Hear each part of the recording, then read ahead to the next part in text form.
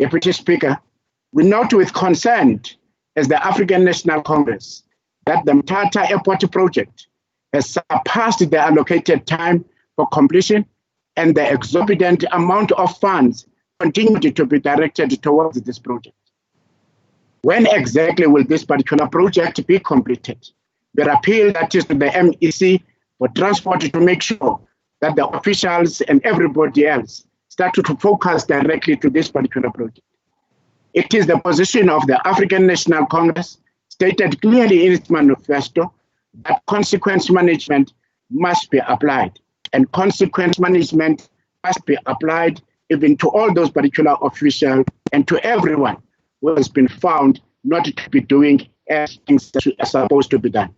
There are certain issues, Honorable Deputy Speaker, that we believe as the African National Congress, they need the urgent attention that is of the MEC to be resolved as soon as possible. One of those is the question of the finalization of the organogram of the department.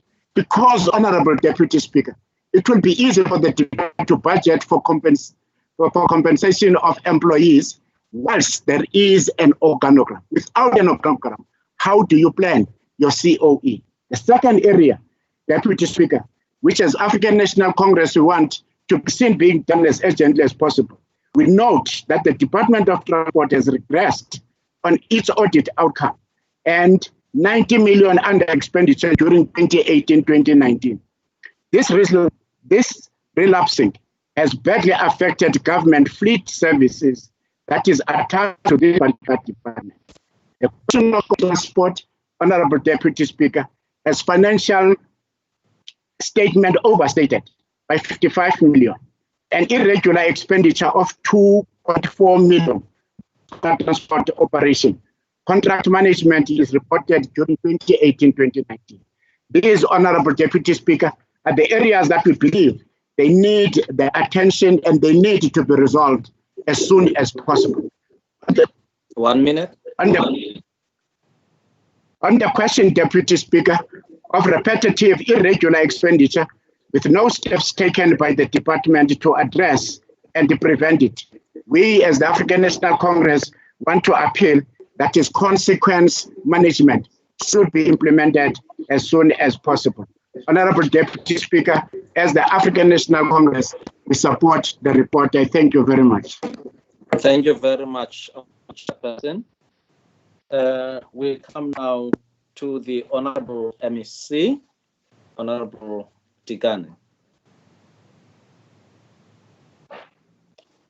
Honorable Deputy Speaker, 10 minutes. Premier, Chairperson of the Portfolio Committees and members of the House, good morning once again. Firstly, I would like to appreciate the robust engagement we continue to have with members of the Portfolio Committee on Transport. They continue to contribute to the work of the department and ensures that as a public institution, we remain accountable to the electorate. We note the report and welcome the recommendations of the committee based on the discussions in respect to the departmental budget vote. We pledge our commitment to addressing some of the issues raised. Let me correct one thing, Honorable Speaker. Our scholar transport budget has increased from 570 million to 627 million. And we are allocating now as per the phases of government in reopening of the school. We've contracted for grade 7s and grade 12s for the recommended learners by the Department of Education. Also, let me correct one thing on the issue of traffic officers when transporting or supporting the transportation of blades. Each blade per person is 8,000 per trip, and that is done after an application has been approved by our department. Those are the issues. Let me clear on the issue of public service. Service Commission submitted the report to the committee. We agree that the committee wants us to present it. But however, let me indicate to the House that affected members went to court to request for review of the report. It's not the MEC. And the MEC is the second respondent, with the first respondent as the Public Service Commissioner. We are awaiting for that process. I started with the process, but when they went to court, I have to stall everything, and we follow the process, court processes, wherein we expect the Public Service Commission to respond. She should have responded, have not yet been informed. The Premier responded, and the Speaker is the first respondent in the matter. So that's the reason why I cannot implement any recommendations. I would appeal, Honorable Deputy Speaker, that if there's anyone who is aware of a ghost bursary holder in the department, as we do have a list of people or learners who were supported externally on various fields of the departmental skills. Also, Honorable Chair, the department is having a clear aviation strategy, wherein we are saying, or we are planning, that Bhisho Airport be a cargo, but processes have to be followed. We reported to the committee that we are reviewing the road master plan and will do consultation in the third quarter. We anticipate that those processes will be finalized before the end of this financial year. Those are the issues which we are attending as the department. Our annual performance plan and operational plan is coming clear with the target and project plan of each project. We will soldier on and will update the House on this project as we revise our plans with respect to the 10.3 kilometer repair and reseal of the stretch of the road between Matatiele and Maluti. The project was initially planned for completion in December 2020, and we are now looking at an estimated completion date of March 2021.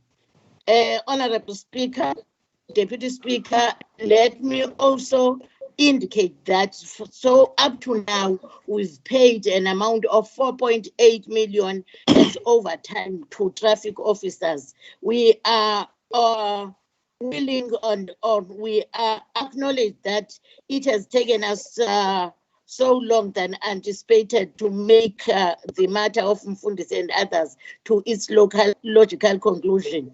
We are now on the verge of exactly that, as we finalize engagement with both the Office of the Premier and Provincial Treasury. We remember that when the first payment were done, that payment was regarded as irregular expenditure. Treasury requested for the House resolution, which we have since submitted to them. We are finalizing those processes. With regard to the funds of board, we are my apologies. We are revisiting the board fees. The last time the increase was informed by number of meetings which were convened. However, we've since looked at that and we've done benchmarking of entities which are equivalent to the Maibuye. In conclusion, Chair, once again, I would like to thank the members of the committee for their continuous support. I further commit my department to ensuring that the issues raised will be urgently attended. As the department has visited Sarah Batman in the previous days, the report will be presented to the committee. We are addressing the issues which were raised. We'll timely update the portfolio committee. Thanks, Chair. Thank you very much, Honorable MEC. That is taking care of vote 10, Department of Transport. I now put the report.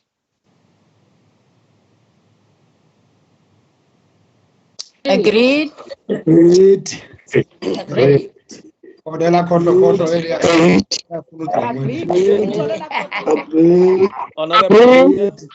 Deputy Speaker.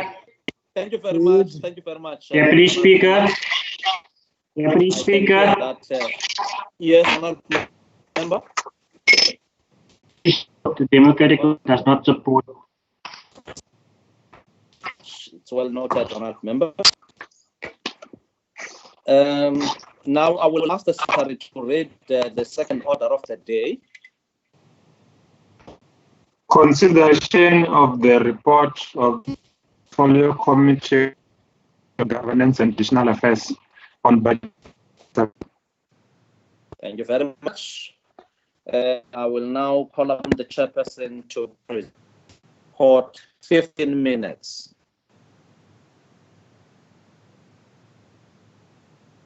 Good morning, Deputy Honorable Speaker and all presiding officers, the Premier and his executive, honorable members of the legislature, officials.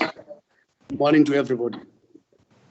Honorable Deputy Speaker, I will attempt to make your time by focusing on the findings and recommendations of the program.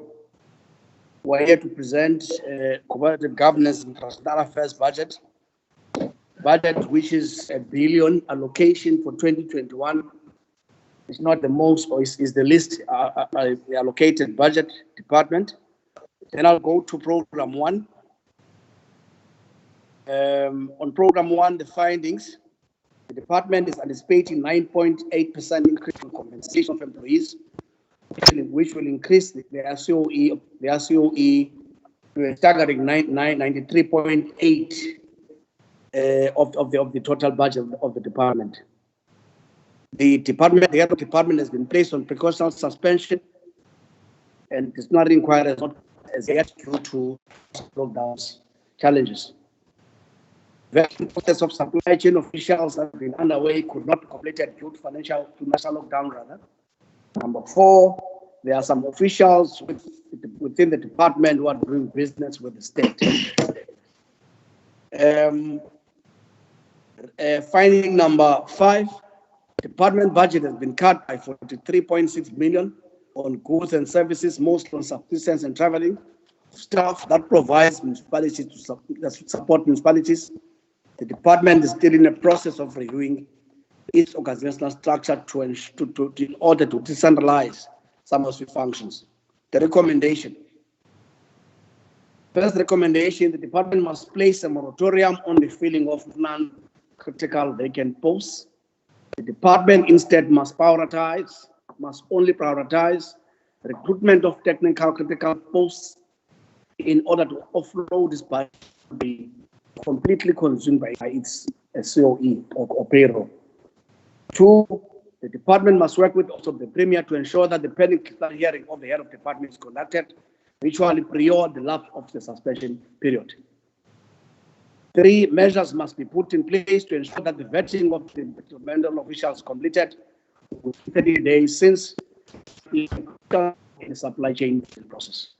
Four, the department must, within 30 days, take immediate action against those officials who have been identified that they are doing business with the state as such is in contravention with the provision of the public service regulations. A progress report in this regard must be submitted to the committee within 30 days. The department must expedite the finalization of the office organogram in order to decentralize some of its functions in an effort to curb its accelerated expenditure. Program 2, which is development of local governments. Things under this program, this press, everybody who's operating is Deputy Speaker, this person who's operating the machine is stopped. Yeah, I realize that as well. Okay, you can hold proceed. my time? Okay. On program 2, the CDWs are operating without tools of trade despite the soldiers of the department on the ground. 2, that some municipal account committees, MPECs, that are not functioning optimally due to lack of capacity among some of the appointed councillors who cannot chair these committees. 3, some municipalities are owing huge amounts to ESCOM due to high interest rates that are being charged due to non-payment of principal. Again, this chapter. Operator, please come.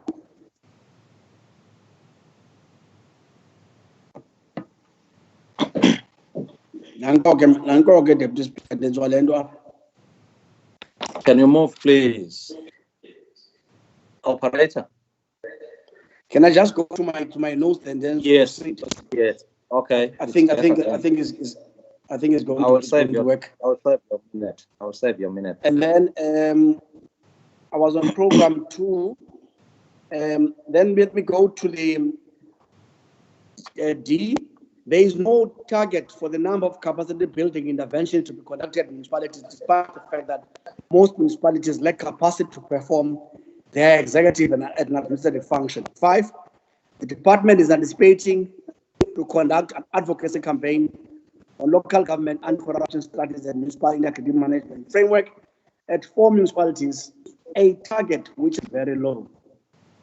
What are the recommendations? 1, the department must ensure that the 3Ws are provided with adequate tools of trade in order to discharge their functions appropriately. 2, the department must do a comprehensive assessment of the functionality of MPECs across the province to determine if the councillors elected are able to preside properly and if MPECs are fully functional.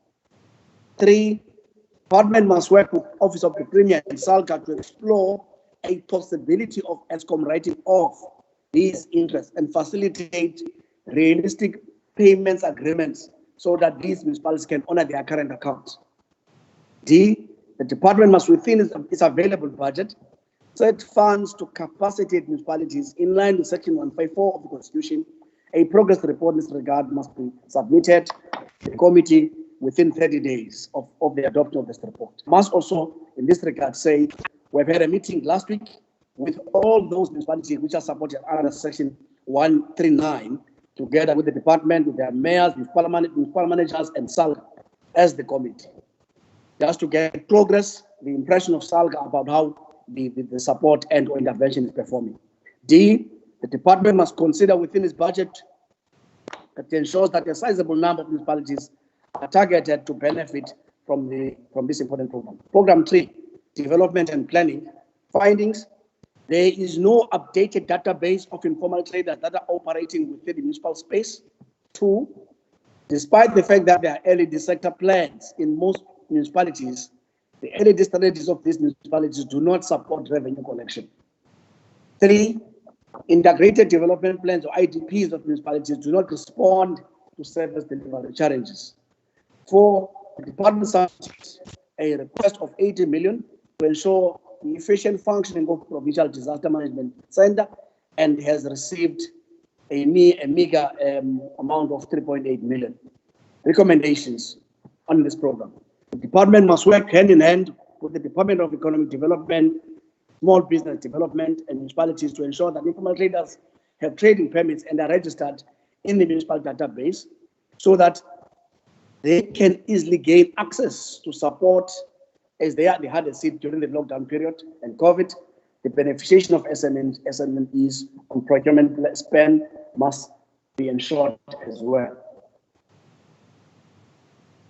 The department must assist municipalities to develop LED strategies that are geared towards revenue enhancement in order to increase the revenue base of those municipalities. C, the department must ensure that municipal IDPs are in line with the DDM model in order to synchronize planning by all spheres of government so that they can respond to service delivery challenges. Number D, the department must continue to lobby for enough funds required for the smooth running of the Disaster Management Center. Program 4, traditional institution management. Findings: the department has received a budget allocation of 21 million of kingships and queenships, which is far below the commitment expressed by the cabinet. There is an increased number of traditional leadership disputes that end up in courts. Recommendation: the department must follow up with the provincial treasurer on when the cabinet commitment will be fulfilled. The department must come up with a plan on how it will train and educate rural families on the provisions of the Eastern Cape Traditional Leadership and Governance Framework Act to ensure that such disputes and claims are resolved without the department being dragged to courts. Program 5, traditional House of Traditional Leaders. findings, there is no administrative and or sectoral support provided to the local house of traditional leaders. The recommendation, which is one, the parliament must provide the local houses with the sectoral support staff in the organogram that is currently under review.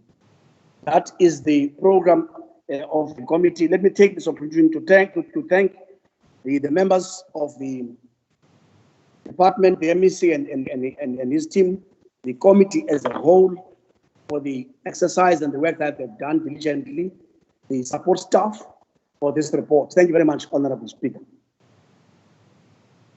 Thank you very much. Thank you very much, Honorable Chairperson. You save a lot of minutes.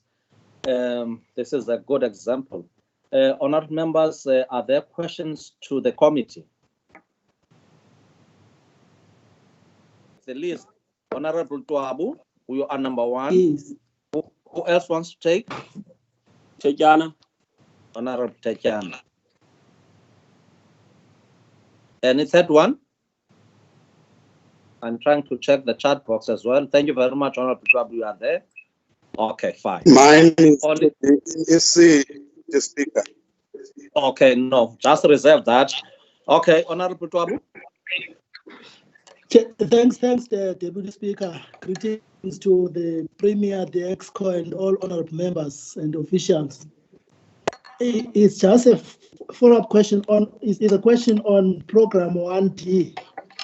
I think it's finding 1D, where the chairperson talks about the officials that are doing business with the state. The finding seems to be talking only about the internal staff of the department. I'm just checking if the committee was able to find how is the situation with municipalities in as far as that matter is concerned. If there is something that there, are municipalities not also supposed to be having a finding and recommendation around this matter? Thanks, Chair. Thank you very much. Honorable Tejan. Thanks, Deputy Speaker. I was listening to the chair of the committee speaking. Then he says that municipalities are owing ESCOM due to high interest rates that I think ESCOM is charging. I just wanted to check if is the committee limiting the challenges of the ESCOM debt by municipalities to the interest rates. If that is the case, aren't they underlooking the situation of the whole problem of the ESCOM debt within municipalities? Thank you. Thank you. Thank you very much, Honorable Tejan. Honorable Chairperson and committee. Honorable Deputy Speaker, thank you very much to the two honorable members for the questions. Let me then quickly respond and start with the last one. Honorable Tejan, yes, it would appear that we're understating the issue of ESCOM or money's owed by municipalities. You will recall that, honorable member, that in the previous house we've reported somebody speaking. We can hear. Yes. Honorable members, can you please mute your mics? I'm trying to get the voice of who is doing this now. It's the Honorable Speaker. It's the Honorable Speaker. Can you mute Honorable Speaker's microphone? Thank you very much. Sorry for that. Let me say, Honorable Speaker, in response to the ESCOM matter, the matter is not necessarily understating the fact or the issue that is compounding the municipality with regard to the debt owed to ESCOM. But you recall that this is not coming for the first time to the House. In the previous appearance of the committee before the House, we have tabled what municipalities must do with the old debt and the current debt. But what we found strange, which I think we wanted to emphasize this time for members to note, part of what these municipalities are paying ESCOM is what is called interest and money for defaulting to stick to the agreement raised books of the municipalities. They would ask a question: of the money you have used, what did you buy with the money? When municipalities are responding, they will say, we paid ESCOM a portion of the old, we paid ESCOM a portion of the current debt. We also paid ESCOM a penalty, and also paid ESCOM an interest of the money owed. Now we're saying these two monies, they are further pushing the municipalities under the bus in terms of their audit appearance, and we want this matter be resolved as a separate issue. That ESCOM must focus on the current debt than dealing with the penalties and or interest. Otherwise, we are not attempting to state the problems of the monies owed by municipalities to ESCOM. It's a big problem, and we all know that most of our municipalities, again, to complete the storyline, most of our municipalities do not have enough revenue collection, and as you all know, most of them. I wanted to emphasize this fact that to continuously have municipalities that will always be on the red with AG because they are buying something that is not there, which is penalty and interest. And then on the Honorable Twabu's question, well, the emphasis is on the this is not a new finding, that there are officials that were identified in the previous year that they are doing business with the state. The focus is with the department for now. Our understanding is that the department, as part of its support responsibility over municipalities, they must continue to examine that. There are reports, the annual report that are submitted to the department for the House from municipalities. There are Section 71 reports that are done by Treasury, which would also indicate the performance of budget expenditure, which, if they were to be drilled down, you may find some of those elements. There are also Section 116 reports on the FMFA, which deals with the performance of projects. So the department has a responsibility to drill down on the matter, because if we to take it as a sample of the entire population, you will indeed expect that there's a bigger problem out there. But we don't want to confirm as yet, because we have not done that exercise. We're just focused on the department, Honorable Member. Thank you, Honorable Speaker. Thank you very much, Honorable Chairperson. I will take Honorable Odendal questions to the MEC. Honorable Malamlela, you wanted to address the Honorable MEC. Yes, even myself, Chair. Honorable Tekian. Okay. In that order, Honorable Odendal. I also indicated, Chair, in the chat that I also have two questions for the MEC. Yes. No problem. Honorable Twabi will be the last. Okay. Honorable Odendal. Thank you very much, Deputy Speaker. My question in terms of recommendation 3D on page 4, it states there that the department must, within its available budget, set funds to capacitate municipalities in line with Section 154 of the Constitution. A progress report in this regard must be submitted to the committee within 30 days of the adoption of the report. So my question, very simple, is does the department have sufficient resources, which resources would include budget, to facilitate the required Section 154 interventions across the province? Thank you. Thank you very much. Honorable Malamlela. Thank you very much, Deputy Speaker.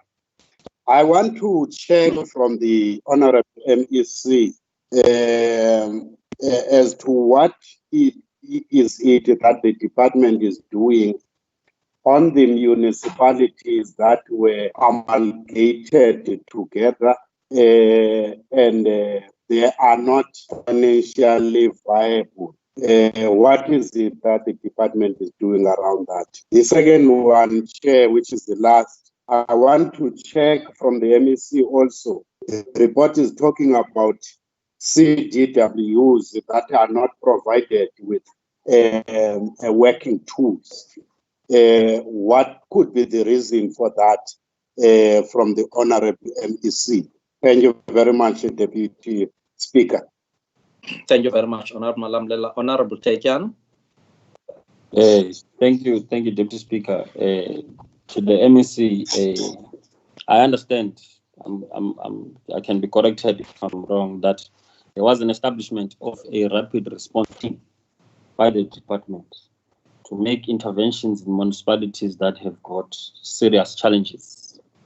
I want to check with the MEC if that still exists and is it effective, because we have seen collapse of municipalities like Makanda and Enoch Mgijima and others. So is that response, rapid response team, functional? If it's not functional, why are they still keeping it? For what purposes?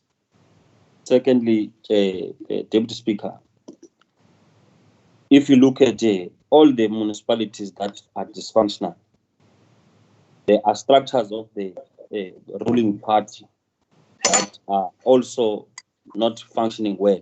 There is a correlation between a municipality that does not function and the structures of the ruling party. What is the extent of this damage causes to service delivery, according to the MEC? Because we have seen in Amatole, Statahem, we've seen that in Nguma, we've seen that in OR Tambo municipalities. We can give him a membership form, Honorable Speaker. You must keep Thank you quiet. very much, I have not spoken on anyone who's speaking. Please. Order, Speaker. Yes, there is an order. Who is raising an order? Or proceed and complete, my leader. Oh, thank you, Deputy Speaker. So we just want to check the extent of damage that is caused in the analysis of the department. That is caused by political instability in municipalities and political instability in the ruling party structures. Thank you. Thank you. Honorable Tabu. Thanks, Deputy Speaker. My first take is around the MPEC operations. I hear that the committee is saying, Honorable MEC is questioning the capacity of politicians in the structure. But for me, Chair, I just want to ask a question: that is the department not seeing it fit to sort of prescribe according to the size of a municipality, at least the structural setup of officials that must assist that office? Probably I can talk a lot around that, because politicians without a properly constituted office cannot be expected to operate in the manner they are supposed to be operating. The last one is around the CDW issues. I'm not sure if the department is still seeing that component of it as still a required component. I'm saying it because currently, when a CDW passes away, that CDW is not replaced. Let alone that some municipalities have increased in size since the inception of the concept. There were no additional CDWs that were given to those wards that emerged as a result of changing of boundaries. So I'm just wanting to find out if the department is still seeing this concept as a correct concept to continue to work with. Now, it is additional that some of them are even complaining about not being given material for them to operate. So I just want to find out from the MEC whether this concept is still really needed in the department. Thanks, Chair. Thank you very much. Honorable MEC, you've got 5 minutes to respond to all of these, but you still have an opportunity to take some when you are closing the debate. I must now hand over to you to deal with those that you can. Okay, thank you, Honorable Chair, and thanks to honorable members. Honorable Odendal's question, the reality is that the department does not have sufficient resources to provide the support to municipalities. We do the best we can with the available resources. Of course, working collaboratively through our memorandum of understanding with the department, the provincial treasurer, as part of providing this support and district municipalities to provide support to municipalities. But as we sometimes need to engage, including consultants, because the staff that we have in the department have their own main duties in the department. And therefore, sometimes when you take some of them and second to municipalities, it sometimes leaves a void or weaknesses within the department. And therefore, you need that additional capacity. And therefore, budget is not sufficient, but we do the best we can, in the context of cooperative governance to ensure that we provide the support to municipalities. And then, Honorable Malamlela, the issue of amalgamated municipalities remains, one of the, burning issues, on our table that we are attending to. And as I indicated, that support is being provided through 154 in the municipalities, working together with the institutions I've just highlighted above, including MESA, to support the municipalities. And what we're currently doing now is to do an assessment in terms of their own viability as to whether, as they stand, they need to be reinforced or need to be reconstituted. And now we are doing that kind of a research so that post-2021, when there is a discussion about outer boundaries, we can then engage what kind of municipalities we should have, informed by that kind of research at this stage. But we're looking at all measures to provide this support, including the whole issue of dealing with ESCOM debt. And the special adjustment budget has been passed now, and they're likely to be more clearer in terms of what's going to be, the allocation to the province to provide support to municipalities, of course, in the context of COVID-19. And those are the issues, those issues to be taken forward at that stage. That's what I can say on that. Then on CDWs, yes, honorable members, Honorable Malamlela and Honorable Dwabo, there is a great need for CWs. And in the context of our decentralization project, where we're building our shared service centers, so that our department, its presence is felt on the ground in terms of supporting municipalities and supporting the institutions of national leaders. And therefore, CDWs, they remain very relevant, even in the whole program we're rolling out now in terms of the rapid response teams as we fight COVID, in terms of ensuring that we revitalize Operation Masphatisane, so that we go beyond the establishment stage. Now we've gone beyond the establishment stage of war room. We are intensifying the stage of ensuring functionality of war room. And therefore, CWs becomes a critical capacity at that level. They are quite relevant. And in terms of support, we are really looking, because in the department, there used to be what they referred to as smart pen. I think it was during the time of Honorable Deputy Speaker, when he was MEC, Honorable Kovoshan, smart pen, which was quite a good instrument to ensure that they are accountable, to ensure that they have got a mechanism to report and that they can be monitored through the same tool. We're really looking at that issue, because there were issues that led to that program being abandoned. Now we want to reactivate that going forward. And the whole issue of laptops, we're looking at the next financial year, because we think that CVTWs, they need these working tools, including laptops, including data, if not cell phones, so that they can be able to do their work.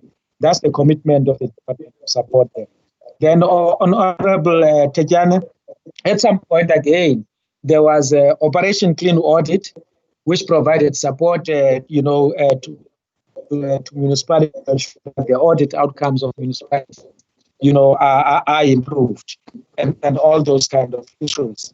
And then the rapid response team that we have now in the department under public participation, its main focus has got to do with ensuring that there is effective public participation, and there is responsiveness in as far as department as COGTA and other departments in various community concerns that's the capacity we are beefing up now to ensure that that rapid response team helps us in dealing with the issues. About the governing party and political instability. Indeed, there is political instability. Indeed, there is factional battles in various municipalities, and the attitude of the ruling party is that it's against this because it is a threat to good governance. And it has been insisting that those deployed must desist from this kind of conduct, and therefore anybody who behaves in deviant manner is not doing that mandated by the ruling party, is acting against what is expected of them. It's something that we're working against with is supported by the ruling party. Then on MPEC support, it's both ways. Sorry, Honorable MC.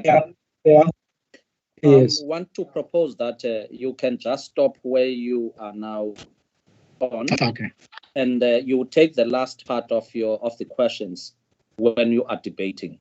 We start the debate. Okay. We have done justice to some of the questions. Yes. And I now request the Democratic Alliance, represented by Honorable Kutsin. Thank you, Honourable Deputy Speaker. Honourable Deputy Speaker, Honourable Premier, Honourable members and guests, good afternoon. The fact that this department is spending 93.8% of its budget on the cost of employment completely consumes the department by its payroll, into a glorified employment agency. This, while local government in the Eastern Cape is literally on its last legs. In many of the municipalities, completely on their knees and needs all assistance from the department that they can get. We are already aware that the MEC has approached the national government for funds in February this year already to bail out 14 unsustainable and bankrupt municipalities in the Eastern Cape. Honourable Deputy Speaker, this is an indictment on the state of government in the Eastern Cape, and it reveals the true state of our municipalities in the Eastern Cape. Cities and towns link people to the national economy, which in turn link people to the international economy. Therefore, if it does not function as it should, it has a knock-on effect on the entire economy. Cities and towns only function well if they are governed well. Local government is the bedrock of politics, and it is the bedrock of the economy. It is the sphere of government closest to the people, and if local government fails, government fails, and if government fails, we fail as a nation. The effectiveness and efficiency of local municipalities can be severely hamstrung, and their problems can be exacerbated by failures of provincial or national government to provide the necessary guidance and assistance when it is needed. The Democratic Alliance believes that municipalities must be dissolved in terms of Section 139 of the Constitution, and that fresh elections should take place. This will allow a reconstitution of South Africa with a consolidated democracy in which power can change hands through the ballot box. Honourable Deputy Speaker, of further grave concern is the collective debt of municipalities to Eskom in the Eastern Cape. It has already surpassed the 1 billion rand mark in November of last year, and I'm sure at this stage that figure has already grown exponentially. We desperately need a provincial action plan in terms of assisting and supporting municipalities that owe Eskom to settle this debt and to prevent power cuts and load shedding. We cannot further allow the situation. What occurred in Sundays River municipality just last week, where hundreds, if not thousands of residents and businesses were left without electricity and water, and where the sewage pump stations were switched off when Eskom decided to stop supply due to non-payment. It is fundamentally unfair to punish the residents of these municipalities for the failures of the administration of these municipalities to pay Eskom, and for allowing this debt to run into the millions. This situation is of great concern not just to residents, but to businesses, to the tourism industry, and even society's most vulnerable. It will have a negative effect on the economy in these already severely cash-strapped municipalities. The Provincial Department of COGTA have no clear plan in terms of assisting and supporting these municipalities. And it seems, Honourable Deputy Speaker, that there is no real intention to keep officials that are responsible for this chaos responsible.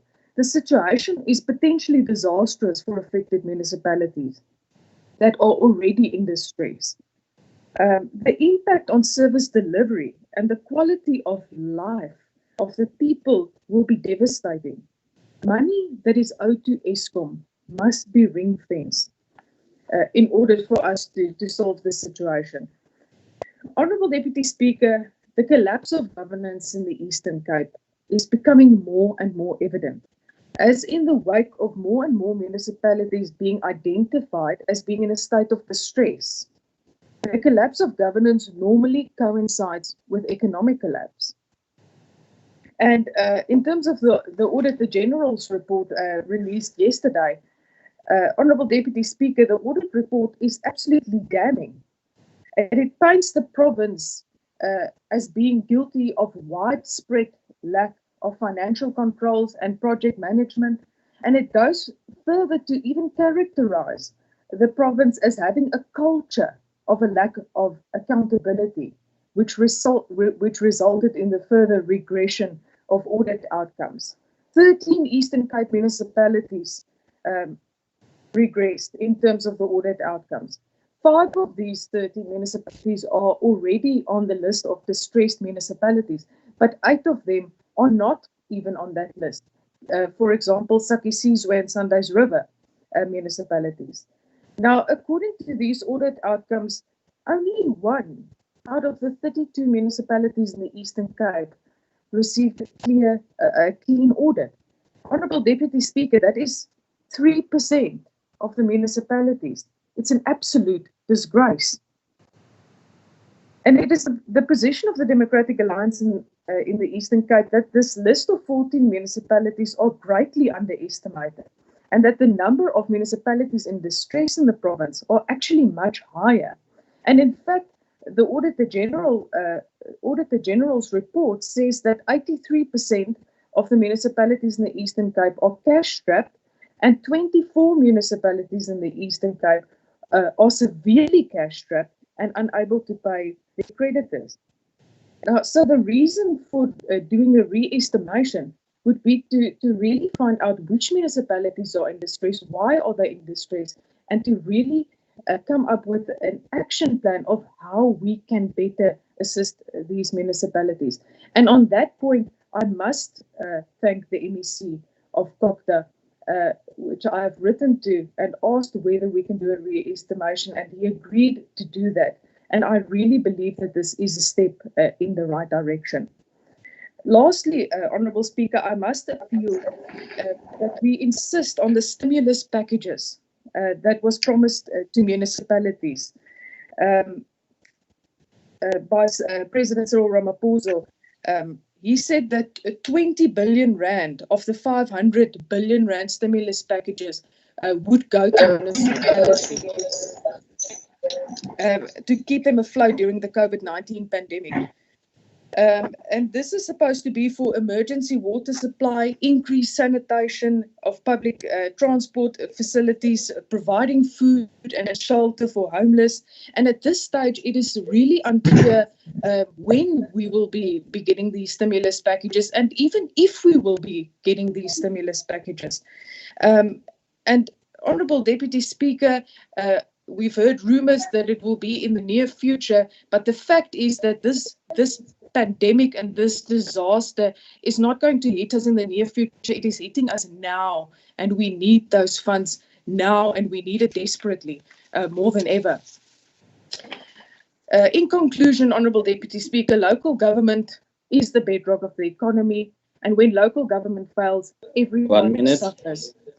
As the collapse of governance will inevitably translate into essential infrastructure failures, sewage leaks, water leaks, availability problems, businesses will struggle to operate, healthcare facilities will be adversely affected, and schools will struggle to operate effectively. Livelihoods will be threatened, and it will affect everyone. The Democratic Alliance continues to fight for the people to ensure that they can live a life of value, protect their livelihoods, dignity, and hope for a prosperous future. I thank you. Thank you very much, Honorable. We're now coming to the economic freedom fighters. Honorable Tekiana. Thank you, Deputy Speaker. Before I enter into my debate, I want to wish the Deputy Secretary of the EFF, Honorable Zoleka Goto, a speedy recovery as she's admitted in the hospital. We wish a speedy recovery. I want to greet also the leadership of the EFF present here today, greet the leadership of government, the Premier. Well, Deputy Speaker, just in passing, while efforts are directed at averting job losses in the province and in the country, we are learning, or we have learned in the past 6 months, that the Democratic Alliance has cut more than 360 jobs. The majority of them are black people. And they come to the House in the last sitting, present a postured arrangement called the program. We just ask ourselves at times, who is pulling who between us and them? Coming to our debate, Deputy Speaker, in the Eastern Cape, local government is in crisis, as municipal councils are collapsing due to poor administration and poor political oversight. Civil society has taken the struggle for good governance to new heights, where we've seen Makhanda municipality being dissolved by courts due to failure to perform its duties as envisaged by Section 152 of the Constitution. Whereas we have noted as well that Saki Sizwe, Enoch Mpijima are also set to follow the same trend. A Congress board found that the municipality, majority of our municipalities, failed to do basic rights and perform their functions adequately. The same report established that 2/3 of the municipalities in the province are completely dysfunctional and unable to carry out their functions optimally due to endemic problems. Councils are failing to play their oversight role. No structured community engagement and poor financial management, which leads to repeated adverse audit outcomes. I think we've seen yesterday in terms of the report of the Auditor General that only one municipality received an audit. These municipalities have a record of poor service delivery, and as a result, essential services such as fixing potholes, collecting refuse, and maintenance of municipal infrastructure are not performed consistently. This can be attributed to a variety of issues: lack of basic mechanisms within the municipalities to perform this basic function, a collapse of core municipal structural services in some communities, resulting in services either not being provided at all or provided at an unacceptably low level. I mean, a case in point is Noma municipality. At the center of the collapse of the following, the following have been identified: slow or inadequate responses to service delivery challenges are in turn linked to breakdown of trust in institutions and trust by communities. Social distance in the public, social distance by our public representatives, it is a major cause of concern. This reflects an inadequate public participation and poorly functioning ward councillors and ward committees. The viability of certain municipalities is a key concern. The low rate of collection of revenues continues to undermine the ability of municipalities to deliver services to our communities. Municipalities also need to be driven by appropriately skilled personnel and their correct placement. And there are far too many instances both of inappropriate placement and skills not up the requirements. The recent Auditor General's report shows that the problems persist as only one municipality in the Eastern Cape received a clean audit. It is worrying that 8 municipalities received a disclaimer while accounting officers and CFOs continue to draw exorbitant salaries for their incompetence. Consequent management remains a pipe dream in the province as administrators and politicians act with impunity. Financial misconduct has become a norm. The alleged looting of 170 million in Ora Tambo municipality, which was meant for provision of water and sanitation for rural communities. It is an indictment of this department to have such high level of dysfunctionality in councils, as the poor planning and accounting practices mean that services will not reach our people. Programs like Miss COA, meant to improve governance and financial management, will continue to fail as they remain poorly coordinated and lack the technical support. Thank you, Honourable Member. To make them success. Thank you very much. Thank you very much. Thank you very much. We now come to ATM. Honourable Mfenya.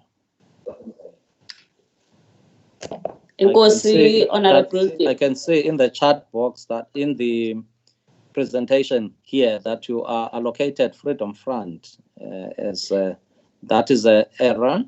I think you are ATM as far as I know. There is no floor crossing that has taken place.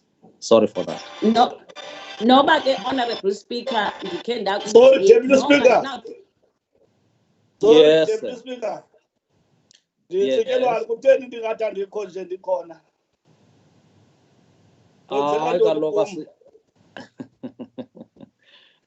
When it is not indicated that will be debating for the committee, I can't read you. So I don't know what might have happened. Sorry, before you, Honourable Mfenya. Can we? Whose phone is on? UTM. 3 minutes.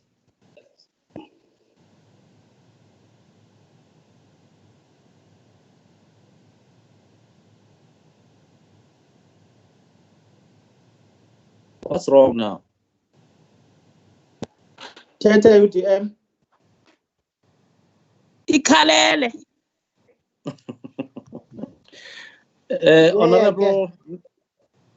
Honourable Member. UDM is not there, Speaker. Okay, let's proceed. I think it's the one who has been disturbed by the cell phone. Let's proceed, Honourable Mfenya, with your 3 minutes. Thank you, Honourable Speaker. Kanti ke Honourable Deputy Speaker, noba nandandikhe announce ndibe Freedom Front Plus nanini na noko. Honourable Deputy Speaker, ndikhe ndathi xa ndidebate apha ndathi i-ANC mayiconsiderishe ukutshintsha umthetho lo ka-local government. Iye njengesiqhelo ke u-Honourable Nqatha wadigwexa wathi i-ANC ayizuva ngam, iyazazi into efanele izenze. Kodwa ke kuyacaca uba i-ANC kwicountry yonke ayikayiboni uba kukho inidi yotshintsha umthetho. Ayikayiboni uba le nto ye-32 billion yomasipala ewastekileyo ifuna uba bona bashukume batshintshe umthetho. Khanihambe niye kwi-NGC niyotshintsha umthetho, even if it means niyotshintsha ne-electoral system yenu yenkomfa. Ngoba ingxaki Honourable Deputy Speaker yinto yobana abamasipala bathanda ngoba bayayazi into yobana nina nixhomekeke kubo ngenkomfa uba nibavotele. So benza unothanda, anikwazi ungenelela phaa kubo. Aninokwazi uba nibe i-COGTA ibe i-department ye-bailout. I-COGTA at the moment i-department ye-bailout. Boyiswa kukuziphatha kakuhle babhatala imali zika-Eskom babuye bathi bail us out. Bangabhatali salaries zabasebenzi, bail us out. Ayinakwazi uqhubekeka ngolo hlobo, Honourable Deputy Speaker. I-interventions sesizibonile zisebenzi. Bakhona o-154 abasincedisi, nazi ii-billions zimkile ngoba abakwazi uziphatha imali. O-139 siyababona nabo uba abakhe bangafunwa ngoomasipala ngenxa yelento babathi banale attitude ka-Big Brother ifuneka isusiwe, Honourable Deputy Speaker. UCOGTA une-interventions ezingezinye azenzile azisebenzanga.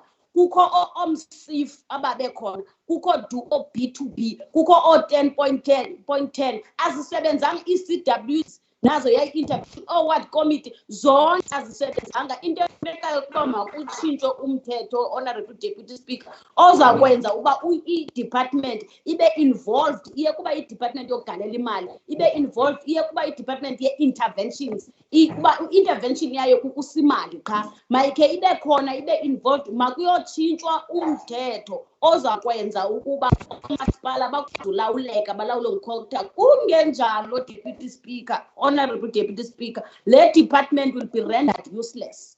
Ngoba xa ijongile ukhokhtha yi-department yojongana nomasipala. Xa bephuma omasipala bene-billions ezingaka kuba nalapha e-Eastern Cape lihlazo eli loba abe mnye umasipala one-clean audit. Thina nathi sine-billions zethu phaa kulaa 32 sine-share yethu, kodwa ikhona i-Cocta department, izandla zakhe zibotshiwe ngumthetho, kuthiwa hayi ningu-big brother, aningo-big brother kuthi, sanuza apha kumasipala. Change the laws. We are lawmakers, Honorable Deputy Speaker. Asinohlala nale nto okoko. If umthetho awutshintshwa, sizawuhlala sinje, sizawusola 2 billion yase-Eastern Cape, iye kulaa ihambe iyozithathela enye 5 billion. Ndifuna nje ucela loo nto mna, Honorable Deputy. Thank you very much, ma'am. Thank you very much. Honorable Deputy. Let me also indicate to members that Honorable Filtane of UDM submitted the names of party concerned to debate in these discussions. So we are following it. So it's a matter of the honorable member wanted to debate as well as the leader of the party concerned to iron out their issues. But as of now, we do have a list formally and officially submitted. Hence the allocation of times, and those that are going to be non-deliberators here. So we didn't make a mistake. We are now proceeding to the African National Congress. Honorable Benjamin, on behalf of the African National Congress, 14 minutes. Honorable Deputy Speaker. Yes, Honorable. It's Sultan, Honorable. You know, what happened is that you know, we had a serious family problem that developed this morning with my child being admitted to hospital. And that is what disrupted our arrangement. So I'll plead with the House to accommodate Honorable Mahlati to speak before the next speaker. I've just sent you an SMS. Well, okay. So I called him, but I think to be fair, Honorable Member, just before the African National Congress, I will request Honorable Mahlati to take the 3 minutes. With due respect, Honorable members. We gave him the opportunity, but he didn't want to talk during that time. Agreed. Babonelele, Deputy Speaker, babonelele sihlalo. Thank you, Chair of Chairs. Honorable Mahlati, 3 minutes. Enkosi, Deputy Speaker. Ndiyabona ngumntu noko. Deputy Speaker, honorable members, the coronavirus has changed the world from what we know. We have been forced by circumstances to change our way of life by this pandemic. We cannot go back to what we were doing before the COVID-19.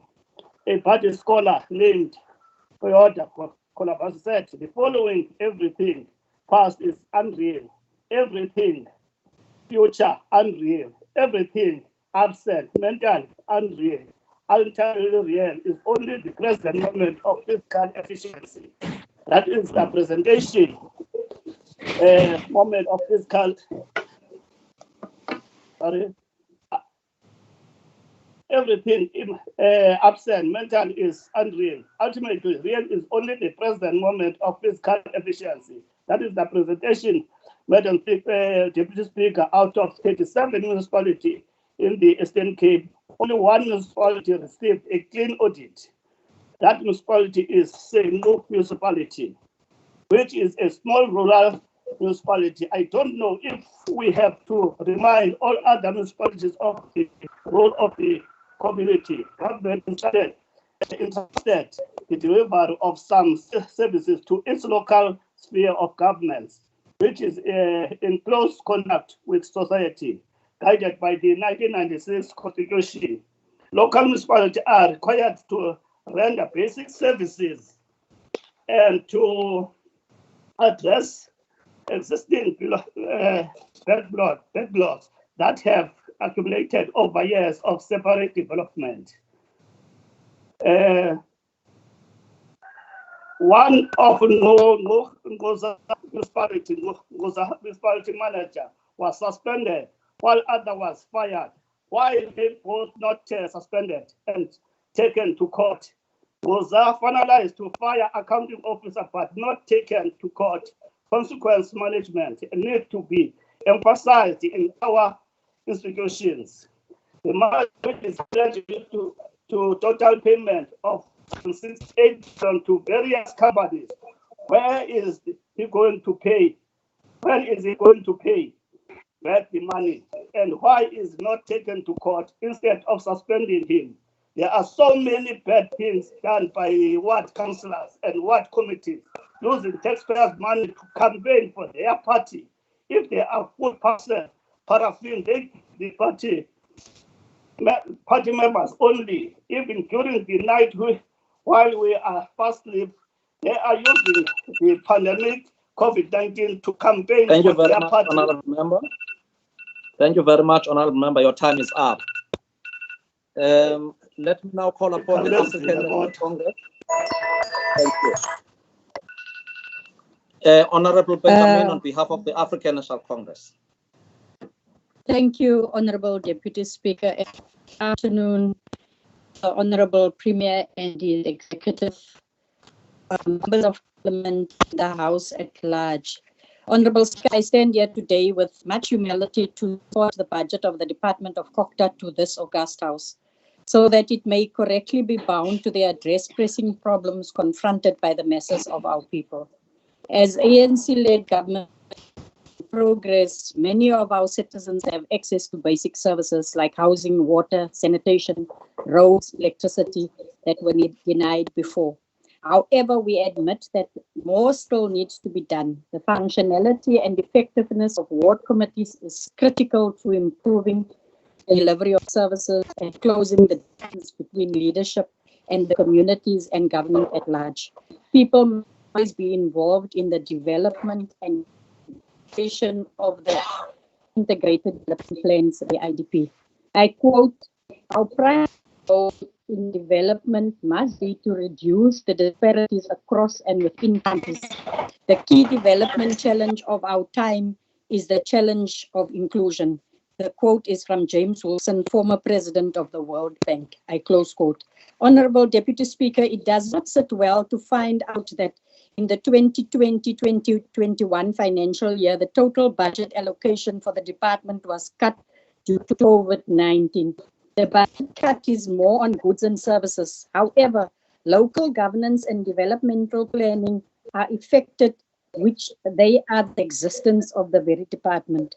In spite of the limited financial resources, the department is deliberately committed to continue to support municipalities and traditional leadership institutions to provide quality services to the communities. Through you, Honorable Deputy Speaker, the amalgamated municipalities continues to require special attention to deal with financial, technical, and operational challenges.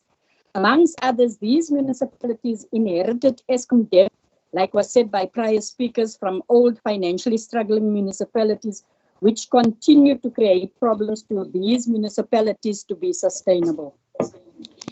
There are municipalities that are unable to collect its debts from ratepayers, and this is the effect of rendering services at a local level. The COVID-19 is making things more difficult because some citizens has lost their jobs, and this puts a lot of pressure and burden to the local municipalities that were already experiencing problems.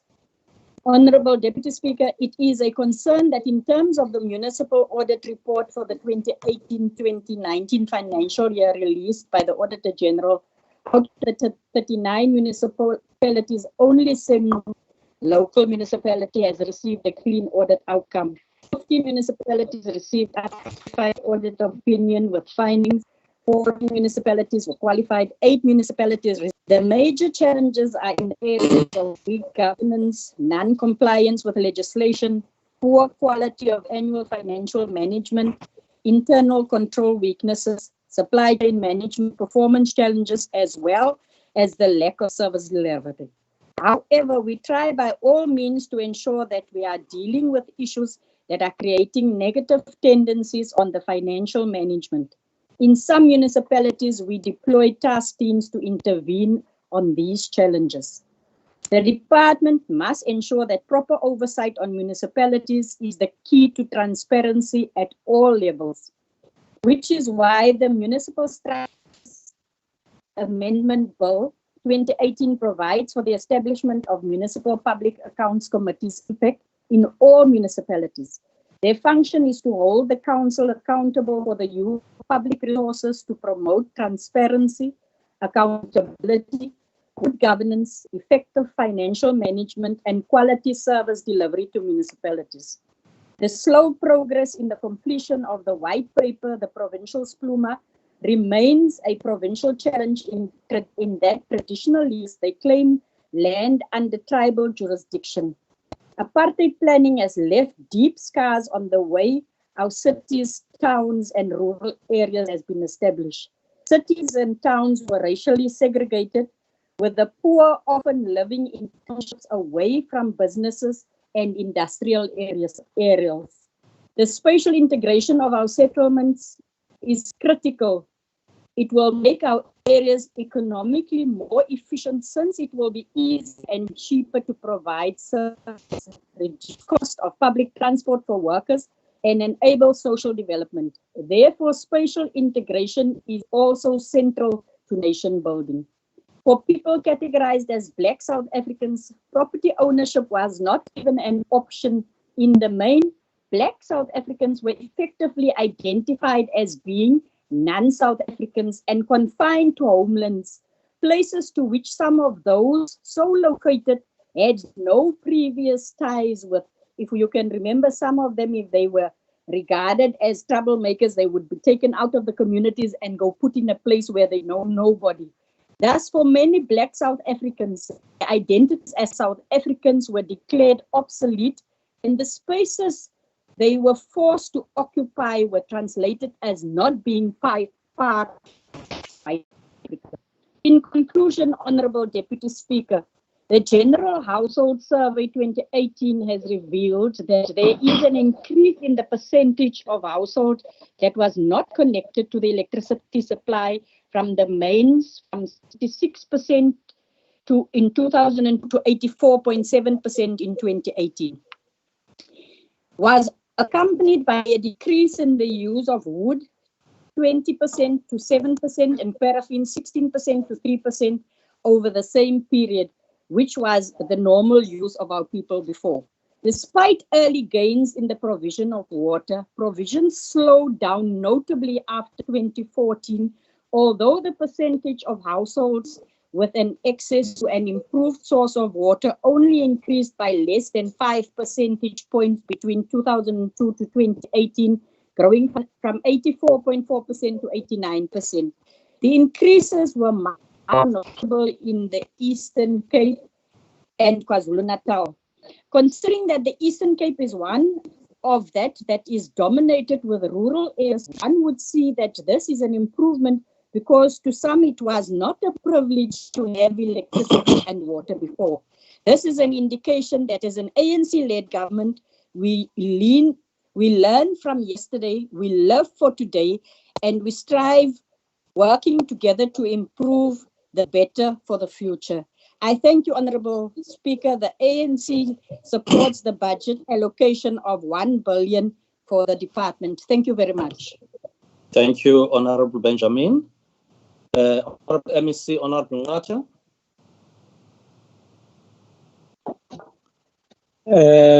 Thank you, Honorable Deputy Speaker, Honorable Premier, Honorable members of the Executive Council, and honorable members of the provincial legislature, the officials and distinguished guests listening to the proceedings of this House. Greetings to all of you. Honorable Deputy Speaker, I wish first to join the Minister of Culture Minister Dlamini Zuma and SALGA in welcoming the Consolidated General Report on the local government audit outcomes for 2018-19. I am particularly angry and appalled with the level of disdain towards public money and control measures in many of our municipalities in the province. The province is showing signs and very serious signs of regression over the past 3 years. And the AG makes a telling statement in the general overview when he says, I quote, "The safe and clean hands that can be relied upon to look after the public finances in local government are few and far between." In turning to the province, to our province, when he says that there is a unique story to tell for each of the provinces throughout the country, then when he turns to our province, he says that, I quote, "A widespread of lack of financial controls and project monitoring is an ongoing culture of a lack of accountability as well as tolerance of transgressions, resulting in further regression in audit outcomes in the province. And the improvements were rare, and the general trend over the 3 years remained negative." Close quote.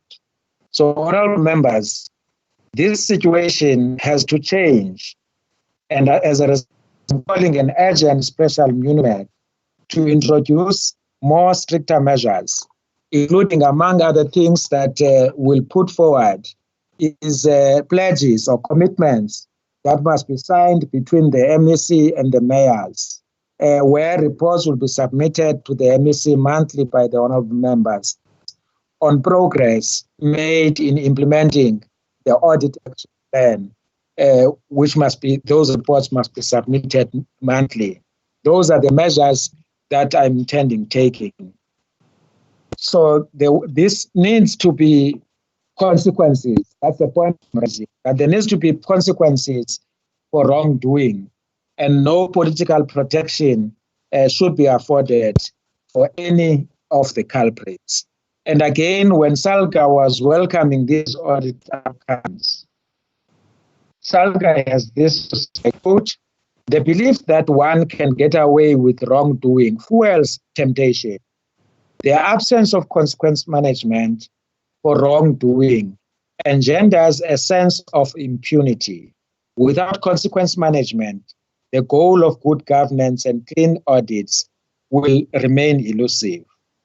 So this is the close quote. This is the context that, Honorable Chair, that I'm welcoming the audit outcomes, but wish to congratulate Senqu municipality, who is the only municipality in the province that has received a clean audit.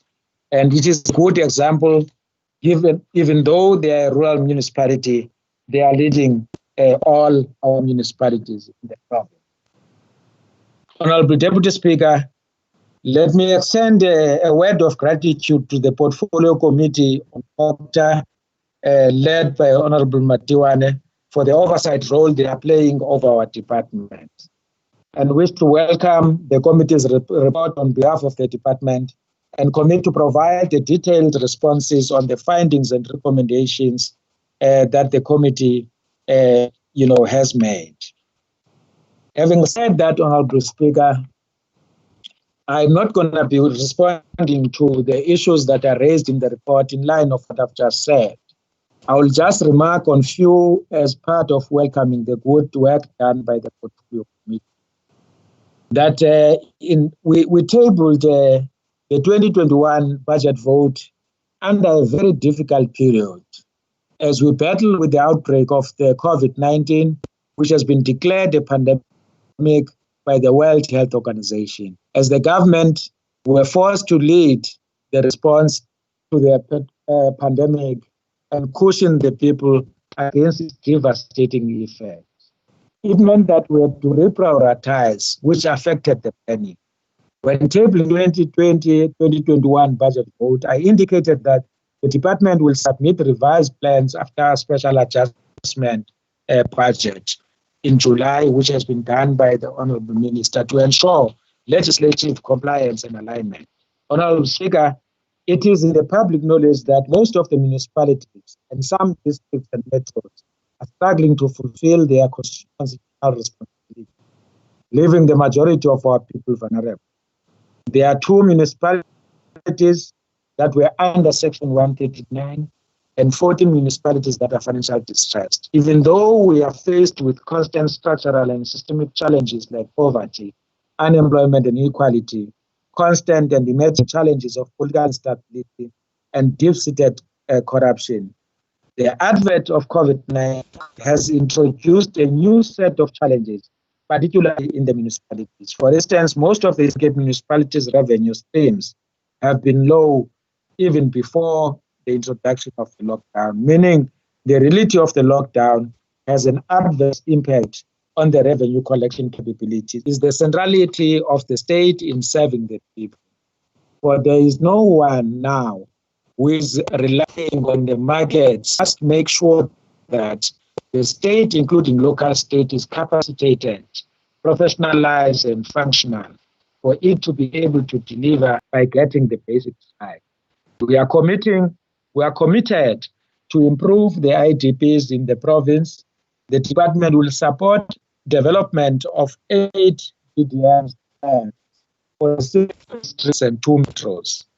We'll also the support will also be provided in the alignment of IDPs with the new DDM model through effect changes that will promote good governance in the department. We are embarking on a renewal program to ensure that COGTA is an agile institution that is capable of dealing with all the challenges that are facing municipalities and traditional institutions. And together with Team COGTA, I am focusing on building professionalism and the ability of COGTA to move with speed on the issues that affect good governance, close quote. Just to end, Honorable Chair, with a point on the MPEX and their capabilities, which was the last question that I did not respond to Honorable Kwabu. The issue is in 2 parts. One other side is there are MPEX where even those deployed there in terms of the political leadership, they require some training and because some of them are not appropriately capacitated to lead the work of MPEG. In one municipality, for instance, that's why we're doing this assessment of capacities of all MPEGs. One municipality, the chair of MPEG is visually impaired, relies on the staff to be told what is written in the reports because there are no brailles and other things that person can use to read. So, and therefore it becomes a problematic to deploy such a person because no matter how committed that person is, that person cannot do lead and oversight work in that regard. And the other one is the staffing, which Honorable Kwabu is referring to. Those are the issues that to complete this assessment, we're going to be able, therefore, to drive for a targeted sort of support to MPEG in a manner that is relevant to each MPEG rather than a general kind of an approach. Honorable Chair, I wish to take this opportunity to thank the Portfolio Committee for the report and all the findings and the recommendations, and commit to respond on the prescribed period. And thanks, Honorable Chair. Thank you very much, Honorable MEC. I put the report, Honorable members. Agreed. Agreed. Agreed. Agreed. Not agreed. Not rejected. Honorable? Agreed. Deputy Speaker, agreed. Thank you. I was just rejecting the report, Chair. Thank you. That is noted, Honorable Member. Honorable members, let me also indicate that we are back now on live streaming, or especially on YouTube. And the delay in the screen as we are moving it up is not caused by the person concerned. I think it's the question of the network where they are operating from. Apologies for that. but I think it's quickly being improved. Honourable members, let me request that we take only one report before we adjourn for lunch, and I propose that our lunch be 30 minutes. And when we come back, the Honourable Chair of Chairs will take over the seat. And we are going straight now. I will request the Secretary to read the third order of the day. Honourable Speaker.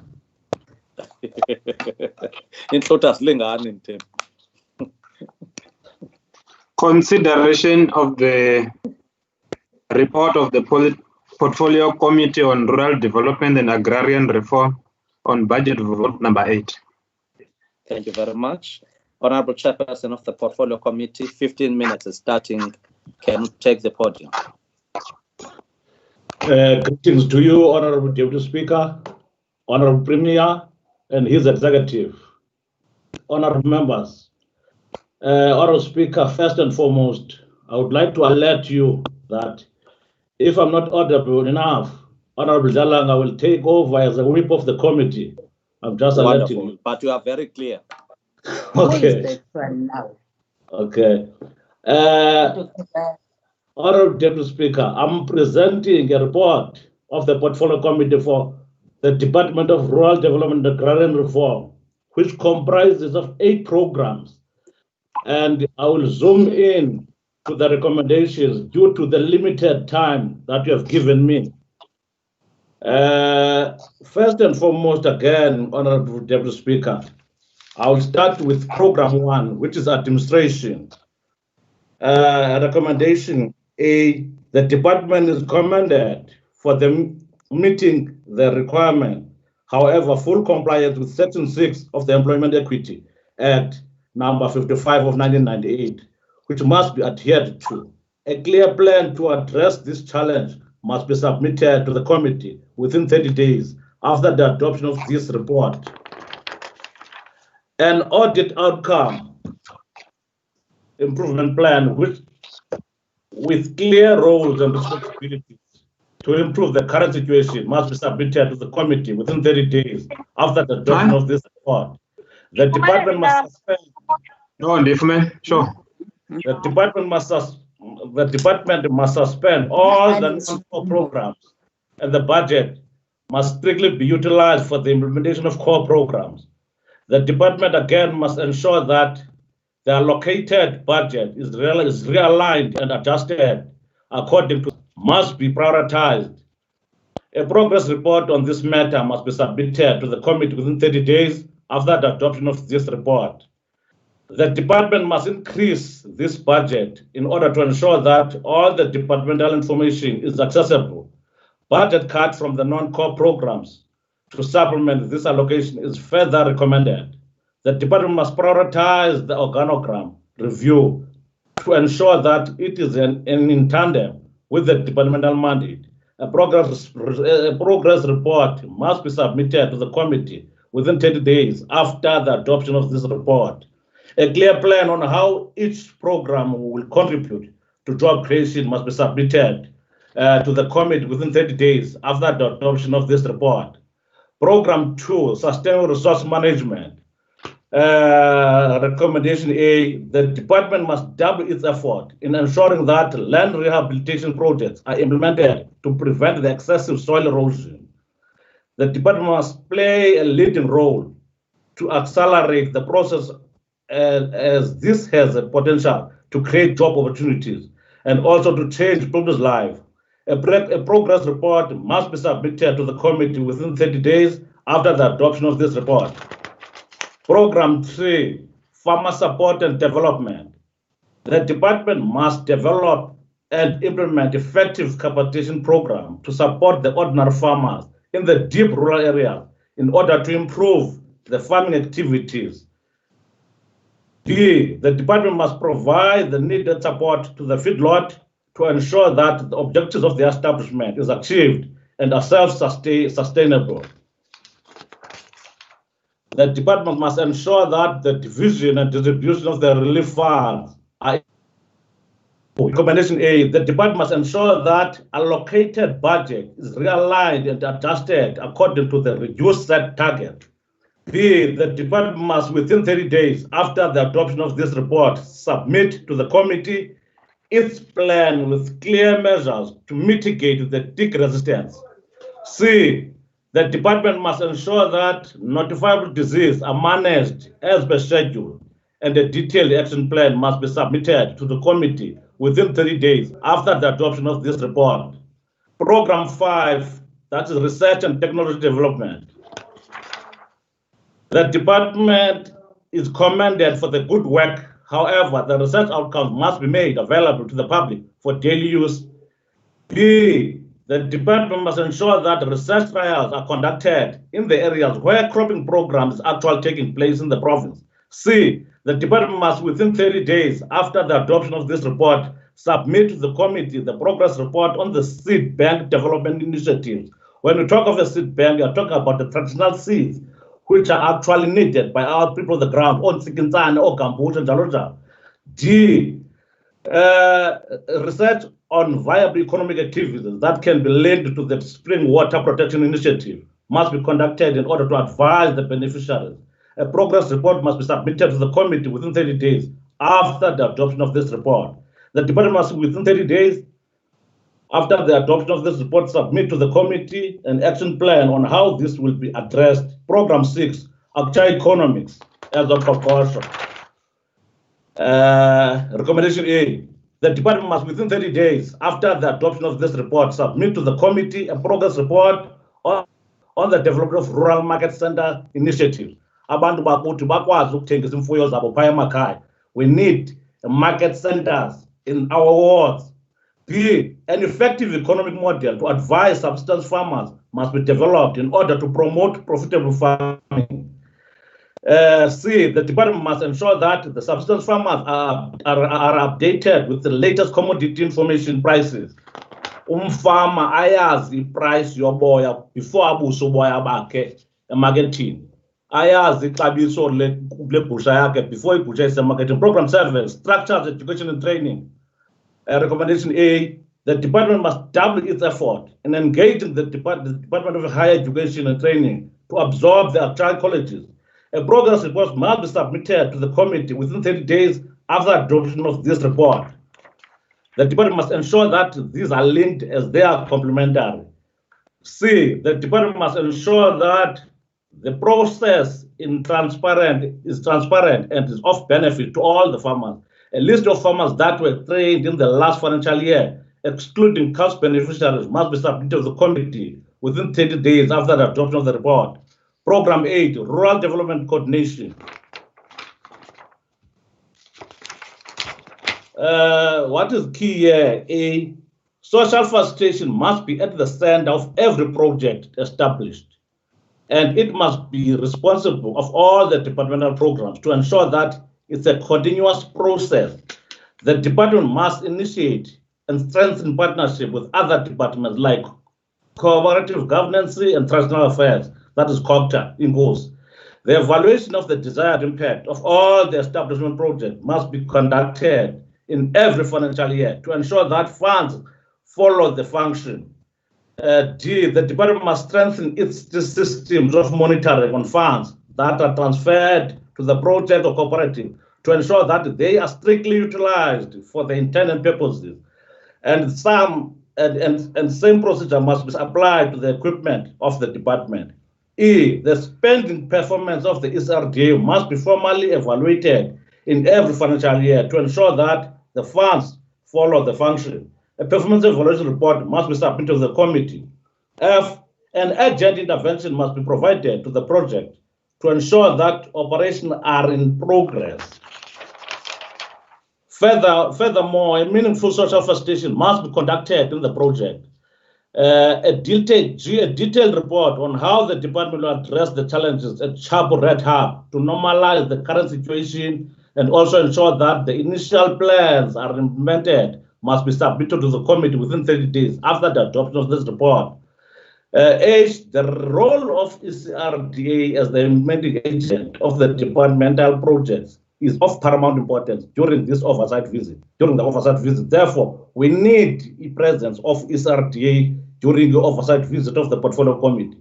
The department must provide the committee with a detailed report on the outcomes of the rescue plan.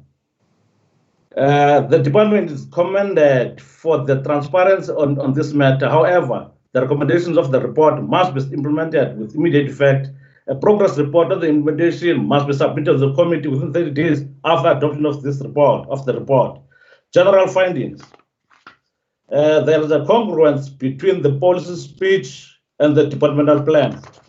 There is a concern that the number of targets has been reduced in all the programs, but the budget allocation has not been adjusted accordingly. The committee has noted that the department does not implement the House resolutions, general recommendations. The department is commended for the synergy between the policy speech and operational plans. B, the department must ensure that the budget allocation is realigned and adjusted accordingly. C, however, House resolution must be taken seriously by the department and implemented within the agreed time frames in order for the impact of the service delivery initiative to be beneficial to all our citizens. Conclusion. I would like to thank the portfolio committee members, Honorable MEC, and her officials for the wonderful work done during the consideration of the budget vote meetings. They had displayed to us as a committee a commitment, they have shown us a commitment and a cooperation and a trust between us and them. Thanks very much, Honorable Deputy Speaker. Thank you very much, Honorable Chairperson. That was good. Are there questions directed to the committee by honorable members? None. Yes, Deputy Speaker. Honorable Malamlela. Honorable Zibula. Yes. Any other taker? I don't see anyone in the chat box. Thank you very much. Over to you, Honorable Malamlela. Thank you, Honorable Deputy Speaker. I just want to check from the committee. They are talking about Machona Magwati. I just want to check from them how far is the department in terms of selling that tea which is produced in these two estate teas to the government departments. That is all, Honorable Deputy Speaker. Thank you very much. Honorable Zibula. Thank you very much, Honorable Deputy Speaker. Mine is in relation to, firstly, with Program 2 that speaks to about the land restoration project that are effectively implemented.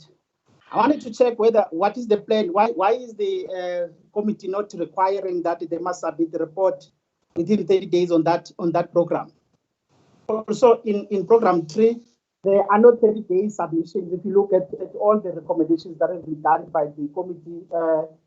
Also, in Program 4, there is an issue that has been raised there about Umhlonyane, but I don't get anything that talks to the involvement of the research institutions in relation to Program 4.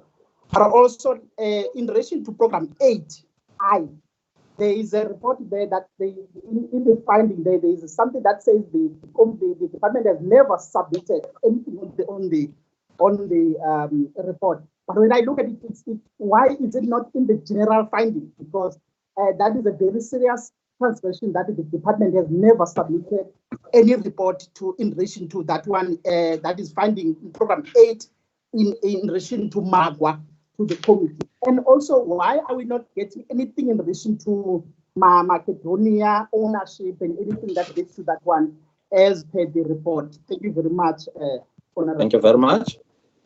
Honorable Chairperson and your committee member. Thanks, Honorable Deputy Speaker. The first one centers around Magwa and Matola, of which you are working very hard in terms of the rescue plan in those two projects. Therefore, in terms of selling the tea, it's on the way. Very soon, before the end of this year, the tea will be available, especially to the people that are local there. Currently, we're busy working very hard in terms of a rescue plan, in terms of changing the mindset of the people so that they can be in the same understanding in terms of the activities that are actually taking place there. I didn't get thoroughly Program 2 because Program 2 centers around the issue of sustainable resource management, the issue of providing issues of addressing land and rehabilitation projects, of which issue of land care is paramount importance in that one.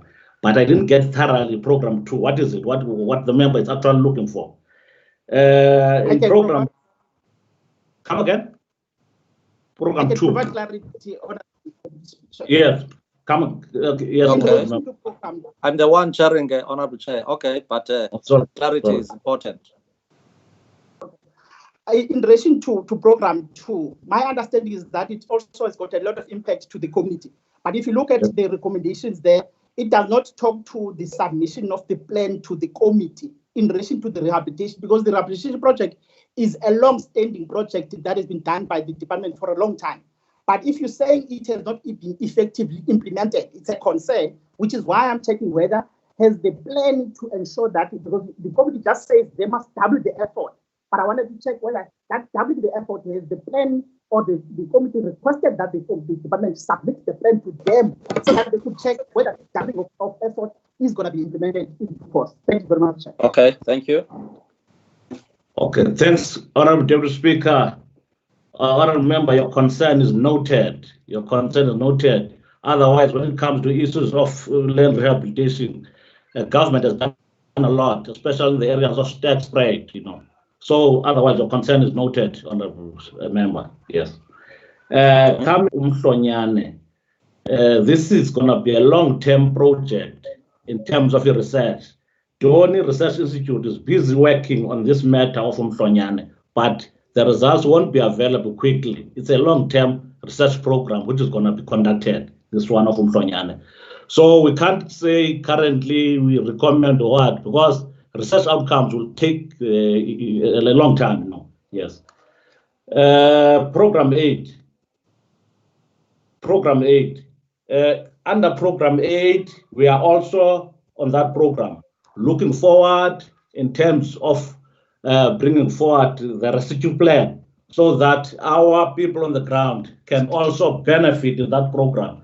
Since it's a program which is actually needed by many people, although we don't have sufficient budget for that one. We are just getting a budget through this program of agricultural development, to this one of Program 8. Otherwise, we're also working very hard to make sure that there are people that are benefiting that one of Program 8. Thank you. Are there questions directed to the Honorable MEC? Yes, Honorable Deputy Speaker. Yes, Honorable Malamle, number 1. Zibula.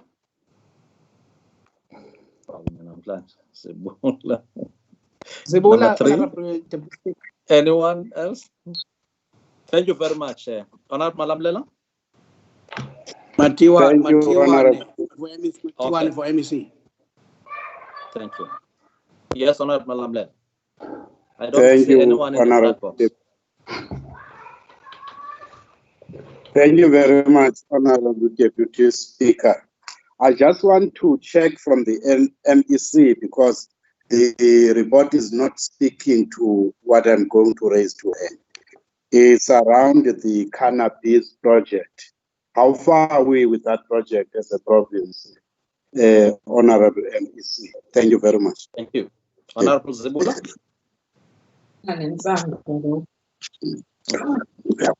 Thank you very much, Honorable. Firstly, I will just raise a question to the MEC that I had raised to as in my member statement to the Premier. That what is the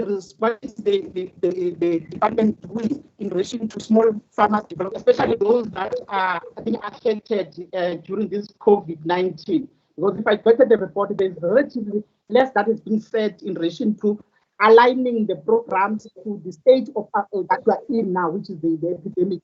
I struggle to find out what is it that the department is doing specifically for those that are only living with saving to sell their stock, to the committees, but now we know during the COVID-19, those committees are not allowed to do traditional activities. What is it that the department is doing?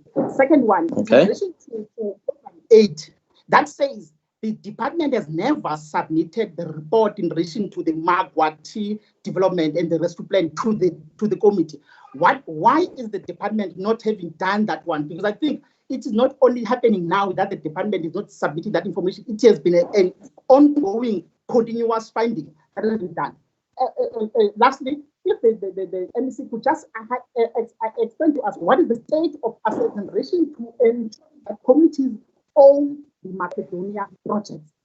Thank you very much, Honorable. Thank you very much. Honorable Matuane.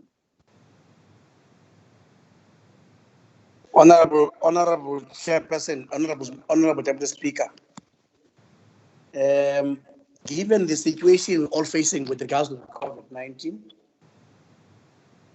I would want to get the impression of the MEC with regards to the small-scale rural farmers to check as to what programs do they have.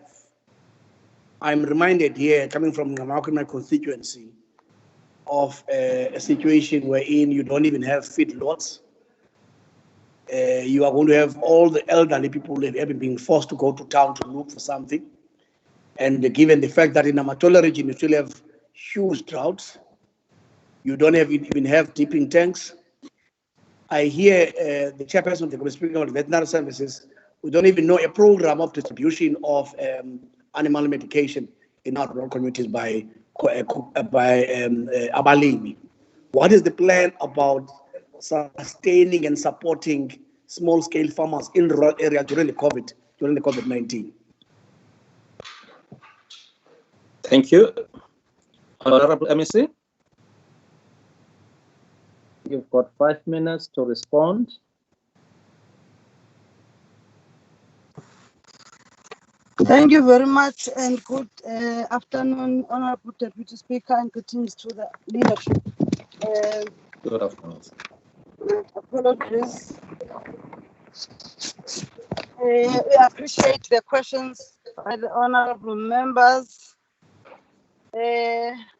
Starting with the first one that talks to the issue of cannabis.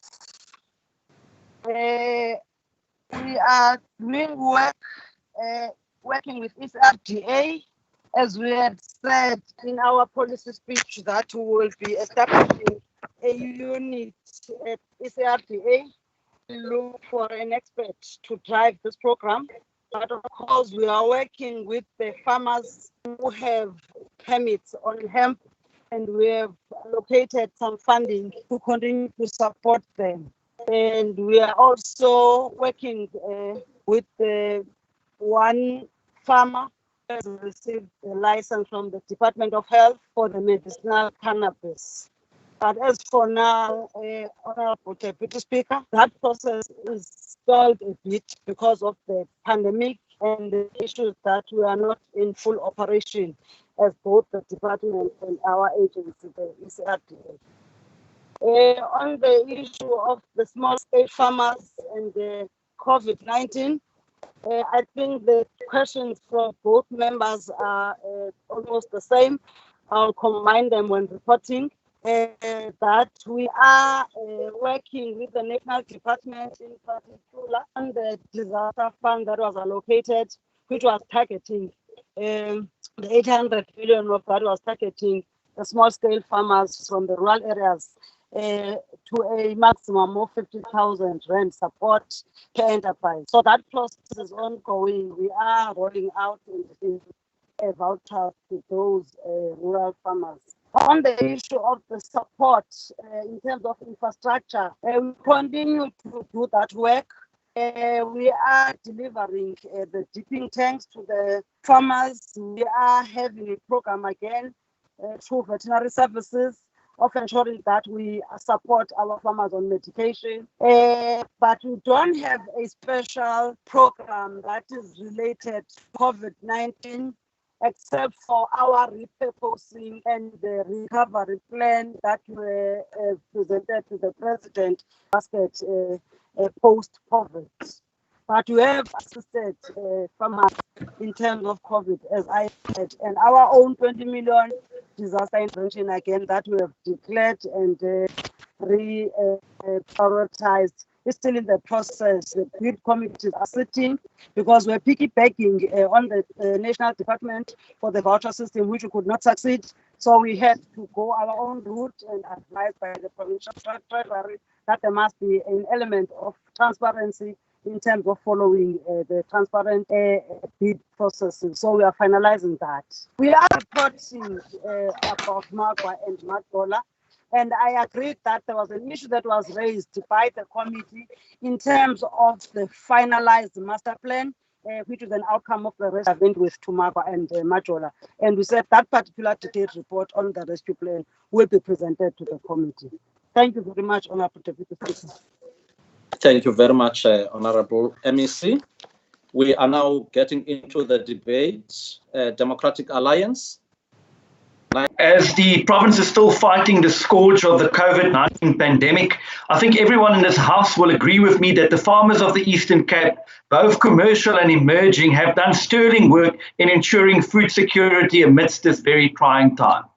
I want to personally thank each and every one of them for their commitment to the well-being of the people of the Eastern Cape. This yet again proves that the agricultural industry truly is the foundation of a developing country, and we have to ask ourselves whether this provincial government, and more specifically Dr. Dar, is providing adequate support to the agricultural industry in order to create an enabling environment for our farmers. Provincial Treasury has already indicated that the agricultural industry in the province is set to decline by some 4.4% during the year at hand, thus indicating that even our farmers will not escape the scourge of COVID-19. When considering the budget before us today, we have to ask ourselves whether this budget will thus support and enable the industry to grow and develop.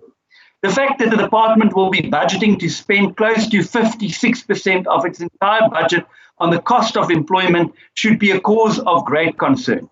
Whilst our staffing cost continues to rise, our budget for goods and services for our core business operations is getting smaller.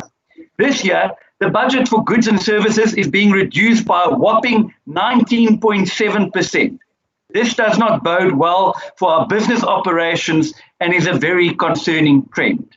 As cost of employment continues to rise, eventually there will be no more money for our core businesses. Against this backdrop, one has to acknowledge upfront that there is an urgent need to review the organogram of this department. This is a fact that is highlighted by the committee report in front of us. In order to create an enabling environment for farmers, Speaker, Dr. Dar must become far more responsive towards the needs of our farmers in the province. If we look at the recent response of the department towards the crippling drought that the Eastern Cape is experiencing, the department was certainly found wanting. The chaotic means by which drought relief was procured and distributed was unacceptable, and in certain regions really frustrated our farmers. In this regard, having perused some of the procurement documentation as well as the distribution list, I want to request the Honourable MEC to institute an audit in respect of the drought aid that was distributed in the province. There has certainly been a number of discrepancies that would warrant such an audit. The province certainly did not get value for money from many of the service providers from which lucerne and grass were procured, and in certain instances paid up to 4 times the going rate for such feed. This is totally unacceptable and must force us to reevaluate how we support farmers during such drought-stricken times. In this regard, I want to suggest that we introduce a coupon system for drought relief in future, similar to the one that has been previously successfully utilized in the Sarah Baartman district as well as seen in the Western Cape. In certain regions within the Sarah Baartman district, farmers are still grappling with this ongoing crippling drought, and the department has done nothing in recent months to assist these farmers. The drought is certainly far from over, and the budget before us, unfortunately, does not seek to provide support to these long-suffering farmers. Whilst on the subject of the protracted drought in Sarah Baartman, the department has also been non-responsive to the disaster currently unfolding in the Gamtoos Valley. The Department of Water Affairs has cut the normal water allocation for agricultural use from the Koga Dam by 80% as from the 1st of July 2020. These severe water restrictions will decimate the farmers in the region, as a significantly reduced water allocation that farmers are now going to receive will not be sufficient to keep their orchards alive over the coming months. Thousands of hectares of citrus could be affected, which will have a devastating impact on jobs in the region.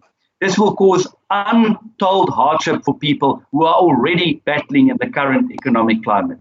I've written to the Honourable Meth in this regard and requested her to intervene in this looming crisis, and as such reiterate my plea for assistance to these farmers.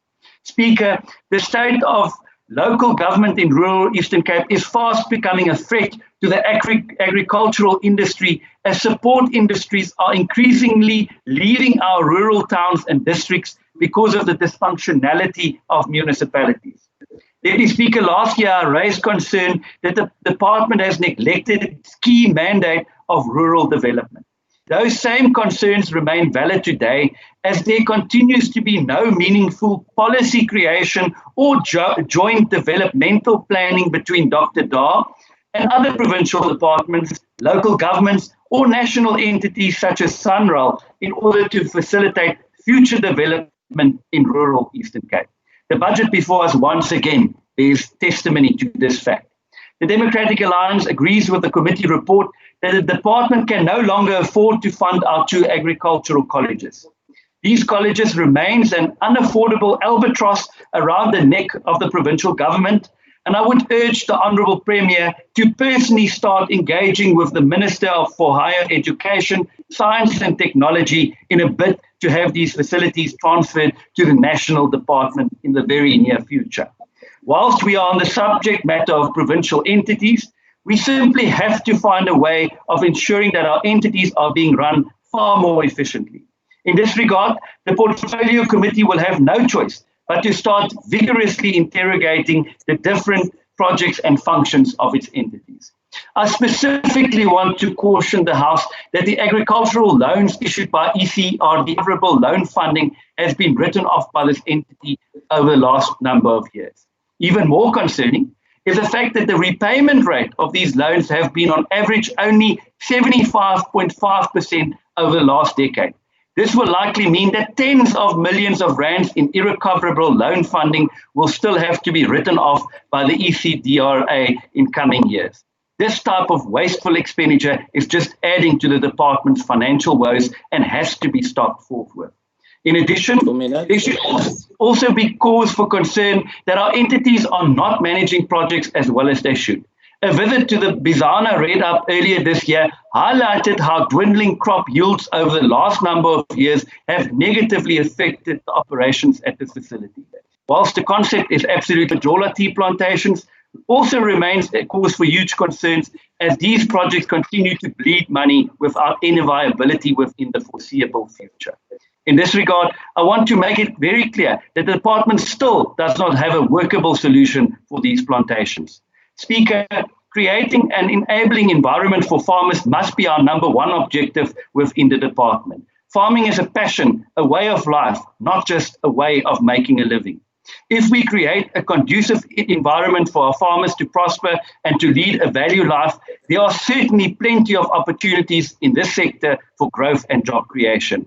Sadly, the budget before us will do little to create that enabling environment. The Democratic Alliance does not support Vote 8 in its current format. I thank you. Thank you very much. Thank you. Thank you, Chair. Good afternoon, honorable members. Honorable Speaker, the Economic Freedom Fighters is the only party that brought sharply back the issue of land on the national agenda when it was not so fashionable to do so. We would like to assist the ruling party and provide leadership and umkhombanzo. The African National Congress was formed on the basis of land right before the Land Act of 1913. I thought I must highlight that as a reminder. Seeing that the ruling party doesn't have a clear plan on action when it comes to rural development and agrarian reform. We are not surprised though. This is the same ANC which colluded with the land thieves and rejected our motion on land and expropriation without compensation for equal redistribution. Deputy Speaker and honorable members, allow today the EFF to assist this House by going back to basics. Our people are no longer attached and have a relationship with the land that was not of their own making, but the system of land dispossession, colonialism, and apartheid make sure that we are no longer one with our land. That on its own must be addressed. In the report, there is a suggestion that says we must request that the Department of Higher Education must allow us to have agriculture colleges falling directly under the Rural Development and Agrarian Reform. That will take us forever.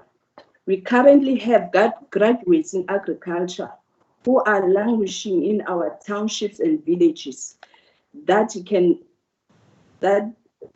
we can directly employ and tap into their skills.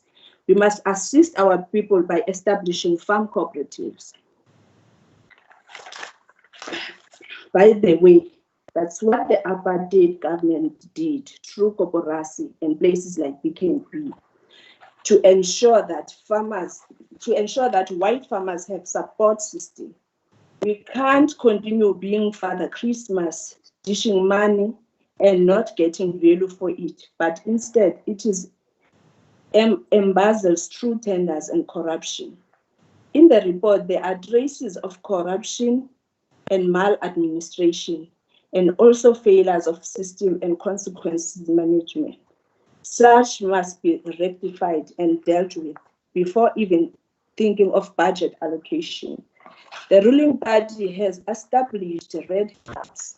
Maybe the intentions were good, but because there are no proper system in place, boards were established that have become the milking cows for corrupt individuals. There are reports in this regard. People must be charged internally and also criminally. Stealing from our people is treason and anti-revolutionary. Therefore, the EFF rejects this budget. I thank you. Thank you very much, Honorable Member. I'm now coming to Freedom Front, Honorable Kotsi.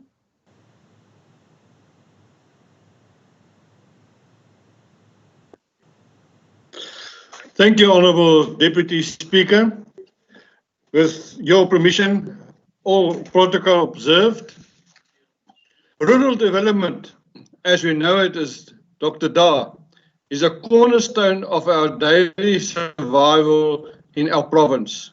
But agriculture is also the sector that is certainly the most fragile sector in our economy.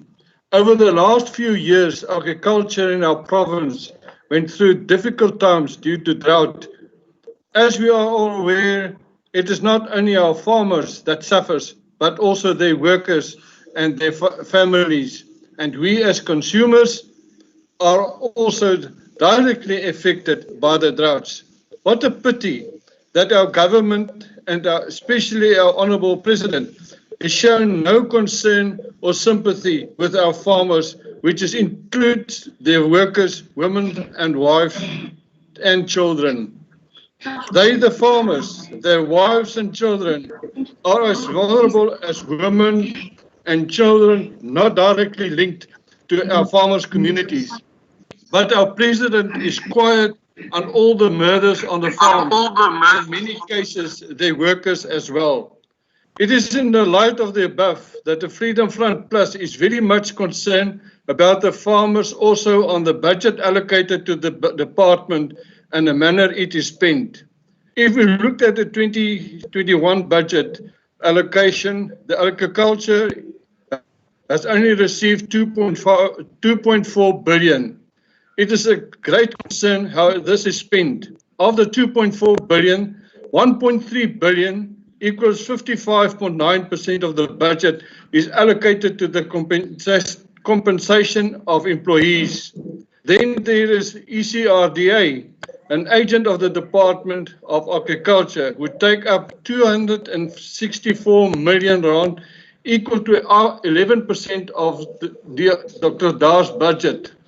Honourable Speaker, a further alarm factor is that ECRDA allocate 108 million to their compensation for employees, which is 8.8 million, equal to 8.9% increase on the previous financial year to the COE.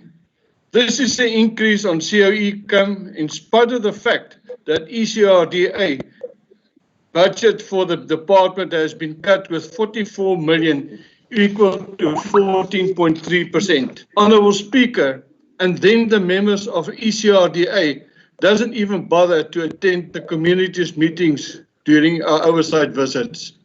I thank you, Honourable Deputy Speaker. Thank you very much. Thank you very much, Honourable Kutsi. Honourable Mvenya from ATM.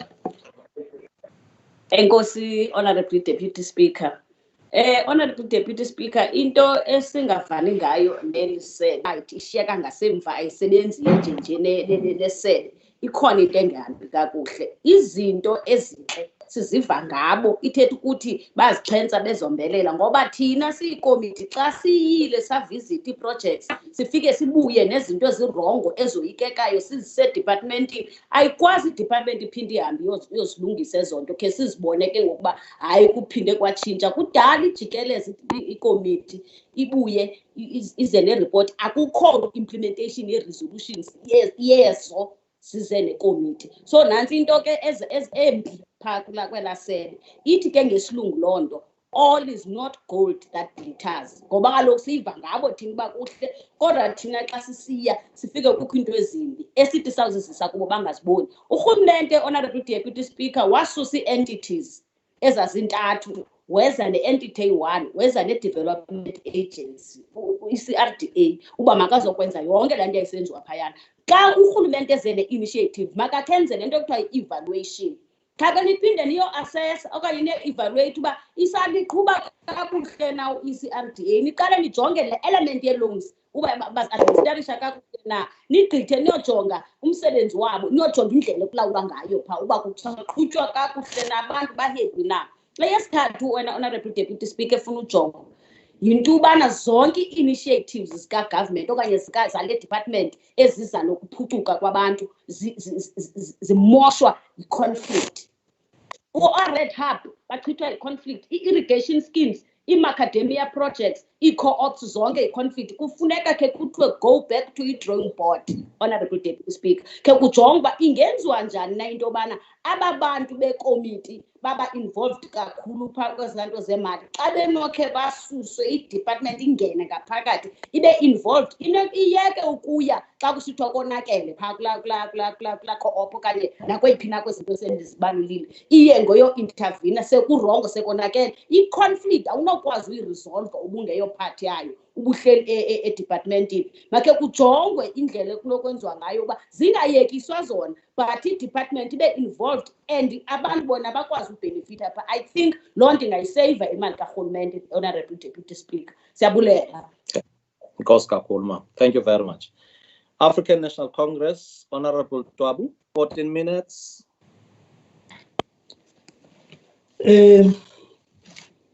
Honourable Deputy Speaker, Honourable Premier, and the Executive Council members, Honourable members of the legislature, officials of our legislature, invited guests, good afternoon.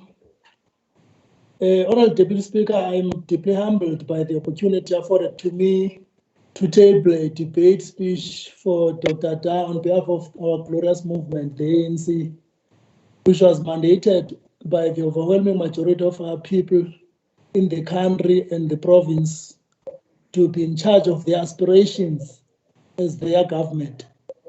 It is unfortunate that as we debate today, South Africans and the world at a very difficult time of increasing COVID-19 infections and increasing deaths as a result of this vicious virus, increasing joblessness and hunger due to the economic decline caused by this virus. Hey, iwes kaloku ndingu-active namhlanje Agriculture is one of the key sectors. Sorry, Honorable Chairperson. Honorable Deputy Chief Whip, you are disturbing. Sorry, proceed. Agriculture is one of the key sectors we pin our hopes to as the province to save our economic plight. Without a revived and productive agriculture, we cannot be able to provide food security for our people, particularly the poor of our province.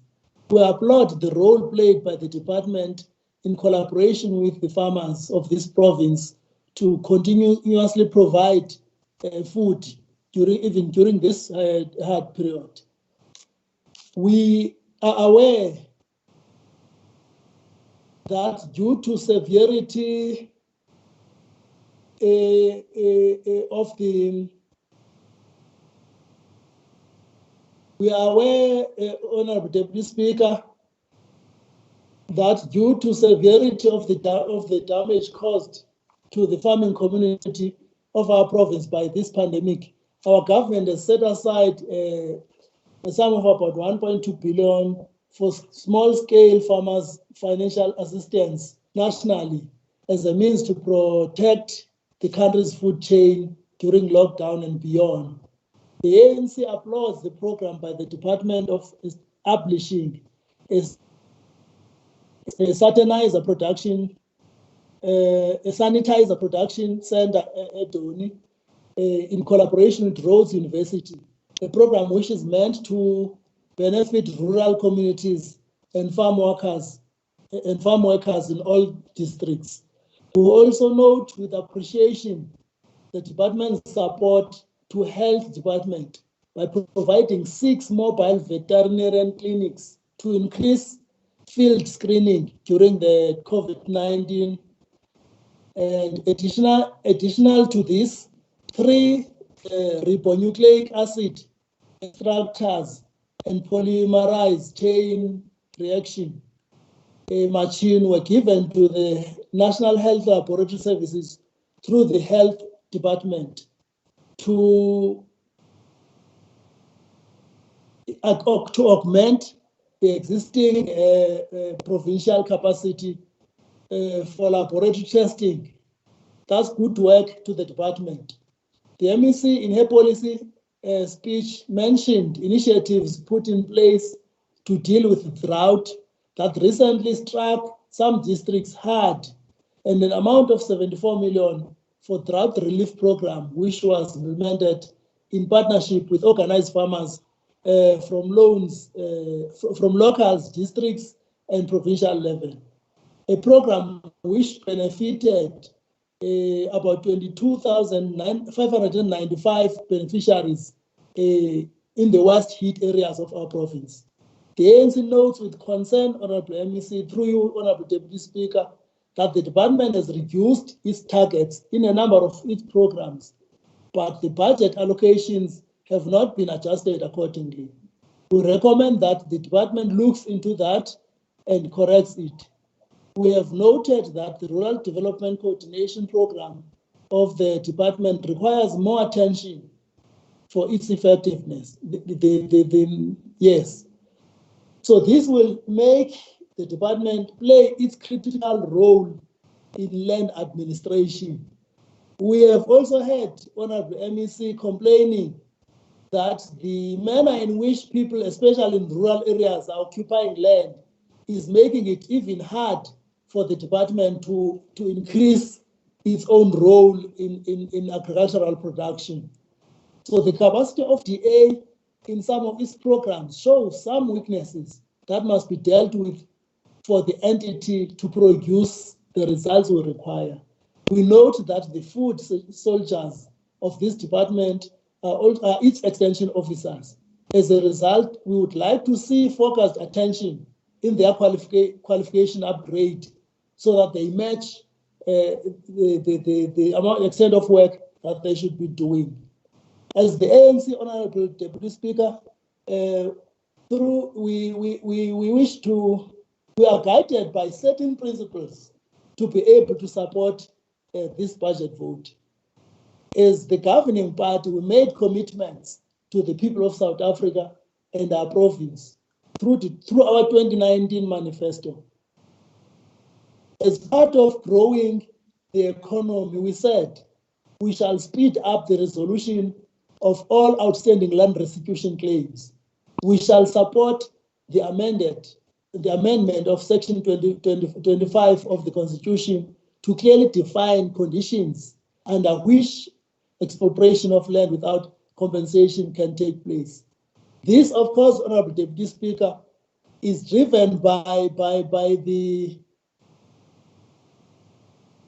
what the first General Secretary of the South African Native National Congress said, Usol Blaki, after the 1913 Land Act, when he said, awakening on a Friday, June 20, 1913, the South African native found himself not actually a slave, but a pariah, reject in the land of his birth. So we know that this department, more than making things available to South Africans, but it also has a duty and obligation to reverse this statement. We will work with, we said in the manifesto, we will work with established agribusiness to ensure continuous increase by the sector to export our earnings in the sector. We said we will develop greater support for emerging and small-scale farmers. These are the programs that, as the ANC, want to see taking this department driving, Honorable Deputy Speaker. We said we will invest in agricultural research and new smart technologies to enhance the sector's market share in global trade. We want to see South Africans part of the global trade through the initiatives of this trade regime. We said we will develop a sustainable agricultural strategy to mitigate the impact of climate change and identify new growth areas for production as well as diversification to new agricultural products that will ensure food security. As we speak, Honorable Deputy Speaker, our research capacity is not only being challenged by the climate change, the new COVID-19 also has come to us and has actually forced us to want this department to make more research and so that it acclimatizes with situations of hardships like the ones that we're experiencing. We said we'll address domination of agricultural inputs by big business and the monopoly domination in the agro-processing and food retail that keep our small players outside the sector. We said we will ensure that no land is wasted or underutilized by implementing measures that promote urban agriculture and community good gardens to promote national food security and reduce hunger. Our country is still having a monopoly in terms of this sector, where you find that good things are still being washed happening elsewhere in the majority, outside the hands of the majority of the country, of the population of the country. We said we will advance women's access to land and participation in agriculture and rural economies. This aspect of making sure that women and youth are part of this this sector in terms of driving its economy. We still want to see these things being increased by the department. We said, lastly, we will promote sustainable use of water resources and include small agriculture to mitigate the impact of climate change. So we want to say, as the ANC, Honorable Deputy Speaker, we applaud the good work the department has started to do. We note some weaknesses that we want to see the department trying to pick up and making sure that they are being corrected. But despite of that, we are able to see and note that this budget vote is showing signs that is going into the right direction. Because of that, Deputy Speaker, on behalf of the ANC, welcome and accept this vote. I thank you. Thank you very much, Honorable Tuabu. Honorable MEC, to conclude the debate, 10 minutes. Thank you very much, Honorable Deputy Speaker, Honorable Speaker, Honorable Premier, members of the Executive Council, honorable members of the Provincial Legislature, honorable members of the Portfolio Committee on Rural Development and Agrarian Reform. As we accept the report of the Portfolio Committee, Honorable Speaker, allow me to honor the Credo of 4 liberation heroes whose significance has great bearing on the way that we conceive of perspectives for a better South Africa we live in today. Megoniwe Fort Talata Sparom Condon Stelom Chauli, as many of you are aware, were young anti-apartheid activists whose life was abruptly extinguished by the system of apartheid and those charged with doing its command. Honorable Deputy Speaker, we owe these liberation heroes not a monument of stone, but a living monument of young and old alike that live the values that they exemplified in what was a lives well lived, was cut so short. Among the many values we can emulate from these heroes is patriotism that is based on a genuine love of the people of this province and the country. Together as the people of the Eastern Cape, we must leave the department's theme that a code evolution can wait but not agriculture. Together commercializing agriculture and creating wealth, Lilima Labantu, close quote. In developing agriculture will break the hold of poverty, bring our people out of the fire that many years of apartheid colonialism have brought our people into. Honorable Deputy Speaker, the department appreciates the feedback received from the Portfolio Committee, as it will add value in our strides to improve the rural landscape of the Eastern Cape. We therefore commit to implement the recommendations based on the findings of the committee. Our objective is to support our farmers to commercialize by exploiting the entire value chain, produce, package, and market their produce through commercial corridors across all districts. We recognize that by enabling our farmers to participate in the entire value chain will create sustainable employment opportunities. A reform declaration of the red hubs implemented for these entities to become commodity aggregators. In doing so, the farmers are supported with competitive local markets for their produce, and at the same time providing ease of access to both government and private sector food markets. To mitigate the ever-increasing cost of production, the department has started offering district mechanization services with Jokabi district, the first to have equipment deployed. The establishment of a transaction advisory service at ECRDA will ensure that farmers have access to and collaborate with other financiers, including the private sector, to support them with attractive credit records for future expansion. This system will assist the agricultural sector to initiate catalytic projects such as feed manufacturing, fertilizer blending, and commercial feedlots. The department will strengthen its oversight over its FDA by appointing sector-specific steering committees consisting of experts in their field to assist the sustainability of has provided a rural development coordination platform where all the government programs are integrated with respect to planning, implementation, and reporting. Dr. Tata embraces and participates in this process. All our programs are biased on creating opportunities for our youth to become part of the agro industry. Our incubation program seeks to empower unemployed qualified graduates, gain practical agribusiness related entrepreneurial skills so that they can become the new generation of commercial farmers. We also assist out our youth to gain practical and technical competencies in agriculture related fields so that they become successful when entering the sector.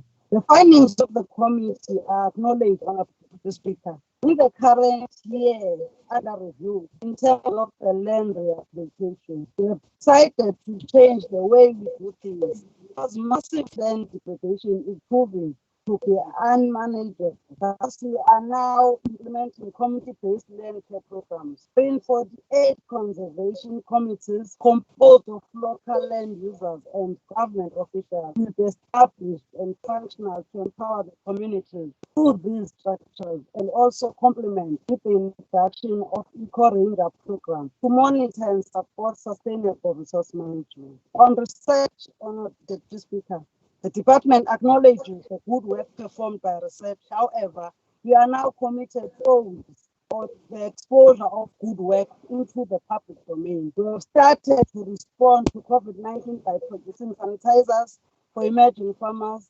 subsistence in rural communities. This work is done in collaboration with Rhodes University Faculty of Pharmacy. The department is conducting research on the medicinal plants, specifically on Artemisia afra, which started in 2016, to develop cultivation and harvesting protocols that will improve yield and composition of Artemisia afra essential oil, as well as to study the effect of different agroclimatic zones of the Eastern Cape on yields and essential oils. This study is assisting us to identify and document the genetic material of umhlonyane that is unique in the Eastern Cape province, to characterize the essential oil composition and medicinal properties of this plant, and subsequently mapping and preservation of the genetic material which has been found to have high essential oil yields, as well as acceptable levels of constituents found in the essential oil. For commercialization, farmers will be trained on how to propagate and cultivate of superior quality, as well as sustainable harvesting from the wild. And upon completion of this research, the product development, such as essential oil that can be used in pharmaceutical and cosmetic industries, the development of tea bags that can be used in food industry, as well as fortification of umhlonyane in beverages, etc., will be done. Honourable Deputy Speaker, we acknowledge the recommendation of the committee in the department's achievement of employment equity targets at SMS level, and we commit to address the inability to achieve the 2% disability target, full targeted recruitment. The finding on communication budget is acknowledged, and funding will be sourced from other non-programs budget items to ensure that department makes optimal use of communication platforms to support the work of the department in various local and national media platforms. Mr. Speaker, we have now a 5-year strategic plan. Our next move will be to our service delivery model with role players, develop the functional structure, and consult with OTP and DPSA in accordance with the demands of the sector. Mr. Speaker, we are strictly adhering to the matters pertaining to clean administration, including the audit, where any contravention to office is identified. Similar approach is followed by the WA. In conclusion, Honourable Deputy Speaker, for a rural province with such arable land like Eastern Cape, agriculture and rural development will always be number one key issue to be addressed in order to make the lives of our people better and higher economic growth rates achieved.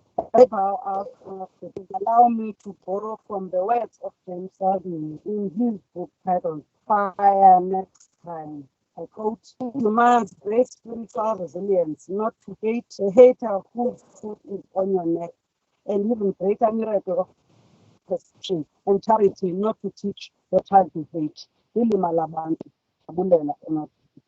Thank you very much, Honorable MEC Sibulela Kakhulu. I now put the report, honorable members. Agreed. Agreed. Agreed. Deputy Speaker, agreed. Thank you very much. Agreed. Have it. Thank you. Honorable members, the time now is 4 minutes to 2. May I request that at least adjourn for 30 minutes strictly, because this is a committee of the whole House. I'm receiving requests from members to just take a few items, medication and other things, and we will be back We'll be back 2:30 sharp. And the Honorable Deputy Chairperson of Committees of Chairpersons will immediately assume the chair when we reconvene for a short adjournment. Please have a good lunch. Adjourn. Oh, Deputy Speaker, siyabulela Mthungwa. Thank you, Mthungwa. Abangephakathi uthi mabawutyaphi Mthungwa. Ndicela nabafuna ukhe badirhaka umhlonyane bakhawuleze isebenze njalo zigogeni zam kuzawusetyenzwa. Abangenakutya abatyephi bona Mthungwa. Hayi mabasela amanzi umhlonyane manyathi. Akukho nto ikhona apha elobini umhlonyane. Ngaphambi kunenenza intsangu into endinayo.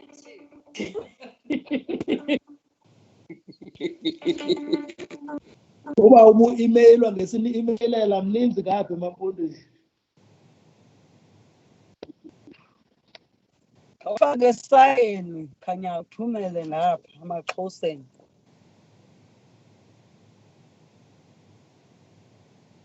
Hayi sonithumelela mamanzi.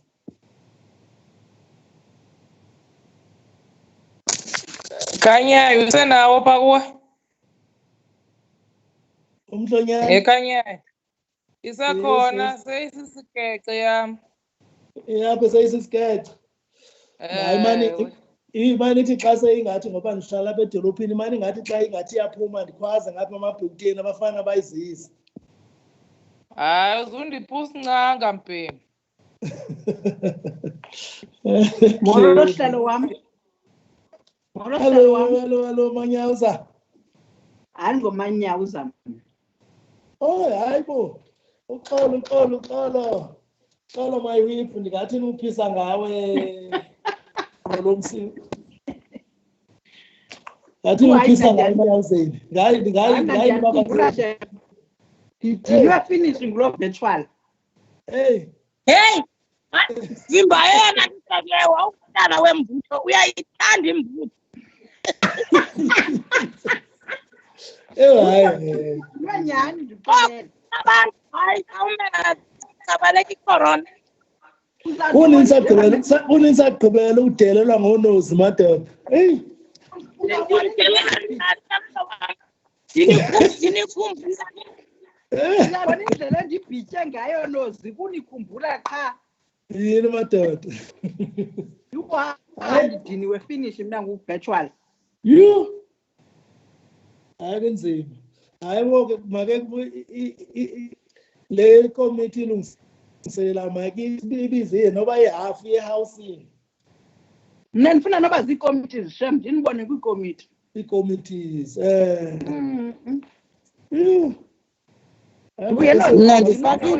ndifaka i-apology ne-request yoba ndiyagula le nto kuthiwe masize housing nje andicingi tu.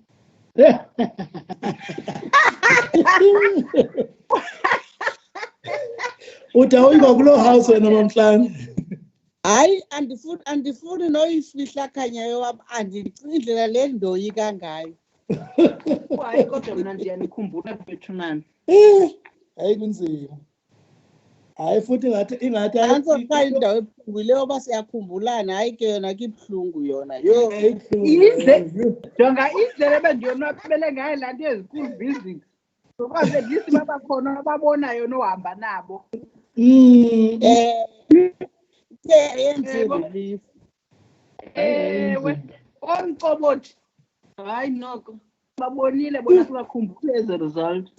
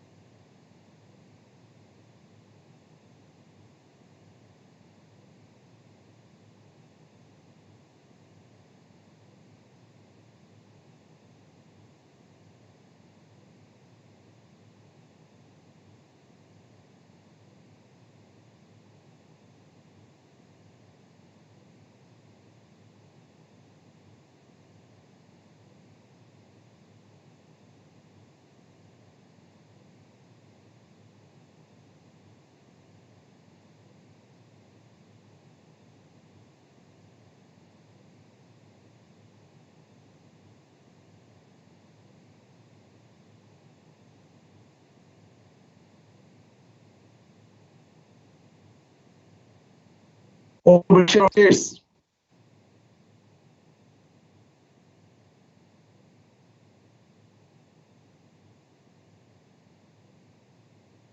Hello, comrade Anil Kumar. Hey, how are you? I can see All you. right. All the, I'm saying all the presiding officers looks smart and fine. I can see even Honorable Liboy looks fine and smart. Thank you very much. Thank you very much Oh, for the zange compliment. bathini kaloku njaba. Zange bathini aba babini. Inene nenenekazi elo. Imambanjwa. Suka. Nineno babini. Deputy Speaker nala Chair of Chairs suka nenankanga ningamaneneka nayihombela lento yethu. Nayirespecta. Ewe man. Ewe man.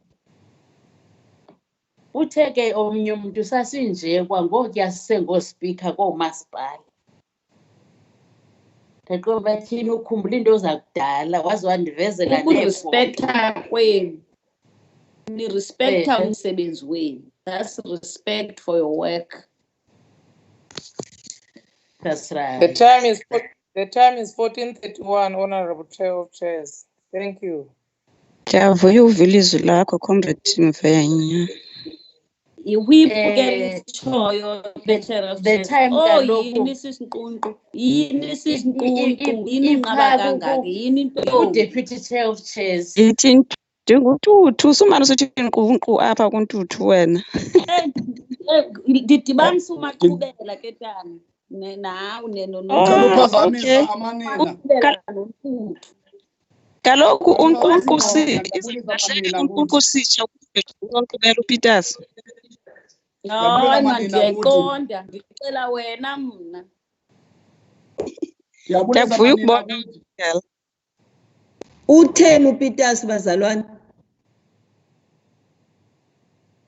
Ndithi uComrade uNkqunkqu, uComrade uNonkqubela Peters, mna makathi Comrade Ntuthu. Uthi ke na ke udibanisa uNtuthu noMaqhubela athi Nqunqu. Ndithi siza kwenza i-confusion. Hayi, ngusisi otheni wenza i-confusion. uNkqunkqu nguPeters, uNtuthu nguMaqhubela.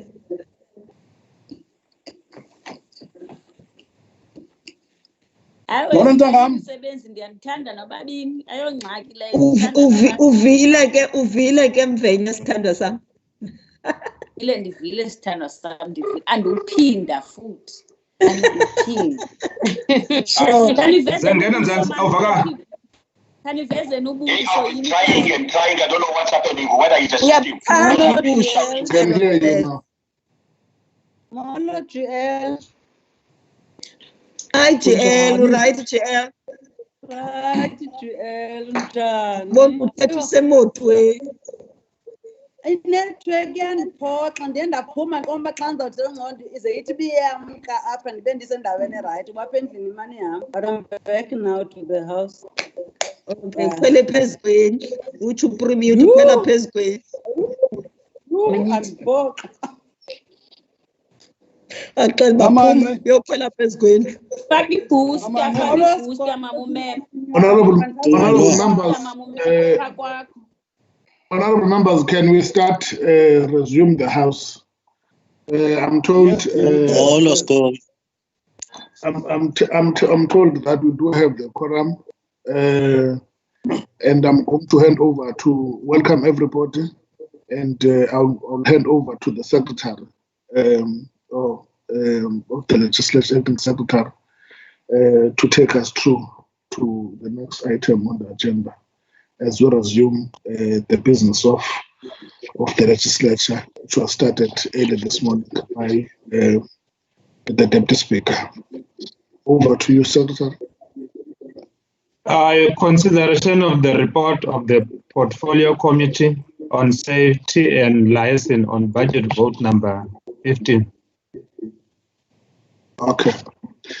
Thank you very much. As we all know that Honorable Lobisha is off sick, and we'll call upon Chair of Chairs, who is a member of the Committee to present the report. Honorable Chair, you have 15 minutes starting from now. The floor is yours. Thank you, Honorable Deputy Chair of Chairs.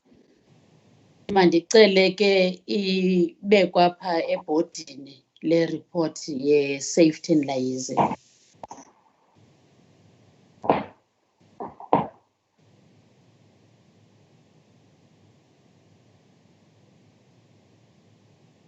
Can we get the report, please?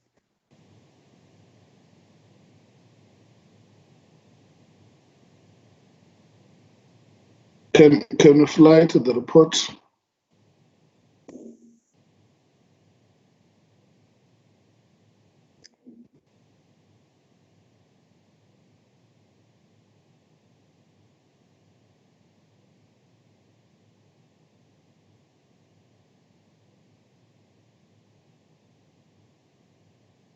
Honorable Chair, you don't have the report with you. Can I just check?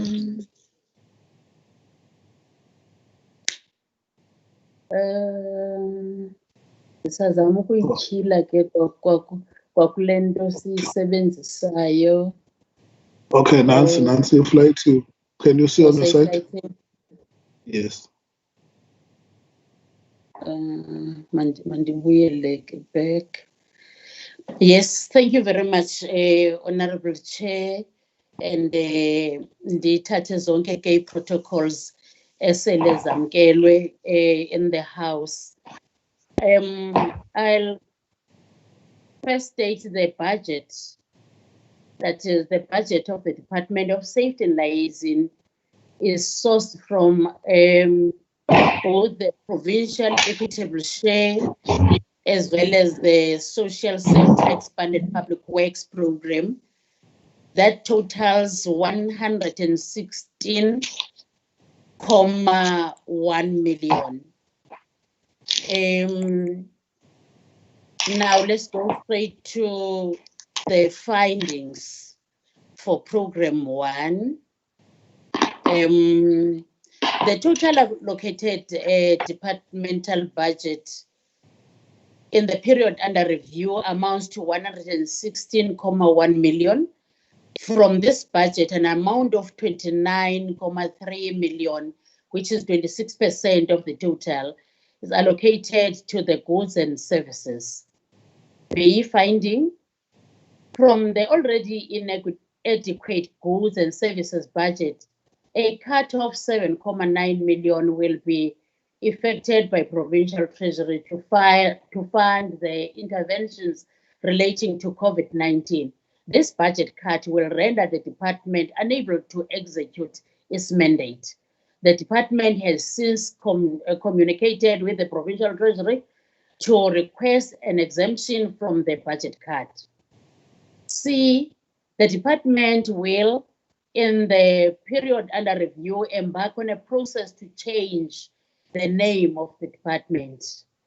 D, there is a confusion on the department's envisaged organizational structure. A reviewed organizational structure is submitted to the OTP. The department is further reviewing the submitted structure to factor in developments relating to COVID-19. This is done with a view to recall the already submitted structure. E, the department will be relocating back to Bisho in September 2020. F, the department has currently a total of 10 vacant funded posts. G, a budget amounting to 2.5 million is allocated for the replacement of office furniture and equipment. The funds will procure furniture for the head office and 2 district offices. Let's take the recommendations. The department must engage with the Provincial Treasury with a view to motivate for the allocation of additional funding on the goods and services. The inadequate goods and services budget is likely to hamper the service delivery objectives of the department. A progress report must be furnished to the committee 30 days after the adoption of this report. Recommendation B, the department must urgently engage Provincial Treasury to ensure that its application for an exemption for the COVID-19 budget cut is expediently considered, and the report is to be brought to the committee as soon as it is available. Recommendation C, the department must properly cost the expenses of this process of changing the name of the department and must consider the implications of the name change in the mandate of the department, and the department must also advise on the likely source of fund for this exercise, and a progress report must be furnished to the committee within 30 days after the adoption of this report. D, the department must expeditiously complete the final version of its organizational structure to be submitted to the OTP, as this confusion is likely to delay this matter further. A progress report must be furnished to the committee 30 days after the adoption of this report. Recommendation E, the department will engage the Department of Public Works to ensure that the premises it will occupy in Bisho are compliant with the health and safety standards. Njengoba ke ezi bakuzo currently bafudukela kuzo eKing Williamstown khange zimithe i-health and safety standards. Recommendation F, the department must expedite the process of filling these vacant funded posts. A process and a progress report must be furnished to the committee 30 days after the adoption of this report. G, the department must ensure that in future, office furniture is progressively procured for other district offices of the department, as most district offices are in dire need of office furniture, and the report must be furnished to the committee 30 days after the adoption of this report. Now, coming to program 2, let's go straight to the recommendations.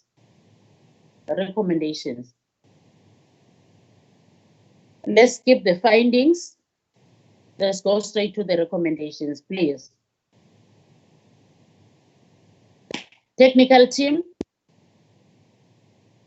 Yes, recommendation A.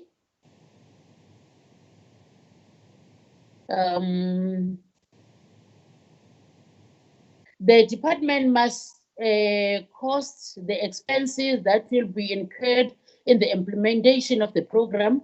The department must further explore possible sources of funding, must be costed, and the implementation must be furnished to the committee 30 days after the adoption of the report. B, the department must ensure through its oversight powers over SAPS that necessary programs are implemented by SAPS to empower the officers stationed at the Tutuzela care centers with the debriefing and counseling sessions. A progress report must be furnished to the committee 30 days after the adoption of this report. C, the department must expedite the process of the development of the program of action for the implementation of the anti-gang strategy.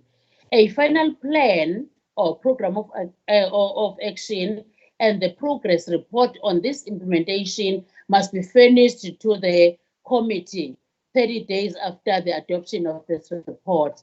Furthermore, a report on the effectiveness of the anti-gang strategy in combating gangsterism in the province must be submitted to the committee within the above stipulated time frame. D, the department must ensure that the policy and the research is adequately capacitated, and the identified schools around Humansdorp and other it must be adequately capacitated to enable to carry out the planned COVID-19 research. A progress report must be furnished to the committee 30 days after the adoption of this report. That was recommendation D.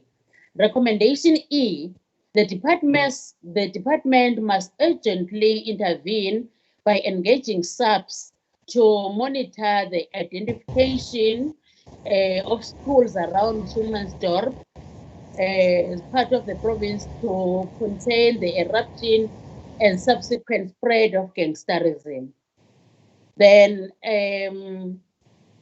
recommendation F, in the assessment of the effectiveness of Metro Police, the department must also assess whether the current mandate of the police gives them the necessary clout to combat crime. A progress report must be furnished to the committee 3 days after the adoption of the report. Recommendation J, the department must oversee the election of all community policing structures to ensure that election process complies with the law. A progress report must be furnished to the committee 30 days after the adoption of this report.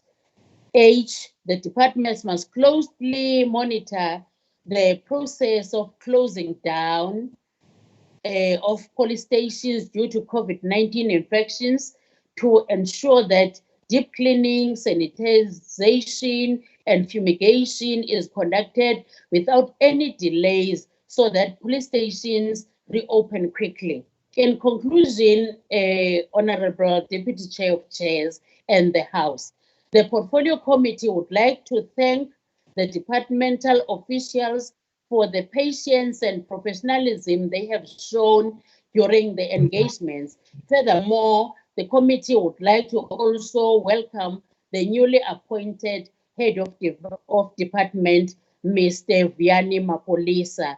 In view of the above findings and recommendations, the committee recommends that the budget be passed by the House.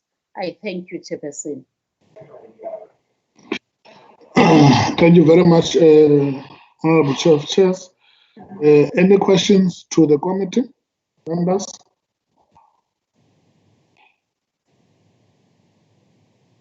No questions to the committee. Thank you very much. Honorable Chair. Yes. Chair. I put it in the chat box. Okay, Honorable Pillay, Honorable Zibonda, and who else? My question is to the MEC, Honorable Deputy Chair of Chairs. Okay, can we start with Zibula, Honorable Zibula also? Can we start with Honorable Pillay and then Honorable Zibonda and Honorable Zibula, third one? In that Thank order, you. Honorable. Thank you, Honorable Deputy Chair of Chairs. I think my question, Honorable Chair. Loyi uToto ufuna uhlabo loyiso mane fonela kufonelwa yena ke mane cala nabantu abakufutshane bambuyo namla. Hello, can you mute? Tukatoto, can you mute please? Thank you very much, Honorable Pillay. Honorable Deputy Chair of Chairs, sorry for that. I think my question goes to Program 1, question D. The finding is talking about a revised review of the organizational structure. Unfortunately, what is being said is that there is no time frame is given. The problem is that it is being said in the findings that 2 times or 3 times this has been sent. And if the time frame is not, or if this was happening within a stipulated time, we may appreciate the department because the department wants to include the pandemic which aroused. So I think the absence of time frame is giving us a bit of a confusion on that. Thank you.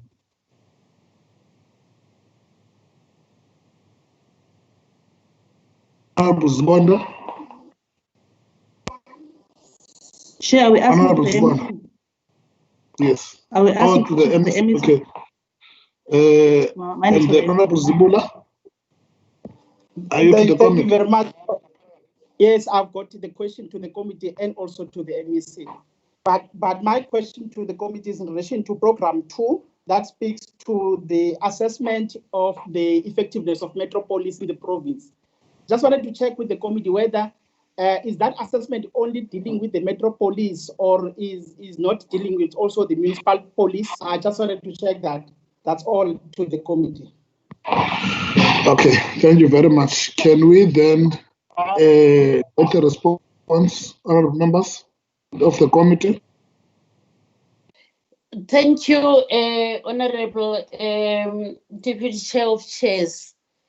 With regards to question number 1 from Honorable Pillay, the revised organogram or organizational structure, it was submitted, then recalled and reviewed by the department. Then now, during this COVID time, there had to be some changes again on the organizational structure. And it was again, the second review was recalled for another reviewer. So now we are giving the department 30 days to come back to the committee with a full report on the review of the organizational structure. That is the time frame that we are having, is 30 days after the adoption of this report by the House. The second one, on program 2, Metropolis, we are saying the department must go back and make the full assessment of the introduction of the Metropolis, so that assessment will have all the necessary branches. If it includes the municipal police, then we'll see it when it comes back. But we are noting your concern, Honorable Member. Thank you very much, Chair. Thank you very much, Honorable Chair of Chairs. Any questions to the MEC?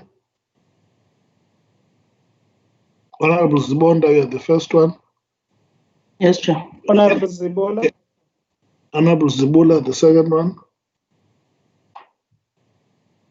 Any other member? Okay. Those two members, Honorable Zibonda and Honorable Zibula, in that order. Thank you, Honorable Deputy Chair of Chairs. My questions to the MEC are as follows. How much will it likely cost to change the name of the department? And is it something that can be afforded in the current times, noting the COVID-19 pandemic as well as the economic crisis? Is it not better to use those funds elsewhere? For example, goods and services, noting that there's a large budget cut. The second question, these vacant posts finding F absolutely critical for the functionality of the department, noting the change in its organizational structure. Can she care to share with me maybe the titles of those vacant posts? Okwesithathu, have the officers currently stationed kwezithutuzela care centers been trained or briefed on assisting and dealing with gender-based violence cases? And what are the other shortages in the centers currently, experiencing, and when will those be addressed? How often do officers currently go for counseling? Okwesine, does the SAPS have a relationship with social workers that intervene and assist with gender-based violence cases? Is a social worker always present at the Thuthuzela care centers or debriefing, and when the rape kits and tests are done?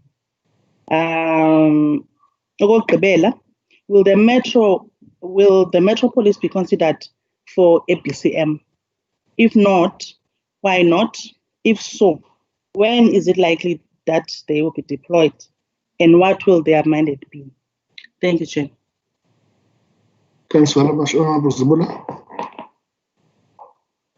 Honorable Chair, mine is in relation to the finding that as at the 18th of June 2020, there were about 146 police stations that were closed due to COVID-19.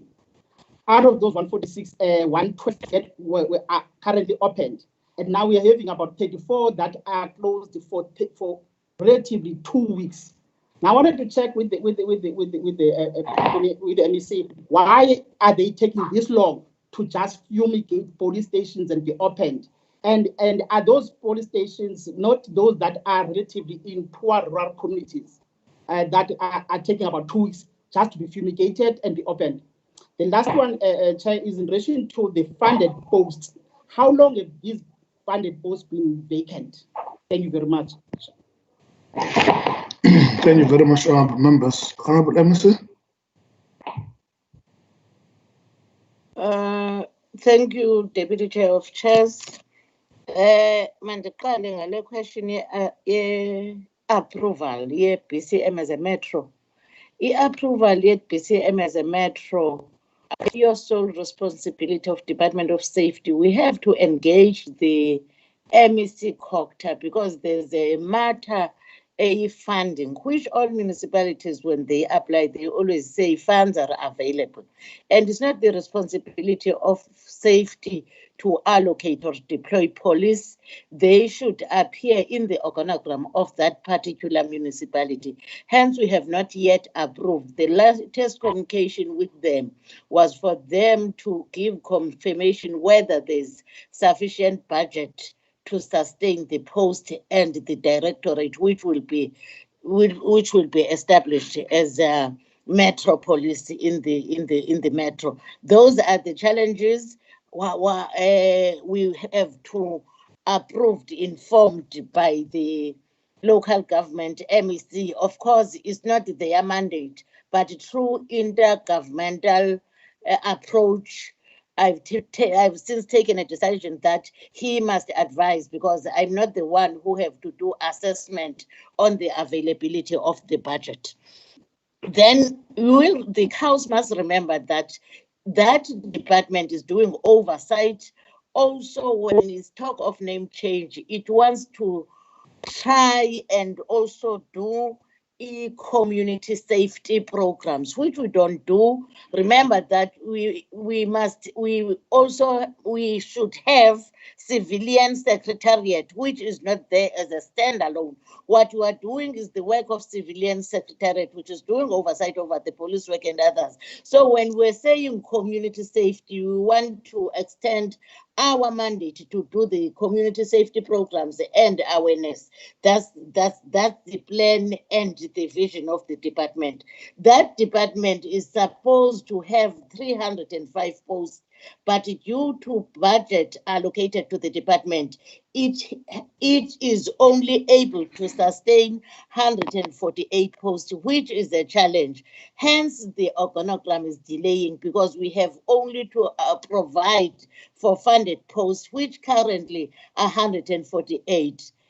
If we have minimal resources, we cannot expand the number of posts as they are required. If we look at the MLOs, there is only one per district, whereas it's overload when you look at the actual work done doing oversight over the police stations. Hence, we were always doing 50% of the work, visiting 50% of police stations during the time, because we don't have sufficient resources. That's the reason why the organogram has delayed, because of the funding. It has since came back for us to only put the funded post, which is 148. When we talk of branding, it will cost branding 500,000.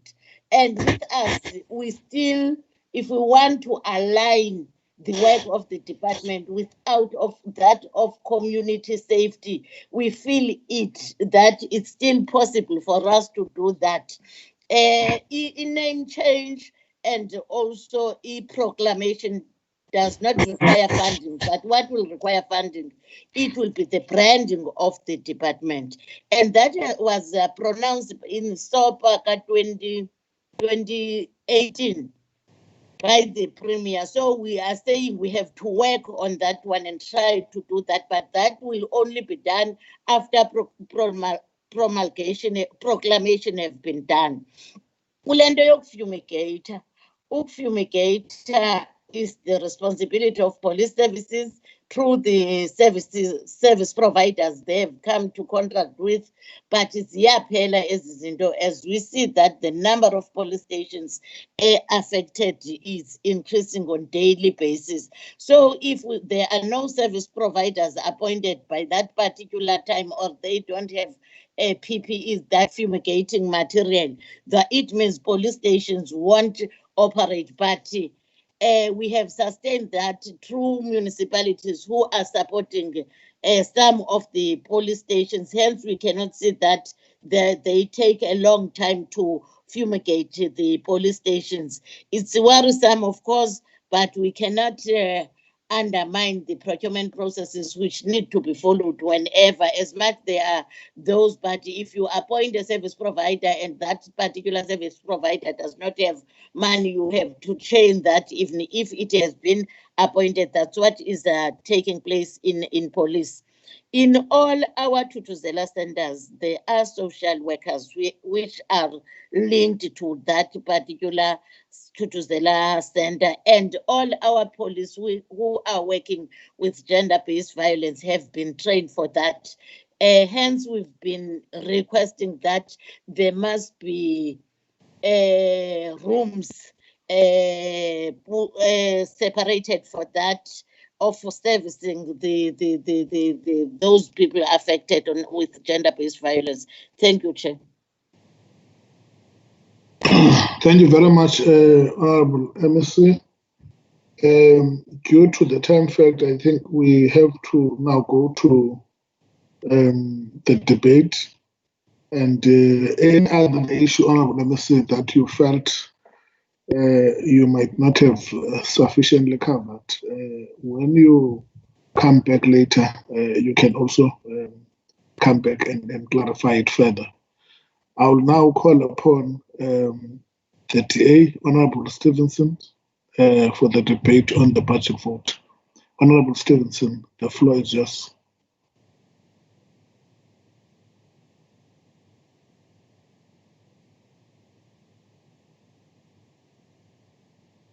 Honorable Stevenson, we can't hear you. Can you unmute? He muted me, Chair. It was unmute. Okay. Can you start? Go back to my your 10 notes. minutes. Yes. Thank you. I think someone in the administration muted me. The Democratic Alliance welcomes the change in name of the department to the Department of Community Safety. This gives greater clarity as to what the role of the department is, and will certainly resonate a lot better with the public, and is aligned with other provinces such as the Western Cape. Any name change costs can be phased in over time, and as the MEC said, it's all about a proclamation at this stage. With reference to the budget, what is of great concern is that only 26% of the budget, or 29 million of the 116 million, has been allocated to goods and services. This budget was already inadequate without the 7 million cut that has been affected by provincial treasury.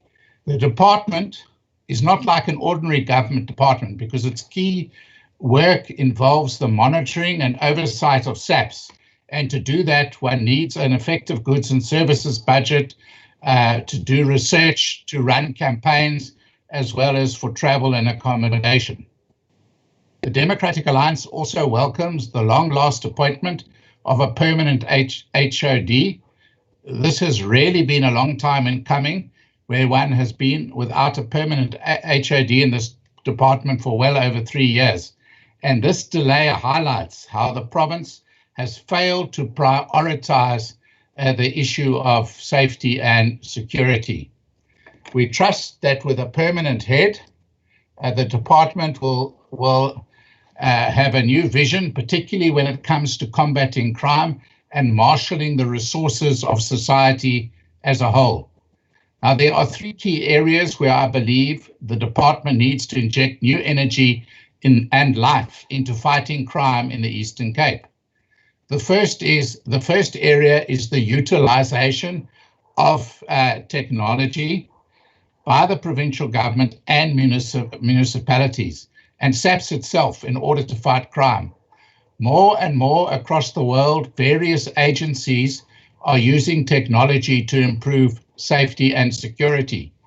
CCTV cameras with license plate recognition technology can play a huge role in reducing crime in neighborhoods, townships, and rural areas.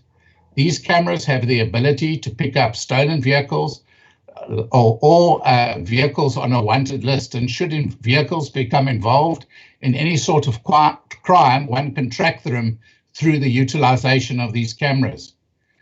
When I inspected on an oversight visit to the Tsitsikamma border post, one saw the Western Cape traffic officials were standing with held hand devices, pointing them at number plates and counting the cars, while the Eastern Cape traffic officials were standing with clipboards and pens.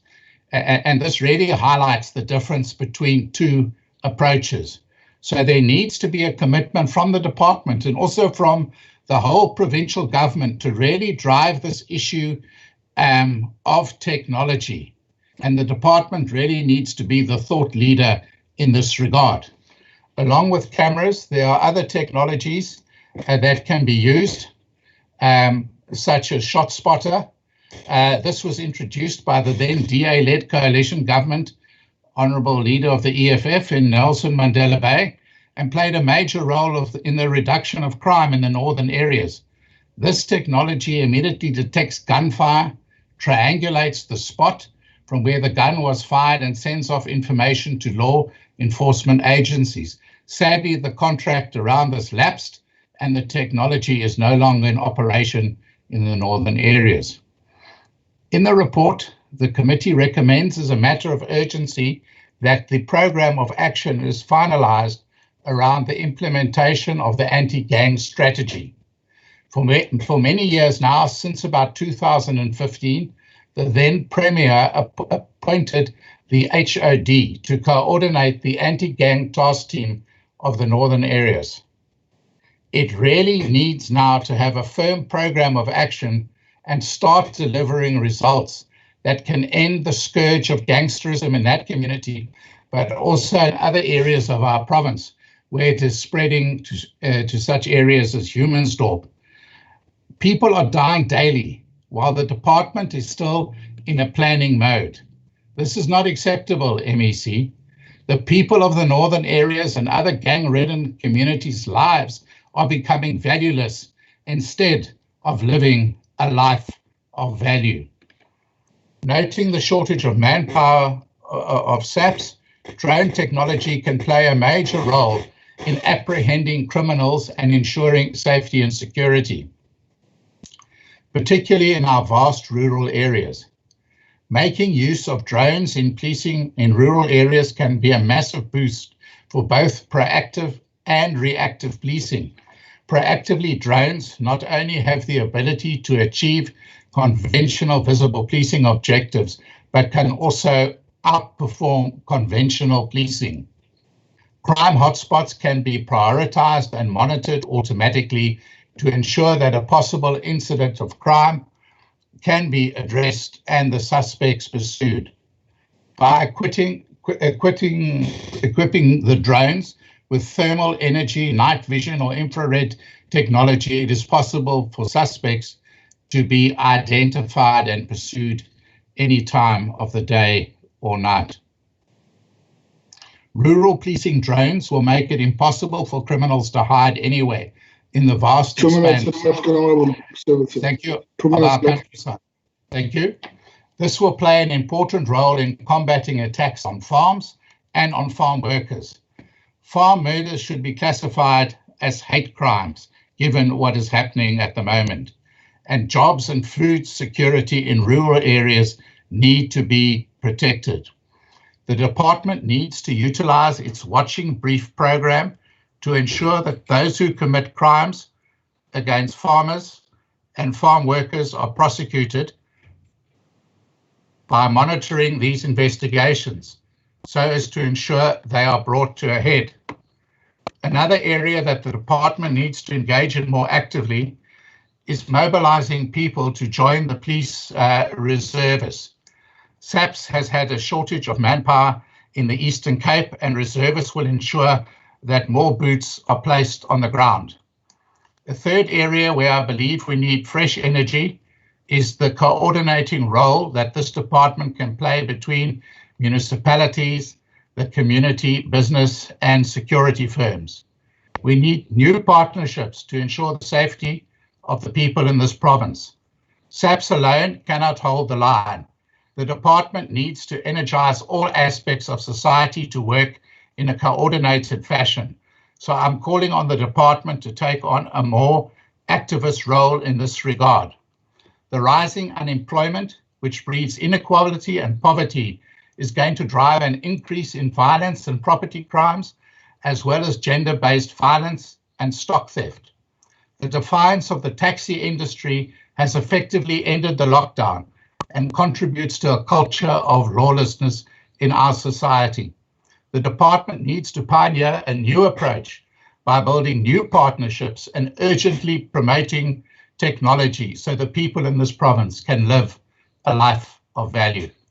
I thank you, Honourable Deputy Chair of Chairs.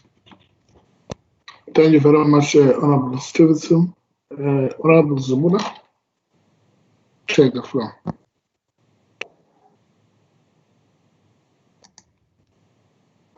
Deputy Chair of Chairs. Yes, Honourable Zumula. Oh, I'm saying flight is something that is. I don't know what is this of Advocate Nshitumbu. Can you start? Oh, okay.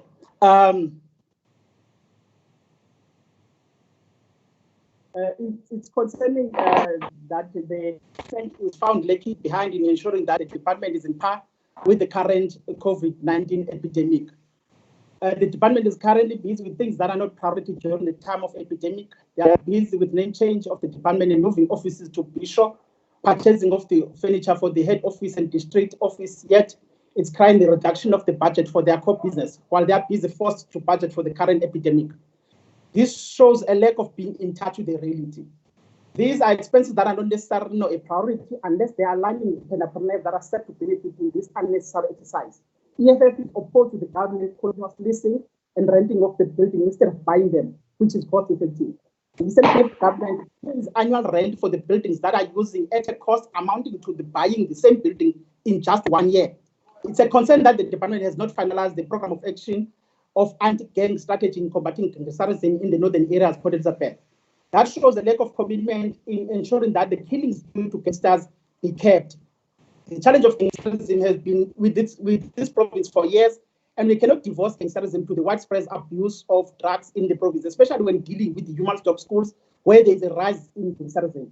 This lack of dealing with gangsters is risking a spread of criminal killings and the escalation of gender-based violence, which has shown its ugly face during this lockdown period. Centers like Tutuzela are strategically set to combat the gender-based violence crimes, yet SAPS members are still not getting counseling and support they need to deal with these challenges. It's said that the main delivery of service to the people has taken a back foot in the department and unnecessary priorities are put forward.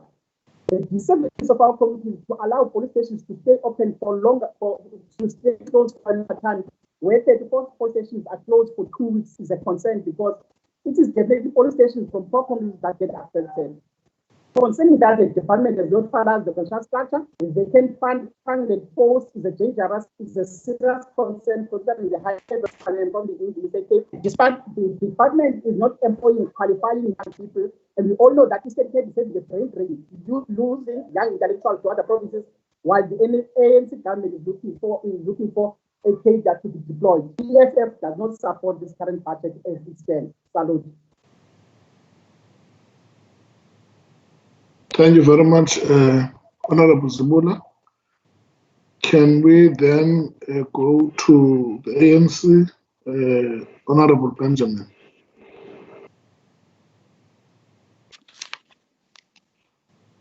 Thank you, Honorable Deputy Chair of Chairs, and greetings to the House. Members of the Executive Council, my colleagues, the guest at large. Honorable Deputy Chair of Chairs, the COVID pandemic has shown its potential devastating impact across the globe, but it is a particular cause for concern in South Africa. The ANC-led government took radical action when the virus was detected in the country. Strong initial containment efforts were followed with a nationwide lockdown as community transmission began to increase. The enforcement of the regulations to curb the spread of the virus has put pressure on the criminal justice system, in particular the South African police services. The virus itself is putting pressure on policing, as some police stations had to be closed due to the positive results of police officers. We salute our men and women in blue for consistently maintaining law and order during this difficult time. And indeed, Honorable Deputy Chair of Chairs, it is a very challenging time that we are in. Honorable Deputy Chair of Chairs, the scourge of crime, particularly the killing of women and the vulnerable groups in the province, is unbearable. In Port St. John's, the 95-year-old bishop with his wife and their daughter were brutally killed in broad daylight, allegedly by their relative. As if that was not enough, the former legislator employee, Ms. Nozipho Sidebuko Njombile, was shot with her son. He stated that culprits acted as if they needed some directions as they were in Kumbu. People are so mercilessly. They do not fear taking the life of a person. What went wrong in Zimbabwe, Africa? To you, Honorable Deputy Chair of Chairs, crime is a societal matter. In most cases, people that are perpetrators of gender-based violence, domestic violence, and crime, which is escalatingly daily in our societies, are familiar to us that are most of the time the victims as women. They are our brothers and our sons. Community safety is our responsibility, and all of us should work together to ensure that we assist the police to arrest these culprits. I quote, "Everyone thinks of changing the world, but no one thinks of changing himself." I close quote from Leo Tolstoy. Honorable Deputy Chair of Chairs, I think it's imperative for all of us to go back to the basics of the vital role of the family. Family is the child's first language and longest lasting context for the development. Compared with other species, children require protection, support, and teaching before they are ready to be independent. I'm talking about the family. It's pervasive, and parenting is universally important in our children's lives. Children who lack a satisfying, supportive family life are likely to crave for it. Hence, we see what is happening currently, Deputy Chair of Chairs, with what we see as the gangsterism of very young children in our areas, and especially in the Humansdorp area where I stay.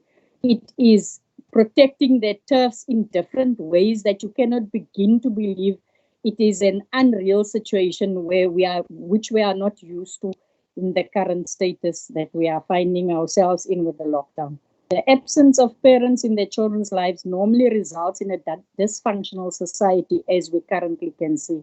Parents are too busy as a result, do not have quality time with their children. In some cases, our children are bullied almost every day at schools, and teachers and parents are not aware of that. It is really something that needs urgent attention. Once the child has made one mistake that leads to labeling, with sometimes the child finding himself amount to nothing. The child develops in a hidden rage which gives birth to violent society. Amongst others, challenges that results to this crime and gangsterism, which I was just referring to. The shift in the families can also be a contributing factor to what we see in our societies today, because we have absenteeism of of parents and especially fathers sometimes in our family lives. The African National Congress-led government is viewing safety of South Africans as a high priority. Honorable Deputy Chair of Chairs, combating crime is crucial as violence in domestic South Africa demonstrably cuts across social status, and the safety of individuals is threatened not only in public spaces but also in the domestic settings, as we can see that it is currently really escalating, especially when it was in level 5, people were confined to their houses. This is distressing as its outcomes impact directly on the quality of lives of individuals, the health and well-being of the family, community and social cohesion, and ultimately functioning of the country. As highlighted in the ANC manifesto, ANC-led government is committed to a corruption-free society, ethical behavior across society, and a government that is accountable to the people. Corruption is a broad societal problem prevalent in both the public and private sectors, requiring the commitment of all actors in society to eradicate it. I close the quote out of the ANC manifesto. However, despite the measures put in place to combat violent crime, levels of crime are increasing and rising. Honorable Deputy Chair of Chairs, the budget allocation should speak to the mandate of the department, which is to conduct oversight function with regards to law enforcement agencies in the province. Therefore, the budget cut of 7.9 million due to the COVID will have a negative impact in the department, especially that the department is the one with the smallest budget, even though crime is more prevalent. The African National Congress supports the budget allocation of 116.152 million as presented. I thank you, Honorable Deputy Chair of Chairs.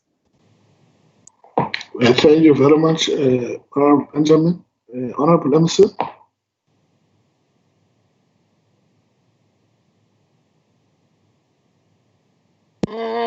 Thank you, Deputy Chair of Chairs, members of this august house, our special guest who may follow proceedings here through various social and media platforms. Good afternoon. It's been nearly 100 days since the country and indeed our province away, forcing us as civil servants to reinvent ourselves, to find innovative ways of continuing to serve our people, even in the midst of global pandemic that is COVID-19. Along the way, we have had from time to time closed doors of some of our offices as some of our colleagues and personnel unfortunately tested positive for the coronavirus. Many have emerged victorious, fighting off the virus successfully and make it back to work. But sadly, some were not that lucky as they succumbed to the virus. Izihlobo nezalamane nee-colleagues zabo bathe basutywa ukufa ngenxa yale ntsholongwane i-COVID-19 nesigulo ezayamaneyo nayo. Silisebe lokhuseleko loluntu kuMpuma Kapa sigqithisa amazwi ovelwano angazenzisiyo, sikwanqwenelela ukuthuthuzeleka emiphefumlweni. Kwabo basalinde iziphumo nabo bachachayo emakhaya, sinenqwenelela ukuphila okukhawulezileyo nokupheleleyo. But as Department of Safety and Liaison in the Eastern Cape, we wish to acknowledge the stellar work done by the Portfolio Committee on the Safety and Liaison. A special word of appreciation goes to the officials of our department as well for their hard work and dedication. Despite the fact that the rate of infection continues to soar on daily basis in our province and across the country, I salute you for not negating your responsibility to serve, for putting your safety on the line to serve, doing your oversight work in the interest of the safety of others. We salute you. For sharing your findings and through your recommendations, for coming up with valuable input on what can possibly be done to turn the situation around where they find fault, For that, I salute you. Deputy Chair of Chairs, the COVID-19 pandemic has been a major headache for everyone. It has been a bit of a hindrance to the work of the Department of Safety and Liaison as well and those associated with it. As the committee has declared in its finding as at 18th June 2020, 146 police stations in the province have been closed due to COVID-19 infections. From the 146 police stations closed, 112 police stations have since reopened, while 34 remain closed. This has been one of the major challenges that we as the department have had to deal with in our drive to rid our communities of crime. It is something that has been an inconvenience to the communities in desperate need of our services.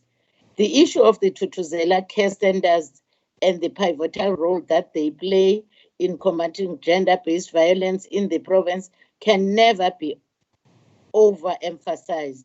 The need for them has never been better highlighted more, as we sadly saw a surge in the number of gender-based violence cases since the country moved into lockdown level 3, which coincided with the sale of alcohol in the country. We take note of the committee's findings and recommendations on this matter in particular, and we will certainly on implementing them. We've identified Lusikisiki as our pilot to introduce to a court brief watch. Then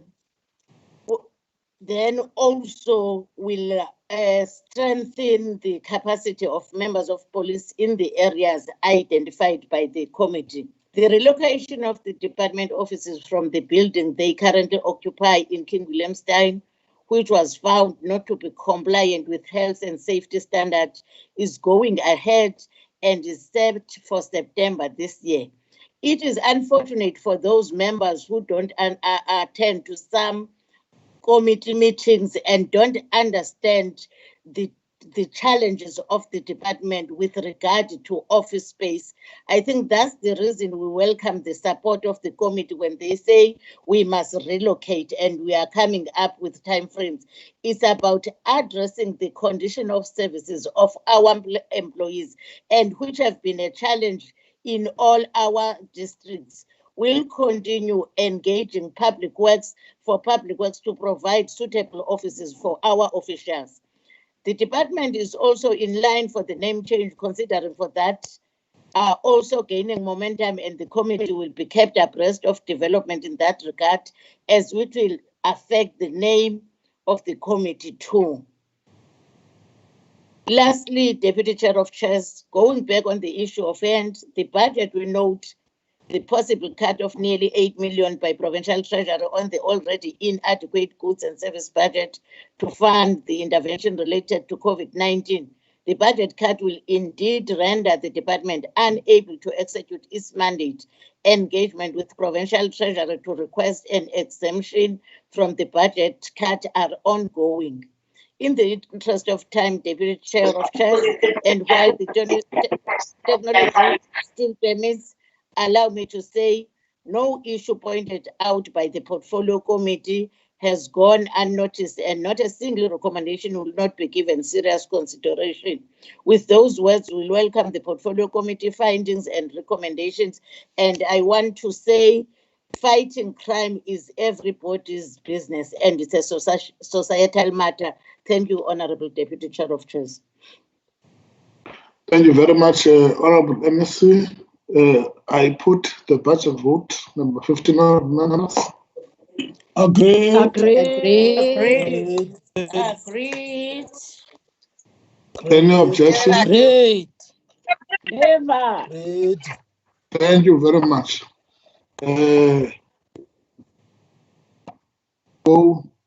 Secretary, can we go to the next item on the agenda?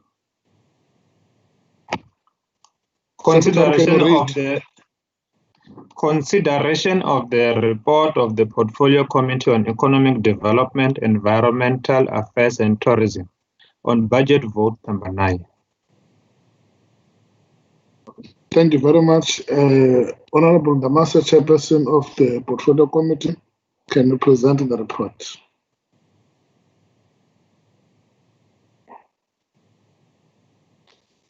Honorable Deputy Chair of Chairs and all the presiding officers present, Honorable Premier and your Executive Council, honorable members, officials present in the meeting, as well as the public that is present in the meeting at large. Good afternoon. As the portfolio committee were here to present the report, and this is the report in relation to the financial year 2020-2021. The allocation, the total allocation for the department is one. Honorable Ndamase, wambulahleka ke ubungama ungakunda right. 2,602,000 and that accounts for only increase. And that Honorable Deputy Chair of Chairs. Yavala uhlale kuloo ndawo kanye.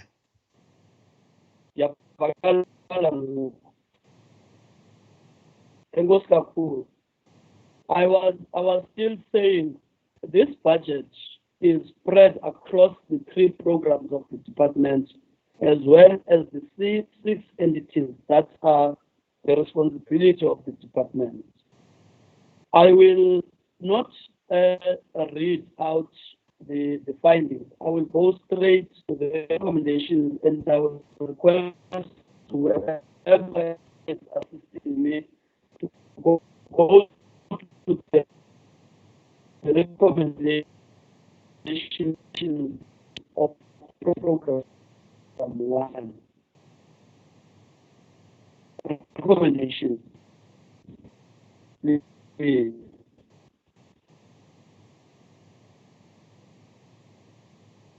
Let's go to recommendations, not the findings. In front of us is recommendation, Honorable Ndamase.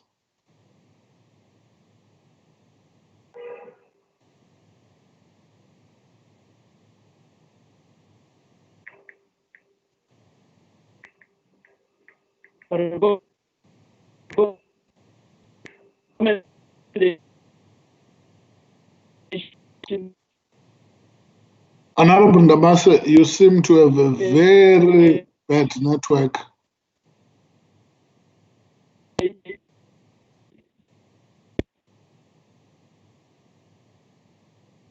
Program 1 is that the department must, within 30 days, submit a report on the resolution of the 10. This 10 hello. We're listening, Honorable Ndamase. Yes, uyavakala ngasungamuva uhlale kuloo ndawo. Thank you very much. I was saying this recommendation, which is recommendation A of 1, that is between the management of the department and the organized league. The second recommendation is that the department must review its IT and IICT provisioning mechanisms to allow for more work to be performed remotely. A plan on how staff will be provided with tools must be submitted to the committee within. The third one is that the department must within 30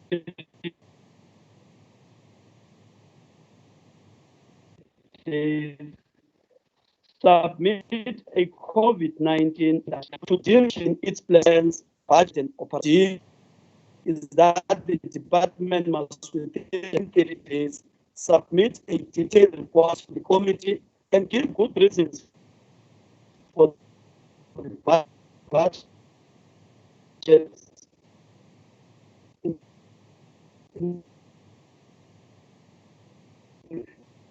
increases to the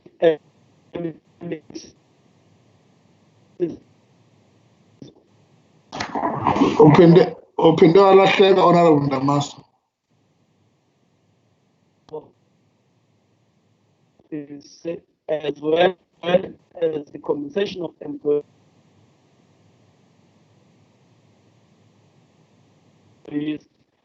Let's the department must within 30 days submit a report to the committee on the administration of the provincial LED framework. The second recommendation for program 2 is that the department must within 30 days submit a report to the committee on the operations of the Eastern Cape SMME Provincial Forum. The third one is that the department must submit a report on isiqalo funds operations. The report must be submitted to the committee within 30 days. We must be upfront, Honorable Deputy Chair of Chairs, is that as the committee, we are totally unhappy on the operations of the isiqalo Youth Fund. Then the fourth one is that the department must engage Transnet and the Minister of Public Enterprises about the bottlenecks and report to the committee within 30 days. Additionally, the department must develop an intervention plan that will sustain its intervention and submit to the committee. The rationale behind that recommendation, Honorable Deputy Chair of Chairs, is that the performance of the Port of Ngqura is a challenge as far as the committee is concerned, and we know that that is the entity of Transnet. The entity is that the department must within 30 days submit a municipal tourism facilities development plan to the committee to ensure that the municipal tourism efforts are aligned with the province. Finally, on program 2 is that the department must within 30 days submit a plan to the committee on how it will direct cannabis industrial development, in particular agro-processing. Can we now go to program 3, recommendation? The department must within 30 days submit a plan to the committee on how it will improve the budget for compliance and enforcement.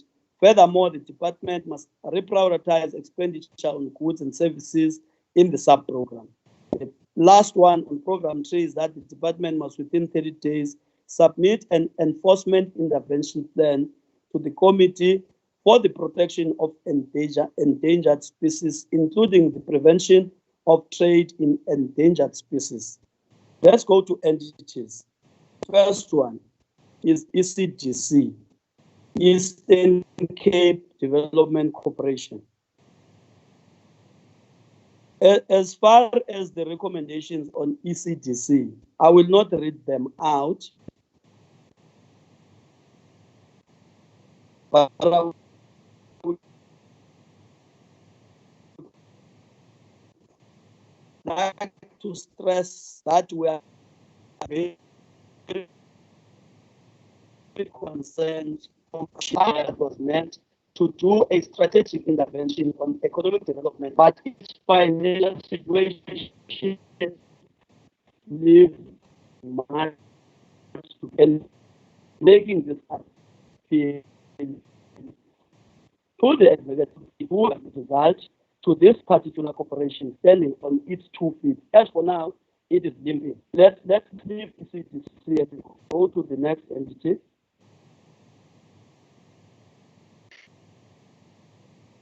Thank you very much.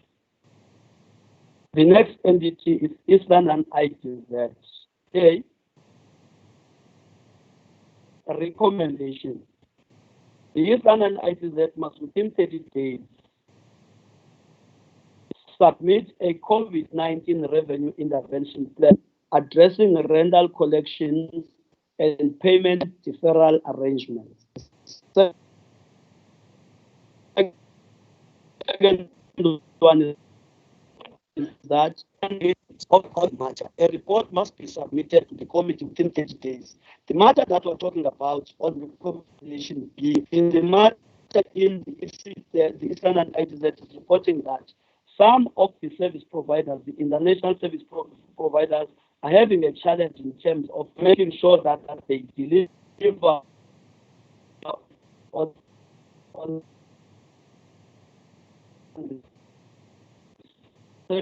services that are required by the agency.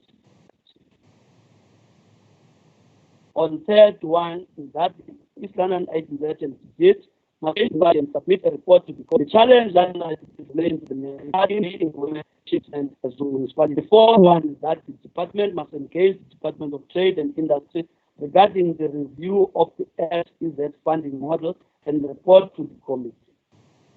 We are done with the East London ITZ. On Ucha Development Corporation, let's go to recommendations, please.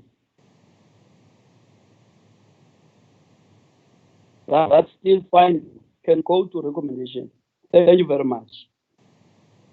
The CDC must within 30 days submit a COVID-19 revenue intervention plan addressing rental collections and payment deferral arrangements. Secondly, the CDC must within 30 days submit a progress report to the committee about the establishment of the project. And then thirdly is that the CDC must within 30 days submit a plan to the committee for managing employee morale and dealing with the governance risk. That particular recommendation has been necessitated by the report that was coming from CDC saying that they have frozen salary increases for their executives. Then the CDC must submit an implementation report to the committee within 30 days. And finally, the CDC must furnish the portfolio committee with a detailed report articulating the intervention strategies to minimize the COE budget and the relationship between. Am I doing something like that? I was still reading the last one on CDC.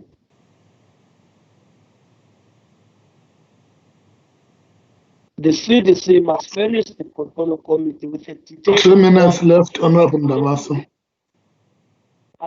3 minutes left. Strategy. Okay, to minimize the COE budget and the relationship between this and the 68 million rand revenue loss. Let's go to ECPTA. Recommendations.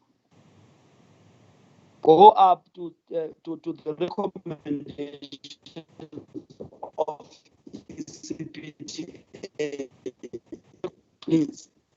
ECPTA recommendations. Who is helping me here, Chair?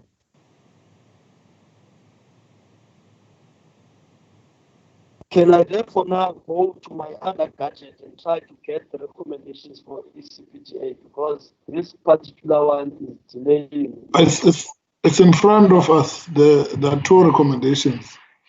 Can't you see them on your side? They are in front of me now. The DDIT must within 30 days submit a report to the committee about the review of the Act. That is the ECPTA Act that we're talking about. The ECPTA must within 30 days submit a COVID-19 revenue intervention plan addressing collections. Can we go to the gambling board? The first recommendation is that the department must urge the Department of Trade and Industry on COVID-19 regulations to allow the remaining classes of licenses to operate under local lockdown. The ECGP must within 30 days submit a COVID-19 revenue intervention plan addressing fees. The CGP must within 30 days submit a report to the committee outlining steps it has taken to adapt to the new operational environment. Liquor Board, recommendations on Liquor Board.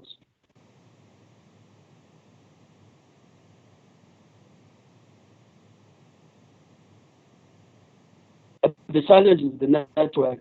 It might take time with me. It is fast on your side. Recommendations on Liquor Board, please. There they are. They must submit a plan on the impact of COVID-19 on the entity and how it will provide support to liquor traders. They must as well submit a COVID-19 revenue intervention plan. They must at least also submit a report to the committee outlining steps it has taken to adapt to the new operational environment. And finally, they must submit a plan for managing illegal liquor trade and under COVID-19 lockdown regulations. Can we go to general recommendations?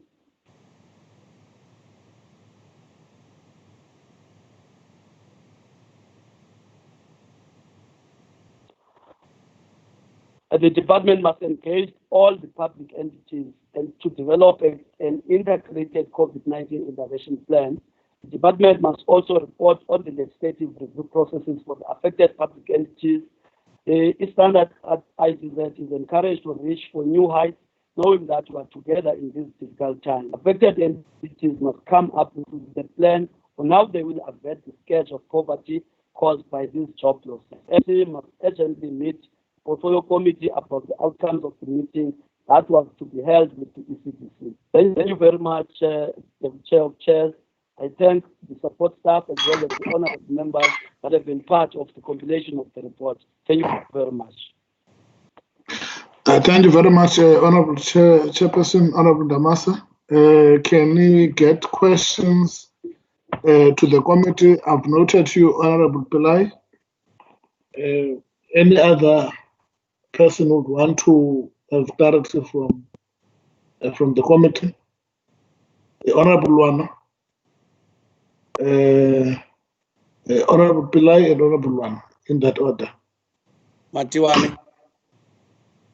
Honorable Matiwane, Honorable Knutsa. Yes, Honorable Knutsa and Honorable Matiwane. Okay, in that order. Honorable Pillai, Honorable Luana, Honorable Matiwane, Honorable Knutsa. Thank you very much.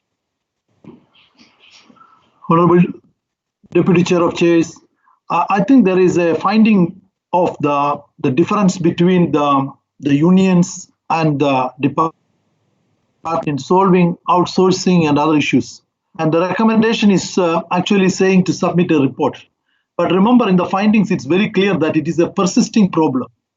And if it is a persisting problem for some time, just a report is not going to save. So I think the committee should come up with, because it involves two important items. One, outsourcing, and the other one is job evaluation. As we know that outsourcing becomes one of the most important factors even in the administrative level in all departments. Thank you.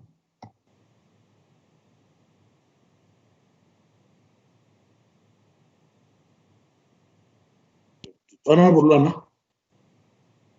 Yes, thank you, of chairs. I've got two questions. One to the committee, the other one ones would be for MEC when that time comes. One on the ECPTA finding B, where there's a mention of that 9% drop on reserves, revenue. When you look at it against the recommendation B, where it says ECPTA must submit a COVID-19 revenue intervention plan addressing collections. I'm not sure what's the thinking of the committee there, because it just does not talk to the matters at hand. I'm sure this recommendation would have been better articulated if the committee was suggesting a COVID-19 adjusted revenue generating plan as to an intervention plan. I'm not sure, Chair of Chairs, whether should I wait when you call for the ones that should be parked for the MEC. Yeah, wait for the go MEC. ahead? No. Okay. Well, comment. Honorable Matiwane. Honorable Deputy Chair of Chairs, good afternoon to you and colleagues, honorable members. Two questions for the committee. I'll reserve the others for the MEC. Let me start with the last one, this Aloe Youth Fund. I hear that the committee is raising a concern about performance of the fund. I want to know the detail. The detail in this case refers to of the funding that was allocated in the previous financial year, how much has that money been given out to entrepreneurs?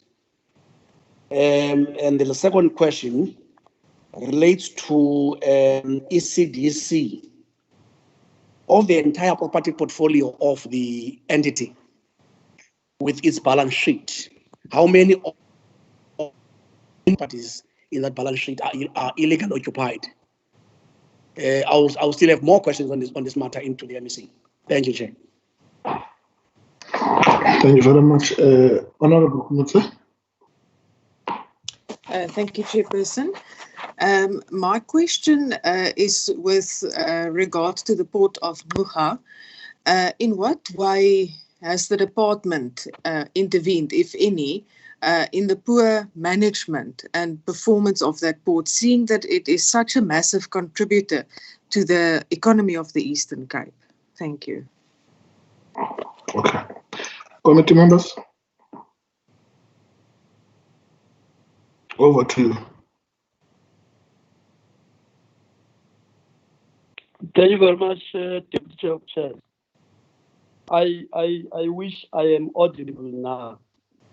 Yeah, we can hear you clearly, Fako. Thank you very much. Let me start with the last question in relation to the Port of Ngqura. If you can look at the finding as well as the recommendation, is that we are calling upon the department to be able to give a clear response in relation to the challenges of the Port of Ngqura. As much as we know that is an entity of Transnet, we even have an outstanding meeting that we are organizing with Transnet in relation to that. But of course, we are calling upon the department to be able to come back to us within 30 days and give us a straightforward answer in relation to the Port of Ngqura. That's one. On the Isiqalo Youth Fund, we are raising the concern that we have as a committee in relation to that, because in terms of the disbursement of funds, starting from the 2019-2020 budget, there has been hiccups in relation to that. And we are also going to trust that when the MEC comes, it is going to be able to come with the specifics as they relate. But of course, we scheduled a meeting that we are going to sit with the MEC and get a full report on the side of the department on the disbursement of funds and what it is that the Isiqalo Youth Fund has done thus far. On the property portfolio, as far as ECDC is concerned, I did not read out the findings as well as the recommendations as we had out with the MEC. MEC in this instance, leading the ECDC as the entity, because we will then also rely on him to be able to come with the specifics. Its specifics on the matter raised by Honorable Luana, we agree with him, but perhaps that could have been an oversight on the side of the committee. We are going to take the slant that he is proposing, because that slant is making sense, and we're therefore, as the committee, able to go and integrate that into the work that we'll be doing. Thank you very much, the Chair of Chair. Oh, sorry, Honorable Pillay, in light to the committee by the department in relation to the outsourcing, did not satisfy us. Of course, we agree with you, Honorable Pillay, to say that it cannot only be the question of the report, but we will only be able to dig deeper in terms of the accurate information that will be coming from the department. That is the rationale behind the recommendation that we are presenting. Thank you very much, Chair. Thank you very much. Honorable members, can we then clarity to the MEC, can we just ensure, honorable members, this part, it only takes 5 minutes. So the MEC have only 5 minutes for clarity, seeking questions. So when we raise issues, let's take that into consideration. Can I give Honorable Luana number 1, Honorable Matuana number 2, any other member? Honorable Kumutse number 3, any other member? Honorable Deputy Chair, please note me also. Honorable Pillay number 4. So in that order, honorable members, Honorable Luana number 1, Honorable Matuana number 2, Honorable Kumutse number 3, and Honorable Pillay number 4. Thank you very much. Thank you. relevant to the MEC to reflect on are three. One is the area of oceans economy.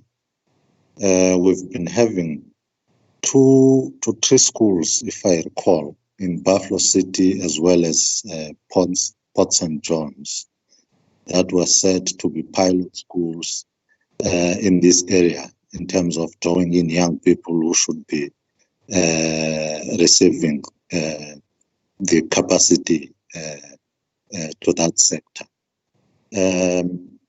And since then, there has not been much movement insofar as the province is concerned. Just a brief reflection, even if it means when we come back to close the debate. The other one on environmental management, there seems to be dead silence insofar as waste management issues are concerned, in particular the recycling that I recall at one stage that the department was championing in the province. Can you get some clarity there as well? And lastly, moving forward, you also have within the development finance of the Eastern Cape, LRAD, as well as the IMVABA fund, which was specifically designated for supporting cooperatives, whilst the LRAD was meant to help the kickstart of the small, medium, micro enterprises. Then the question would be, how much of these, because we don't seem to get to the grips of saying they are indeed propelling the small businesses and building the local economy in terms of the provincial sphere. The question is, are they not affected by the same problems that we seem to find in the isiQalo that is unable to be fully in swing? Those are the areas, Deputy Chair of Chairs. Deputy Chair of Chairs, thank you very much. It's me, right, Chair? Thank you, Deputy Chair of Chairs. Let me start with the isiQalo Youth Fund. It is my understanding, Honorable Deputy Chair of Chairs, that when the isiQalo Youth Fund was established, it was not established like a similar fund of other funds that have done or failed before. If my understanding is correct, what is the fund management model that department and the team had at the beginning of this fund? What do I mean about a fund management model? For example, I mean, who is given money? Whether when that person is given money, is that person entrepreneur, or is that person given entrepreneurial skills that can add value to our economy? And do we, at the end, is another linked question, is there a post-investment assessment being done to all those entities that get the money? We've had all the money 26 years after. We've had all the good management funds that, in my view, are not managed properly in the manner that a fund management should be managed. The last question relates to ECDC. I've raised a question to the committee about the occupation and or portfolio of ECDC. How much value are we accruing on an annual basis? And if the MEC remembers the baseline in the last financial year, and how much of the value are we accruing of those assets? Whether is it not right time that we consider repurposing the entity to respond effectively to two areas? One, to support entrepreneurs, but two, with the kind of the balance sheet of the properties, see whether or not is it right time we keep properties that add value and offload those that do not add value to us. So I want to understand the thought process of the MEC. Thank you very much. Honorable Mutsa. Thank you, Chairperson.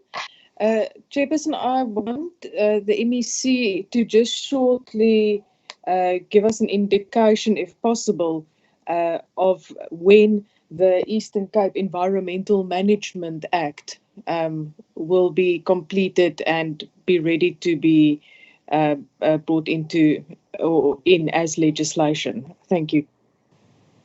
Honorable Pillai. Thank you, Deputy Chair of Chairs. I think MEC, a number of findings have been related to the East London Industrial Development Zone. I think this particular zone was developed, it was the interest of improving the lives of the around East London and even to the remote areas. Now, what I want to ask is that, and at that point, I remember even the Minister Rob Davies and other people at that time were saying that the automobile, clothing, textile, and wood industry, all these industries will be, and the supplier park will be at that level. I just want to check that where are we now in terms of that aspirations after 20 years? Are we in the right direction with the East London IDZ? Thank you. Thank you very much, Honorable Emerson. Honorable Emerson, you can, some of the question, you can add them when you come back later. You have only 5 minutes to deal with the clarities. Thank you very much, Deputy Chair of Chairs. I will respond to all of the questions when I come back on the debate. Okay, thank you very much. Can we then go to the debate? Honorable Kasim, Democratic Alliance, can you take the floor?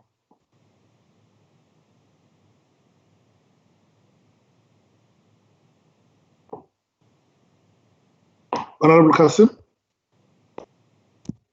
Can you hear me, Honorable? Yeah, I can hear you now. Thank you very much. I just want to start my stopwatch. There we go. Honorable Chair, fellow South Africans, I greet you with the universal greeting of peace. Assalamu alaikum wa rahmatullahi wa barakatuh. The Eastern Cape's expanded unemployment rate as of the first quarter of this financial year sits at 48.9%. This is not a new phenomenon. Our jobs crisis has worsened year on year, spurred on by a flawed economic approach and inept government. In the midst of the global COVID-19 pandemic, President Cyril Ramaphosa and his merry band of command councillors, including the Honorable Wen People Zol Zuma, subjected us all to an incoherent and irrational lockdown crisis that has since gutted our provincial economy, stripping many more of our people of their livelihoods. The jobs bloodbath that has been raging across our province for years, the same bloodbath that I've spoken about in this house in every one of my speeches with respect to this department, has now become a jobs massacre. The tragedy is that credible solutions have been offered in the past, solutions that have worked for our neighbors in the Western Cape, yet they have fallen on 10 ears. This, while some of honorable members in this house, while some of your own children have been forced to relocate to the Western Cape in order to get a job. As I scrutinized the DDIT budgets and plans for the forthcoming financial year, my heart sank. It appears even the reality of a jobs massacre cannot deter this department from pursuing the same failed strategies it always has. The role of government and its entities should not be to create. The role of government and its entities should be to create an enabling environment for the private sector, and for that should not be the role of the ECDC to act like a quasi-real estate company. They are proving this point themselves. Their property business unit sustained a 14 million rand loss in the previous financial year and is plagued by high vacancy rates and squalid conditions. Of its 1,211 properties, 659 tenants were occupying without paying. Their own target for rental collection is an embarrassing 65%, which they will not even meet. It should also not be the role of the Coega Development Corporation to run a hotel or events management, even under ordinary economic conditions. While similar businesses in these sectors have had to confront the realities of the lockdown crisis, the CDC decides to increase their scale and employ more people to run unprofitable and mismanaged businesses, despite projected over 80% decreases in projected revenue from these businesses. If SAA, Eskom, PRASA, and countless other SOEs have taught us anything, it is that when government wants to run businesses, it results in lost money that could otherwise have been spent on services. And it also results, quite tragically, in lost jobs. To make matters worse, more money is committed to bloating the bureaucracies of the department and its entities. Money that should be directly spent on empowering our businesses, industries, and economy. The Office of the MEC, fresh from a 12% increase to its office budget last year, is now allocated a whopping 75% increase this time round. We are told, and listen to this very carefully, Honourable Chair and Honourable Members, we are told that this increase is to give him another assistant and to pay for increased foreign travel. Now, whilst I concur that the MEC probably needs all the assistance he can get, it is unclear which increase for foreign travel that MEC plans to embark on when it is prohibited during the COVID-19 pandemic. The massive increases to cost of employment is cause for further bewilderment and includes a 12.6% increase for Program 1 and a 16% increase in Program 2, with decreases in budgets for goods and services. So as not to be outdone, the CDC increased its allocation for COE by a whopping 18% or 50 million rand, and this follows from their 20 million rand increase for COE in the last financial year. The same old is just not going to cut it, and investors are sick of it and are taking their business and jobs elsewhere. The province hosted an investment conference, which we are very quiet about now, because when the Premier hosted this investment conference, the only investment pledge was from the provincial government, which hosted the conference. Radical economic change is needed to unleash the kind of potential in our province and bring in investment and create jobs, the kind that has been stimulated in the Western Cape. Their tourism, trade and investment agency, Wesgro, has worked tirelessly to create an enabling environment for the private sector to drive economic growth and job creation, and boy, has it paid dividends. Investment in the Eastern Cape in the last financial year was 3.25 billion rand, whilst the Western Cape attracted more than triple, 10.73 billion rand in the same period. Our expanded unemployment rate, as I mentioned earlier, is 48.9%. Theirs is 24.8%. And whilst tourism nationwide 3 minutes left, Honorable Kassim. 3 minutes left. Had suffered, tourism in the Western Cape remained solid. Their achievements were because of interventions which mirrored their ideological clarity on what exactly the role of government should be in stimulating the economy and creating jobs. They set up an economic war room to improve communication between the provincial and metro governments and the private sector to boost economic growth. Their Premier expanded their province's red tape reduction unit to all municipalities and has focused on the issues preventing small businesses and entrepreneurs from getting their enterprises off the ground, addressing technical issues that constrain growth, such as visa regimes, port fees, licensing requirements, and slow planning processes. They're even going as far as developing also benefiting from the establishment of a cruise ship terminal at the Cape Town Harbour, and the efforts made by Wesgro Air Access, which has seen visitors to the Western Cape pre-pandemic soar, and a greater ease of doing business. Honourable Speaker, it is clear that the outdated ideological muddled economic path that we are on will further this jobs massacre. We have a responsibility to follow the example set by our neighbours, and in the face of joblessness that continues to rob our people of their potential and dignity, our pride and political differences must be set aside.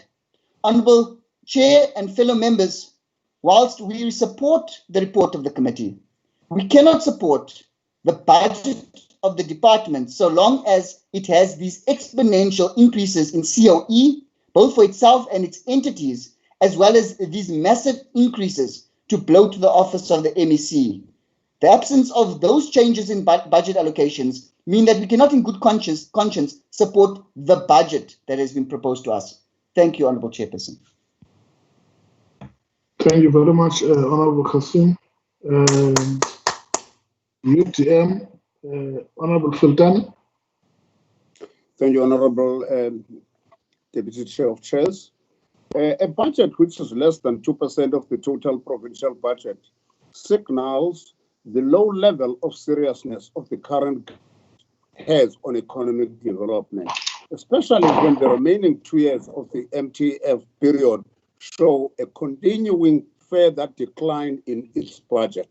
Poor business regulation, especially as it manifests itself in urban areas, has a negative impact on the outlook of our towns. Moreover, when the department has no proper register of property and environment, all suffer.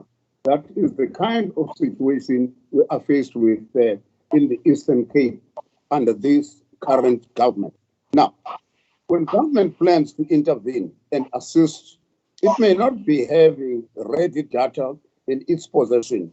This would also have a negative impact on spatial planning. The support being given to SMMEs is not structured in a manner comprehensive enough to enable them to benefit maximally from start of operations to the sale of finished products. Some of them desperately need marketing support as they struggle to penetrate the previously protected markets. The department needs to develop smarter technological methods for monitoring environmental crimes, given that it is operating with such a very tight budget. Research in this regard will be very helpful. You can't continue to use the old methods in today's environment. You need to come up with a smarter way. Please explore, I so suggest. It is the UDM's considered view that the East generation perspective of those that it does not utilize 1 minute left. Day-to-day operations. Thank you. The reason for this is that the ECDC constantly reports that it is struggling to collect rental from its tenants, and the situation is going to get worse in the next 2 years. So why keep such properties? The ECDC has a history of unpaid debts just from loans alone. So one does not want to see them exposed to such a situation, even on properties that could have been sold and turned into liquid capital. The Liquor Board needs to play an even bigger role in protecting those taverns that are licensed against unlicensed ones. During the liquor ban period, the licensed ones complied, but the unlicensed ones just continued to operate. Lastly, Honorable Chair, there is no province that can demonstrate that it is serious when it comes to job creation with such a... The time is out. Thank you. Thank you very much. Honorable Vimbayo.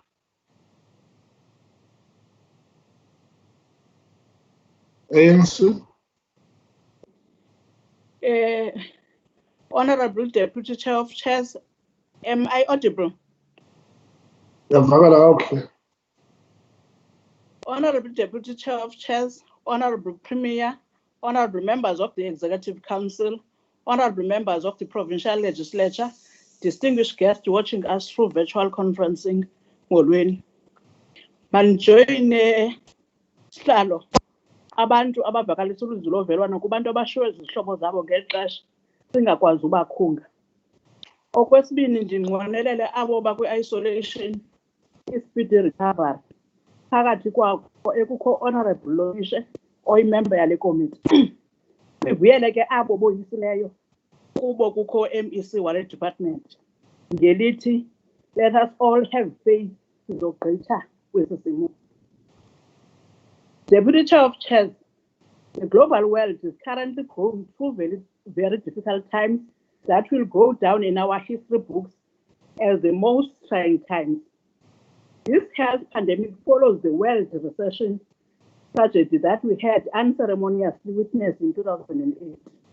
We are all aware of how bad the coronavirus has impacted our ailing global economy and socio-economic conditions across all spheres of our community dispensation.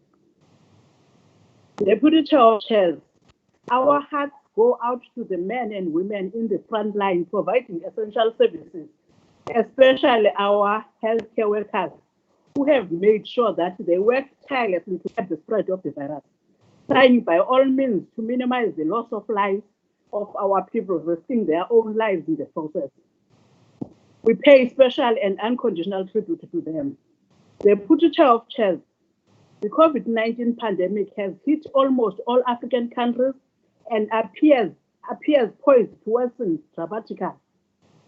The disruption of the world economy through global value chains, the abrupt falls in commodity prices and fiscal revenues, and the enforcement of travel and social restrictions in many African countries are the main causes of the negative growth.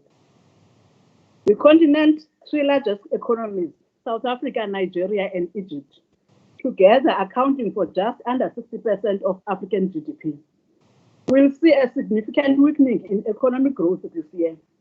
This slowdown in economic activity will permit through the continent as these countries are silent drivers behind economic growth in their respective regions.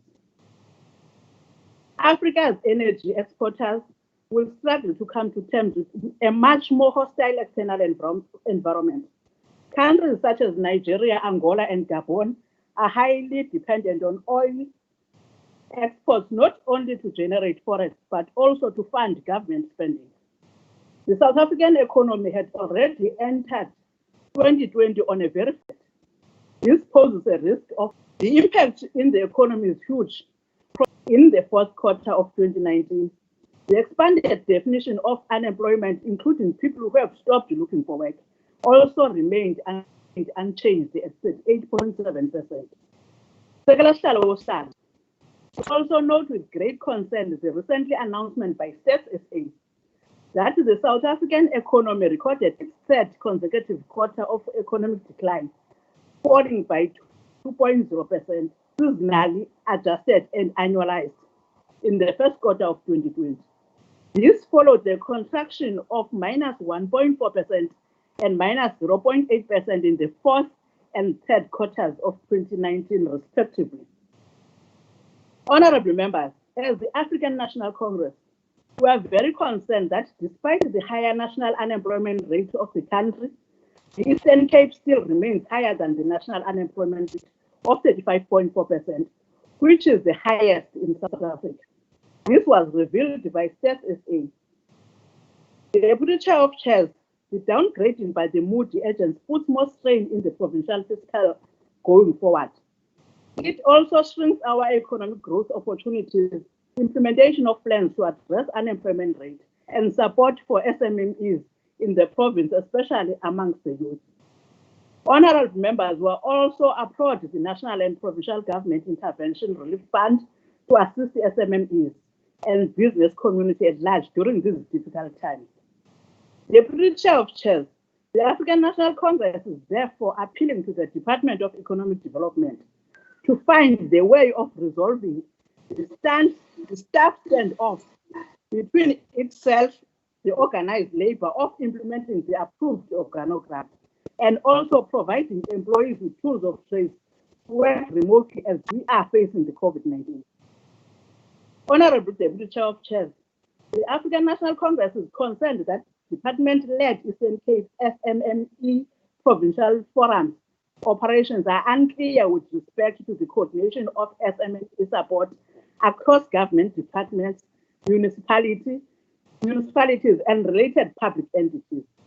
We therefore plead with the department to have a clear plan in this regard, especially during these difficult conditions of COVID-19. Honorable Chair, our youth are sitting at home and looking for the financial support to start their own businesses.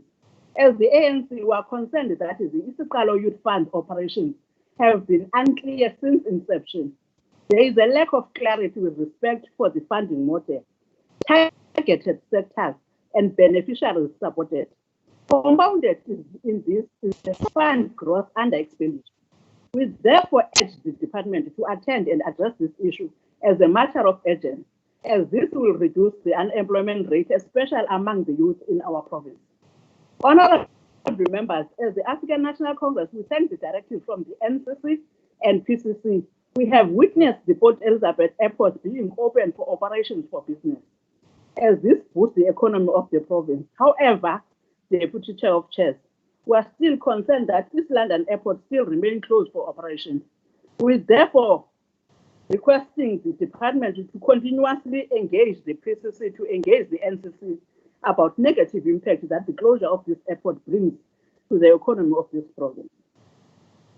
Honorable Deputy Chair of Chairs, as the ANC, we take cue from our 54th National Congress, where we observed that in order to advance our economic transformation, we need to do the following: promote growth and development, eradicate triple scourge of unemployment, poverty, and inequality, promote youth employment, small business development, and cooperatives, build a developmental state with the technical and political capacity to lead the development and transform the economy. The above, honorable members, is a task that needs all of us to work together in order to achieve the good results as we are building the Eastern Cape we want to live in. Deputy Chair of Chairs, allow me to go to the words of Amilcar Cabral, and I quote, "Always bear in mind that people are not fighting for ideas, for the things in anyone's head. They are fighting to win material benefits, to live better in peace, and in peace to see their lives go forward, to guarantee future of their children." Close quote. This means that whatever we do as this august house, provincial government, and its entities must translate to material benefit for the people of this province. Honorable members, the ANC has committed itself through our manifesto to transform the economy and to serve the people of the province.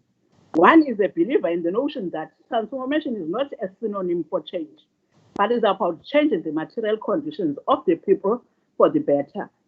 Honorable members, as the ANC, we urge the Department of Economic Development to continuously engage on all public entities and provide the necessary support needed to address the concerning issues that exist within the entities, as a matter of providing good leadership and governance, and also with the intention of improving the revenue collection of the province, among other things. In terms of the Eastern Cape Development Corporation, in 2019-2020, the ECDC defaulted on 15 million payment for the provincial treasury accruals, valued at 47 million, and is projecting to default on this current financial year's payment. The ECDC is struggling to collect rent on its properties, and the outbreak of COVID-19 has compounded. 2 minutes left, remember. Because of the tenants' non-payment and request. And Chair, the ECDC did not share in terms of East London IDZ. The outbreak of COVID-19 has delayed the construction of new facilities, slowed down investor projects, and will likely increase construction costs, reduce East London IDZ revenue generation ability, and the East London IDZ is considering the tenants' request for rental rebates. Chair, in terms of CDC, the outbreak of COVID-19 has limited investor expansion plans of a number of business operators at the CDC Special Economic Zone and the Nelson Mandela Logistic Park. Increased costs in the CDC operational environment due to need to give investors breaks, including rental deferrals, and reduce projected revenues for the current financial year. The CDC salary freeze for its executive managers and specialists lowers morale and may create governance-related risk. Deputy Chair of Chairs, in terms of the Eastern Park Tourism Agency, the review of the ECPTA Act has been handed over to the department. In terms of Eastern Cape Gambling Board, I'm just highlighting, Chair, the issues that we noticed as the committee. Lost revenue due to the COVID-19 outbreak under level 4 and 5 of COVID-19 regulations which totally shut down the gambling industry. The opening of casinos under level 3 COVID-19 regulations is inadequate because other licenses like bingos and limited pay machine operators are unable to trade.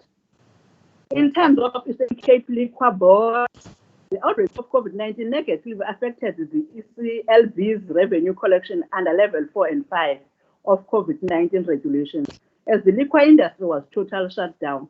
The restricted operating conditions. 60 seconds left. Chair, 1 in minute. conclusion, ANC is mindful that the outbreak of COVID-19 has negatively impacted the DDIT and all its public entities.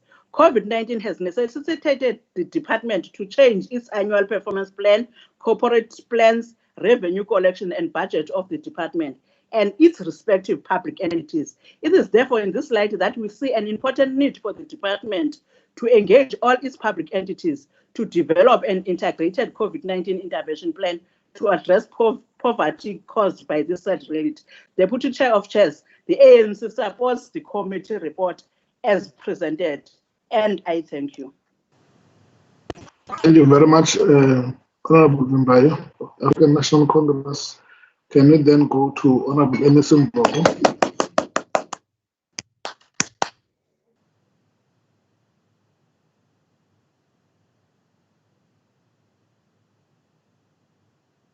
Unmute Emerson. My apologies, Deputy Chair. Thank you very much, Honorable Deputy Chair of Chairs, members of the Provincial Legislature, the Premier, members of the executive officials. I wish to welcome the report from the committee. The hard work that went behind it is much appreciated. Deputy Chair of Chairs, let me start by saying COVID-19 is going to force us to do things differently. There will be new sectors that are going to emerge, and these new sectors that will emerge. One of the questions is, what jobs are they? What jobs are these sectors going to need? Of course, we know that there would be new jobs that would be needed by the new sectors. It would need a lot of reskilling of what we have in the private sector as well as in the public sector. It gives an opportunity as well for the country to restructure the economy.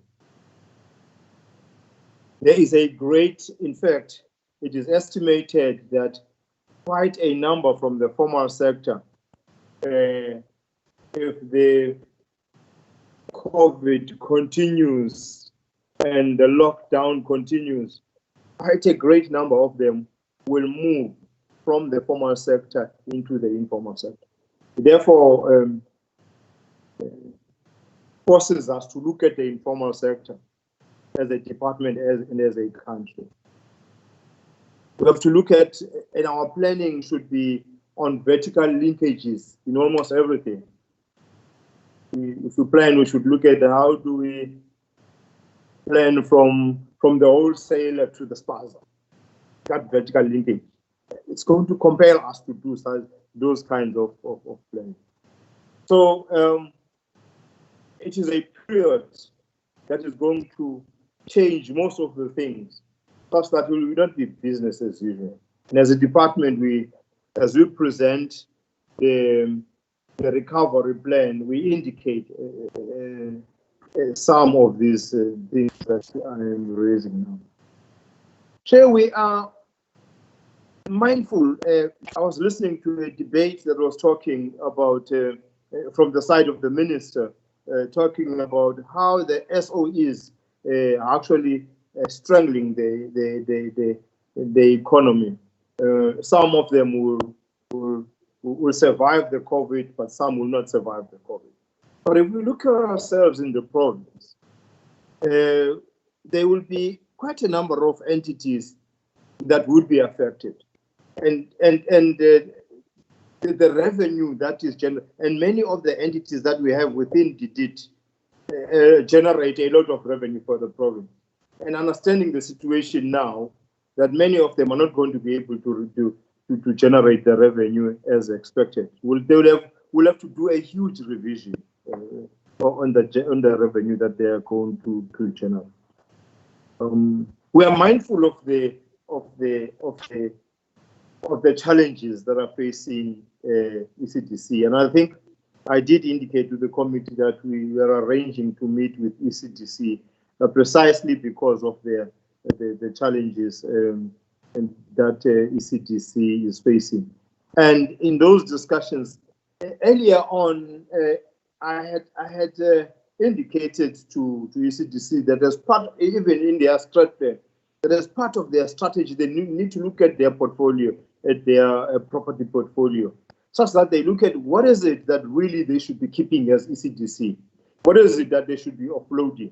And by offloading, I did not only imply that offloading to the private sector, I also implied offloading to other within, for instance, public works. What is it that could be offloaded from ECDC to public works, and so on and so on. So all of those things would depend on we are imploring ECDC to have a real look on the portfolio committee and have clear proposals. Perhaps when we discuss with them and raise our issues, that's part of what we would be raising to ECDC. But we are mindful of the challenges that ECDC is facing currently.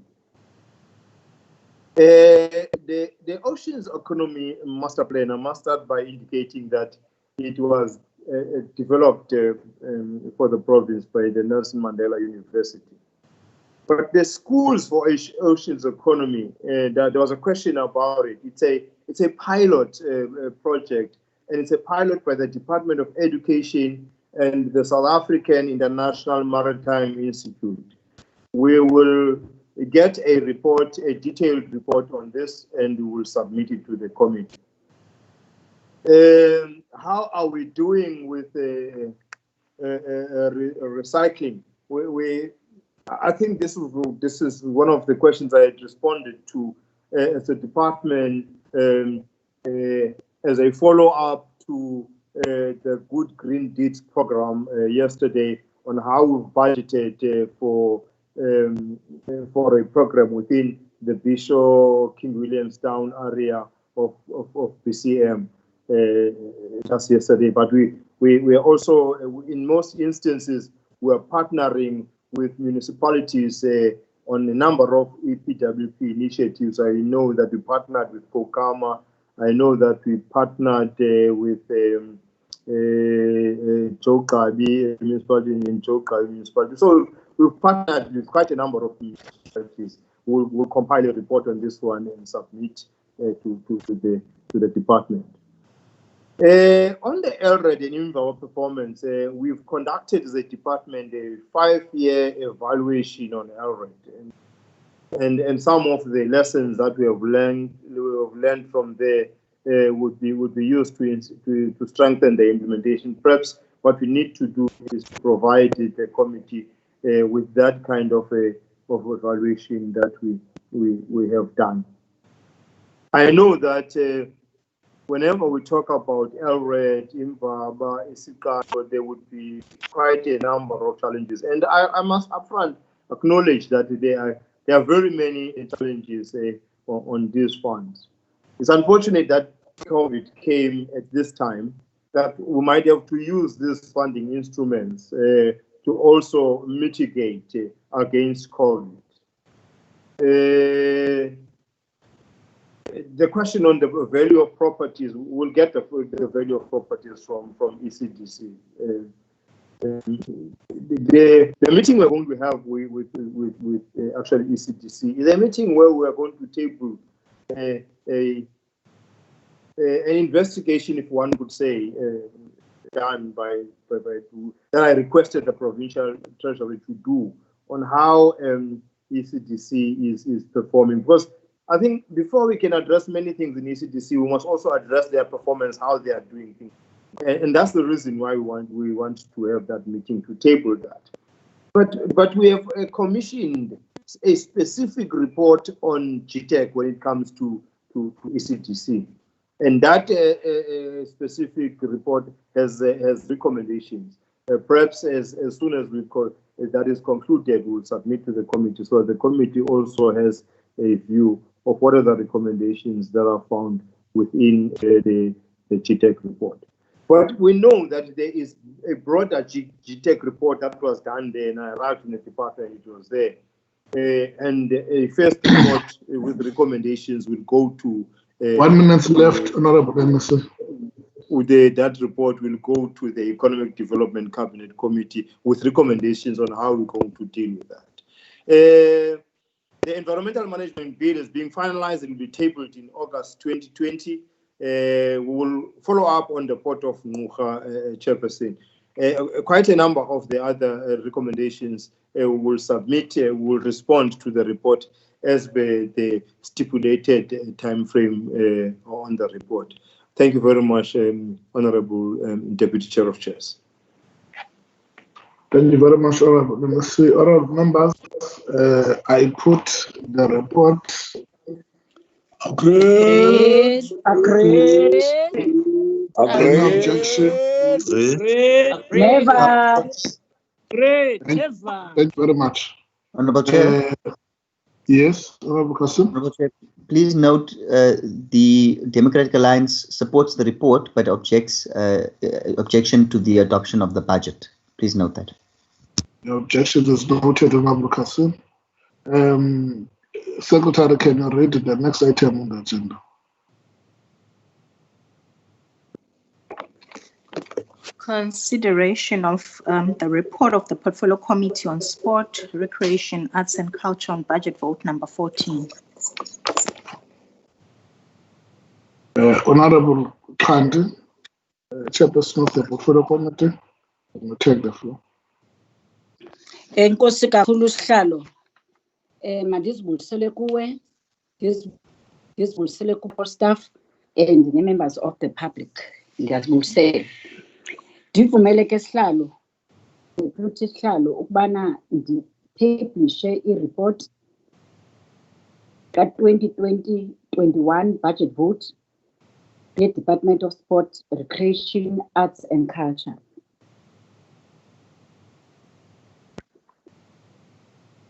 The budget allocation for 2020-21 financial year is 1 billion.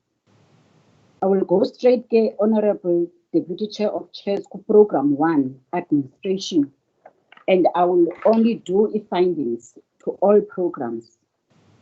The committee has noted with concern the constant rise of the budget for compensation of employees by 5.76 million during the period under review and continues to drop during the outer years. The department will, during the period under review, continue with the development of unemployed graduates and out-of-school youth through a partnership with culture, arts, tourism, hospitality, and sports sector education and training authority. Finding D, the committee has noted with concern that the department has spent 3.4 million on salaries on suspended officials, particularly at management level. E, some of the senior managers of the department have not been vetted as per the legislation. F, the committee has noted with concern that the department is still not compliant with the payment of Program 2, Cultural Affairs. Findings, the committee has noted with appreciation that the budget for cultural affairs has increased by an amount of 25.7 million during the period under review. B, the budget for arts and culture sub-program has increased by 20.3 million during the period under review. C, the committee has shared that ECPEC has been allocated at a once of 10 million to boost film industry during the year under review. D, the committee has noted with concern that the recurring finding of dysfunctional state of craft hubs and at Crystal and BCM district. If the committee has noted with concern that 11 museums are without board of trustees to enhance their good governance. The committee has noted with appreciation that the department will construct a statue of Canon Calata during the period under review. G, the committee has noted with serious concern that the Bay World Museum structure is dilapidated and needs massive renovation, and this negatively affects revenue base of the museum. H, the committee has noted with appreciation that an amount of 15 million has been set aside as COVID-19 social relief fund to compensate arts practitioners that have lost income during the lockdown period.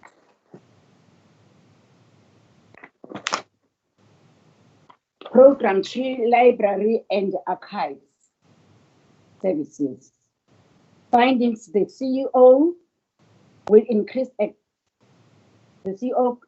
extensively by 11% due to the staffing of new libraries, including modular libraries.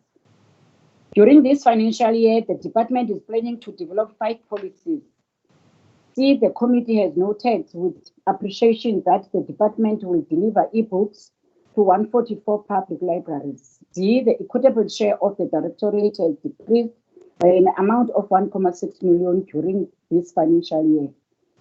E, the committee has heard that the department will initiate manual and digitized registry for its archives in districts.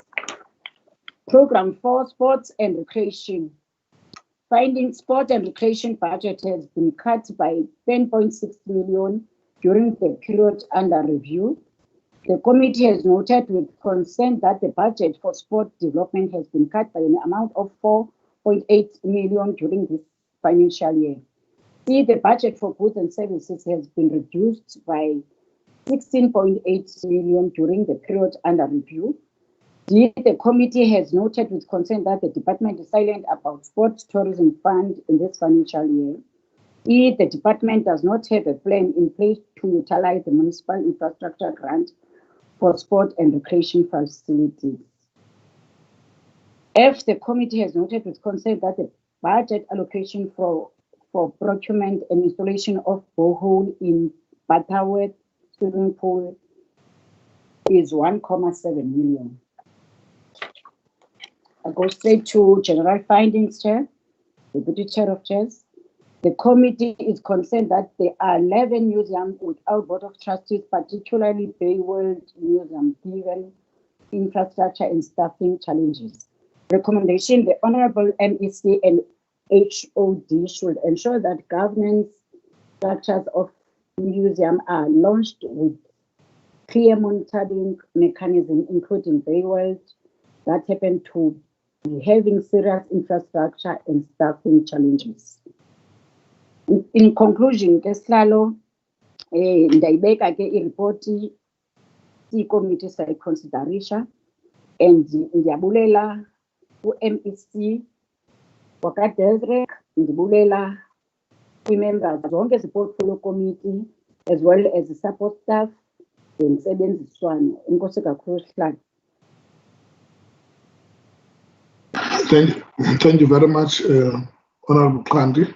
Can we then get questions to the committee? Honorable members. Any other member? Okay. Honorable Malamlela. Questions to the committee. Thank you, Honorable Deputy Chair of Chairs. I just want to check from the committee on D, which is the finding, around the 3.4 million spent on suspended officials. The amount can be misleading, Deputy Chair of Chairs, if we do not know the number of officials that have been suspended. So I want to check whether the committee does know the number of the affected officials. The next question will be to the MEC. Thank you very much, Deputy Chair of Chairs. Okay. Committee members? Thank you very much, Deputy Chair of Chairs. When we raised the question to the department, we just raised a question of delays. What caused the delays that accumulated to this 3.4? And was that it is because of the consultation with the Office of the Premier. But get the MEC will assist in terms of responding exactly on the question the member has raised. Thank you very much, Deputy Chair of Chairs. Thank you very much, Honorable Chair. Can we then get questions of clarities to the MEC? The first will be Honorable Malamlela. Any other taker to the MEC? Stevenson, please. Honorable Stevenson. Okay. Hello, Malamlela. Can you start? Thank you very much, Honorable Deputy Chair of Chairs. MEC, I want to check around this 3.4 million spent on suspended officials. In my understanding, there are laws that govern the suspension of officials. So what is causing this amount on the side of the department? Because within 60 days, my understanding tells me that you should have either, it was a precautionary suspension, a specified period of time. Thank you very much, Honorable Deputy Chair of Chairs. Thanks very much, Honorable Malamlela. Honorable Stevenson. Thank you, Honorable Deputy Chair. My question to the MEC is around Bayworld, because it's part of the constituency that I serve. Could the MEC tell us what exactly is going to happen with Bayworld? Have any funds been secured from anywhere, from any source, in order to bring about the revitalization plan? Thank you, Deputy Chair of Chairs. Okay. Over to you.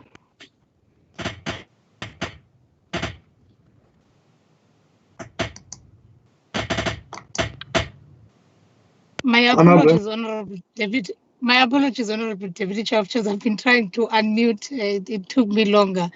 Can I request that I respond to the questions at the time when I am concluding the report in the last debate, Chair? Okay. Thank you very much. Thank now you so we go to that. Now takes us to the debate. Can we then have Honorable Zibonda of the Democratic Alliance taking the floor? Thank you, Honorable Chair of Chairs. Greetings, Honorable Chair of Chairs, Honorable Premier, MECs, members of the legislature, and the members of the public. We continue to live and learn and adapt to our new normal. This pandemic has disrupted the livelihoods of all our people, and therefore it requires that we become more aggressive and creative as a province, and this includes arts and sporting sector. A proposed budget must then be able to respond to present material conditions and provide solutions to meet the needs of our communities. Staff components form a crucial role in the functionality of all departments and should be compensated accordingly. However, compensation should not hinder the delivery of services. The department has a constant increase of the budget for compensation of employees, which now sits at 58%, while goods and services budget is at 42%. It is important to find a balance between compensating employees and ensuring that services are not compromised. This becomes difficult when due processes and legislative regulations are not adhered to, with senior managers having not been vetted and undergone scrutiny. What is even more concerning is that the department has spent 3.4 million on salaries of suspended officials at management level. This is a substantial amount of money, and the department must account and show that action, what action has been taken for consequence management and dealing with cases at a reasonable time. The department in its budgeting process must adhere to the recommendations from the provincial and national treasury to ensure all due processes are adhered to, and a revised plan that prioritizes service delivery within the department. That all employees, especially on a management level, have been vetted and possess all the necessary qualifications. On cultural affairs, the film industry has shown itself to be a key driver of the arts within the province, with a number of successful films such as The Knuckle City, and most recently an East London-born actor, Luca Nyobele, has shot a feature-length comedy drama film named The Ground Under, which is in its editing phase. This film was shot by actors with their own crops in their respective homes. This shows the level of innovation and creativity within the arts industry. We must cultivate and work together with these artists and provide them with the necessary resources and funding they require. The 10 million boost, therefore, within the industry is welcomed and must be distributed equitably and used for its intended purpose. Proper scrutiny must be taken in how funds are used, and there should be no more room for looting. ACPEC should execute its mandate accordingly and report to the committee at the end of the financial year on how these funds were used and the impact therein. The state of the Baywell Museum, Honorable Deputy Chair of Chairs, its dilapidating infrastructure is not a new issue. In the past few years, it has been going on and it's going down the ground. And most recently, it has become evident that things are getting worse. Each day there is a failure to take action, and to end the state of this institution becomes worse. The department has indicated that they did not receive national funding, but has taken steps to make 15 million relief fund for our artists. We trust that these funds have been finally distributed to those who have met the criteria. Furthermore, we will follow up on this matter to ensure that athletes and artists receive their funds. They have been hard hit by the lockdown and need all the necessary support. Furthermore, the department needs to properly outline what projects it has planned for this financial year, and in light of the global pandemic, what alternatives have been proposed, as strict regulations need to be adhered to. It must provide clear and practical plans in the sports, cultural, and service. And here, the equitable share for the Libraries Directorate has been decreased by 16.6 million. Libraries already face challenges from issues of security, understaffing, and no access to internet, and lack of resources. The department should provide support to municipalities to run libraries within their geographical area. Municipalities are already in distress and are struggling with this extra money. Secondly, it should expedite the rollout of ebooks and the internet services so that its patrons can be best served. Within the sports program, the budget for goods and services has also been reduced by 16.8 million. For sports development, it has been reduced by 4.8 million.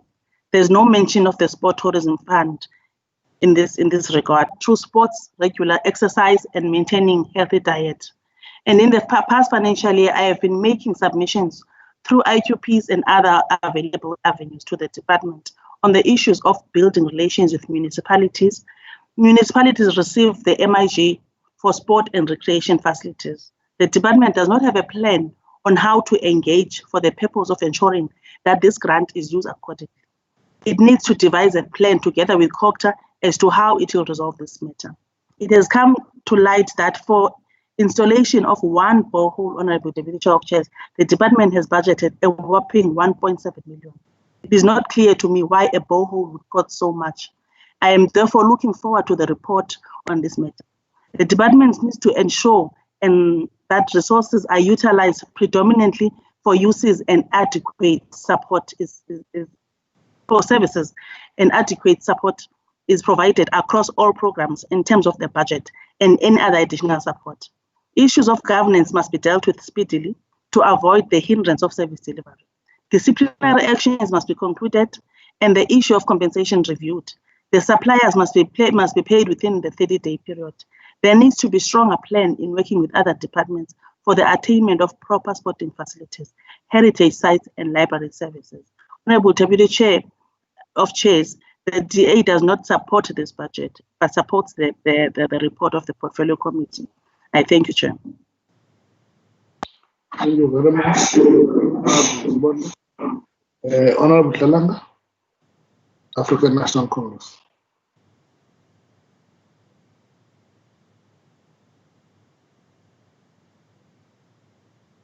Honorable Talanga, African National Congress.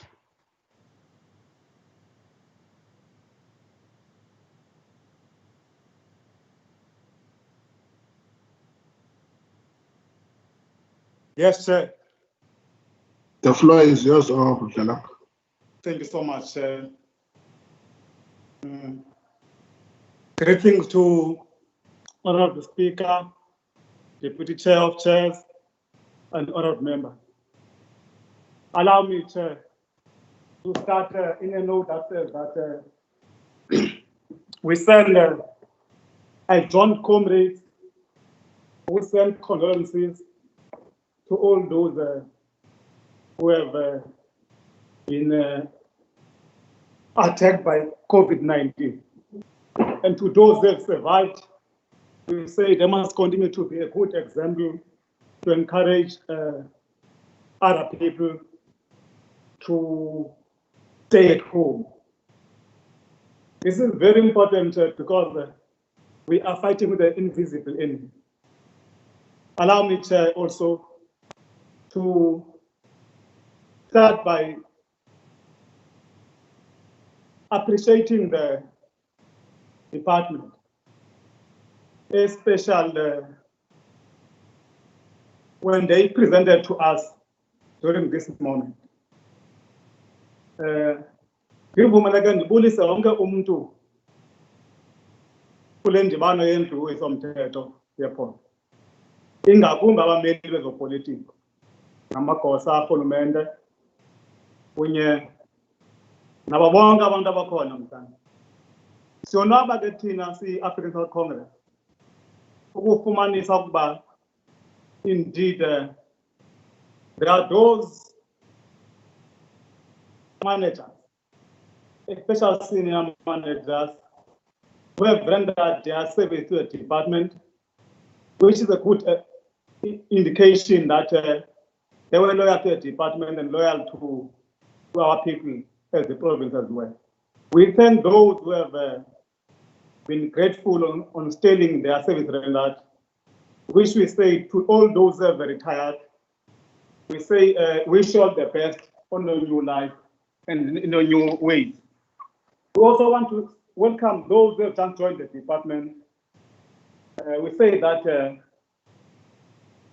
we are confident that we will and we have a cordial relation and working relations with all these managers, including the new HOD.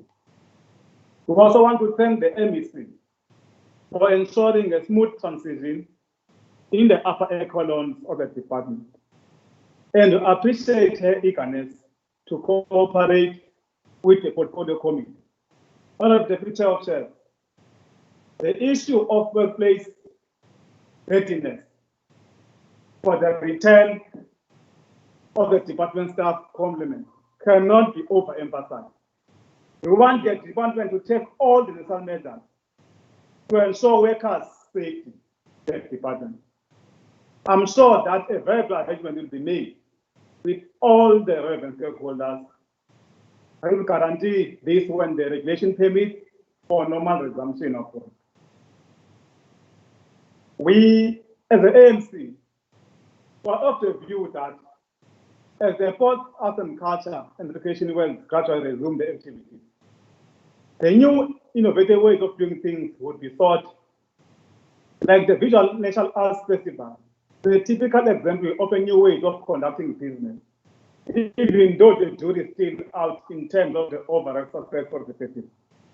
We appreciate the bravery displayed by the department in presenting a budget for consideration by this House, despite the imminent and present challenges confronting it. It is indeed a reality that the department is facing serious budget constraints, and as such, our members, would want, on behalf of the department, to feel that the grinding edge from our sister department, ingabaweli noko bakwethu kwanele.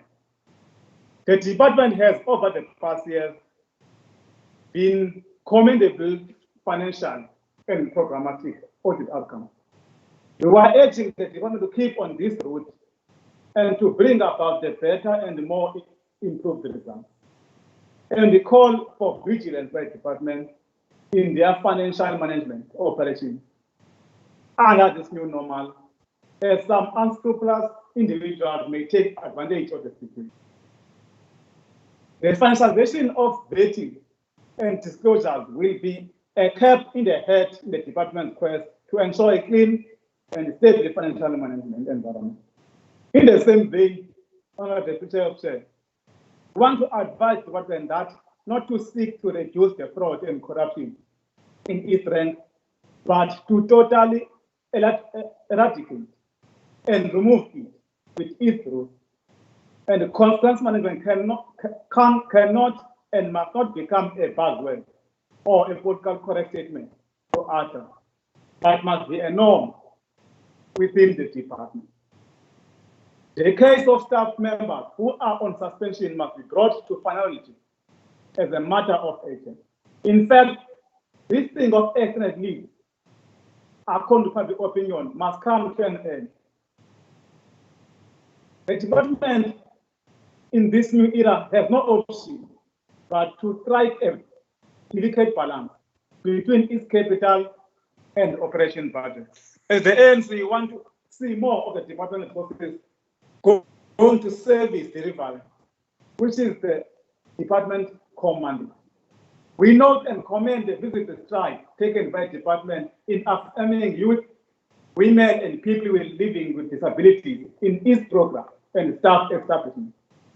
As you know, Honorable MEC, through you, Deputy Chair, the youth are the receiving end of the merciless economic system of human existence in this current world order.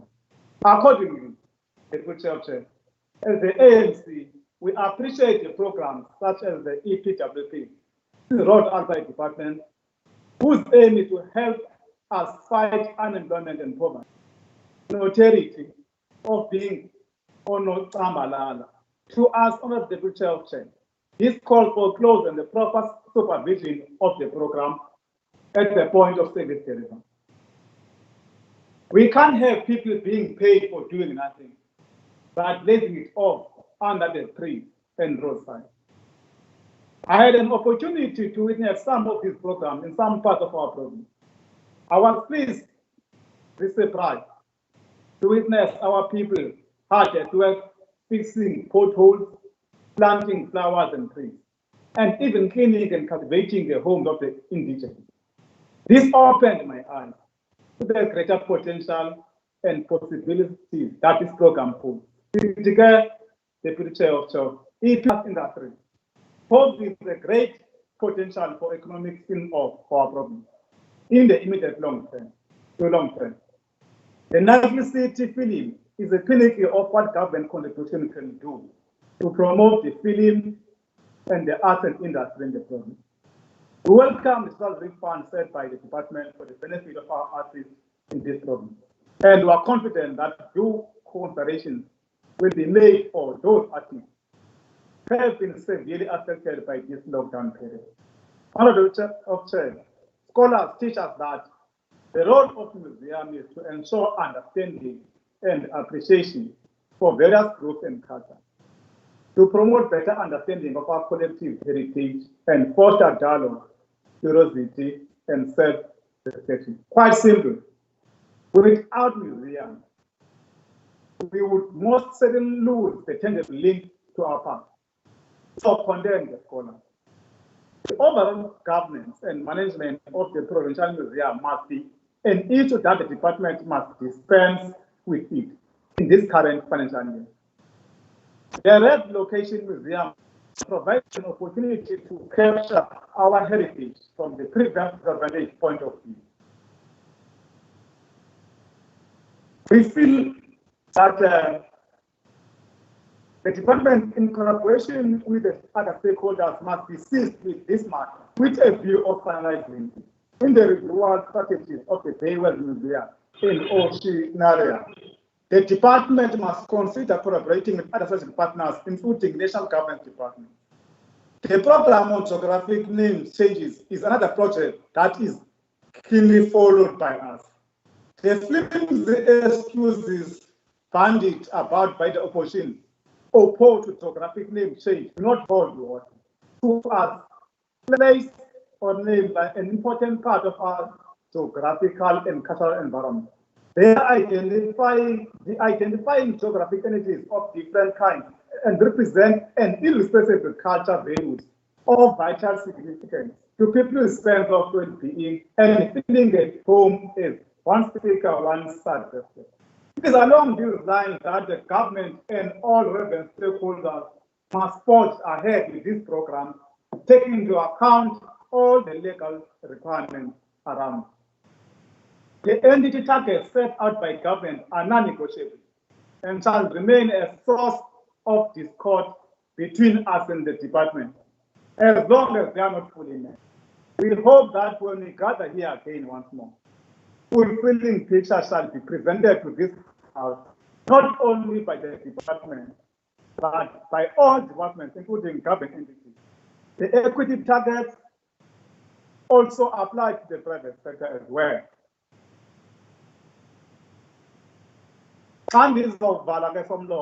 We want to deal with this misnomer that the Western Cape is a paragon of excellence that must be emulated by the rest of us. This misnomer is misleading, is misguided, and not informed by reality. As I stand here today, Honorable Deputy Chair, to request members of the opposition party to disabuse themselves of the notion of the super province, where all is good and excellent, can only be attained by the level of education of our government. It is not by, it is by law. 2 minutes left, Honorable Dlalang. 2 minutes left. In the government, that will indicate often pick the number of sports, but it is to the research environment. As we close, as the MP, we may just be appointed or discouraged by some opposition party that does not support the budget. Instead, you remember the wide web of AC. I'm thankful to all those who said no. Because of them, I did it myself too. Honorable Chair, the African National Congress support the report. I thank you. Thank you very much, Honorable Dlalang. Honorable MEC, Ryan. Thank you very much, Honorable Deputy Chair of Chairs. I almost said good evening. Good afternoon, Honorable Premier, the MECs, members of the Provincial Legislature, and all government officials in this virtual meeting, and all those who are observing the proceedings from the social media. Good afternoon. Honorable Deputy Chair of Chair, allow me to firstly acknowledge and commend the valuable contributions and the excellent oversight work by the Portfolio Committee when we were dealing with this oversight period. It has not been an easy period for us as the department, Honorable Deputy Chair of Chairs, because in the process we have lost a general manager whilst we were appearing before the committee. We subsequently have 2 general managers that had been attacked by COVID-19. So it made our work very difficult to appear before the committee. And that is why we acknowledge and commend the patience that has been shown by the Portfolio Committee under the leadership of the Chairperson, Honorable Kanti. We struggled a lot, but at the end of the day, we were able to find each other and pull through the work that was expected of us. Planning in the context of the COVID-19 as a pandemic I would like to equate it to similarly being like changing a wheel whilst the car is in motion, because once you think you are getting hold of what needs to be done, the next day things turned out to be the worst, and you are expected to do something at that point in time. So it really is a difficult period for all of us, and we are moving in uncharted terrain. That's why we are grateful for the portfolio guidance in these uncertain times during the appropriation of the 2020-2021 budget of the department.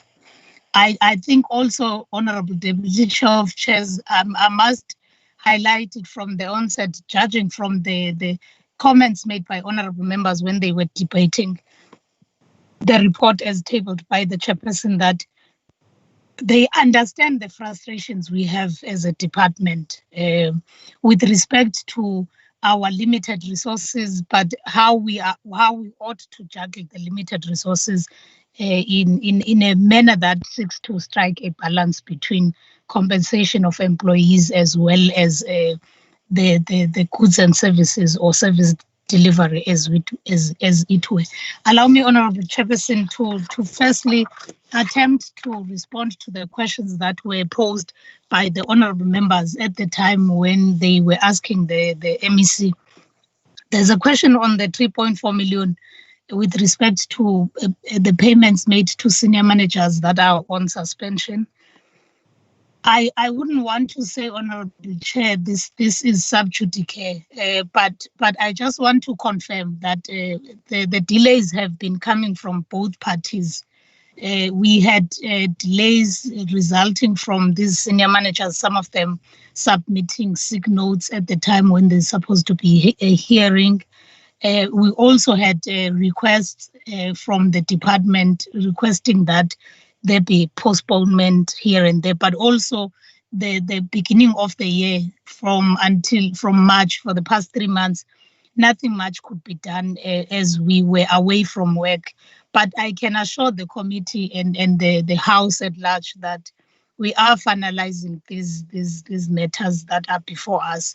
Some have been dispensed with, but some are coming into finalization.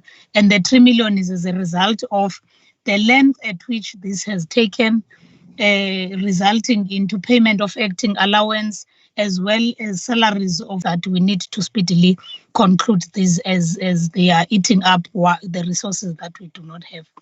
The issues that relate to Bayweld, Honorable Deputy Chair of Chairs, yesterday I was supposed to have responded to a question for oral reply by Honorable Gaya.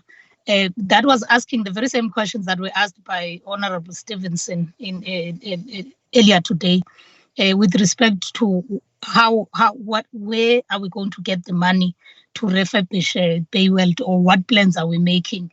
The reality of the matter, Honorable Deputy Chair of Chairs, is that for the museum to be refurbished, we need about 600 million, which is more than 50% of our annual budget. And therefore, as a department, we cannot afford to refurbish on our own the museum. But however, we have made a submission to the executive committee, the EXCO, lobbying for the additional resources so that we can be able to take care of this, as we understand ourselves the manner in which this museum is dilapidating. But also we are engaging with the Nelson Mandela municipality, our key partner, in ensuring that there are operations in that museum. And we are approaching private sector to assist us in funding. So in essence, we are not lying low, or we are not disregarding the matter of Bayweld. We are doing our utmost best to ensure that we refurbish it and bring it back to its former glory. Like I have indicated, Honorable Deputy Chair of Chairs, that we accept the findings and recommendations as raised in the various programs, and we fully commit that we are going to implement the recommendations in accordance with the timeframes set by the House. One of the recommendations, Honorable Deputy Chair of Chairs, is that we implement zero-based budgeting. And we have started doing that, working together with the provincial treasurer.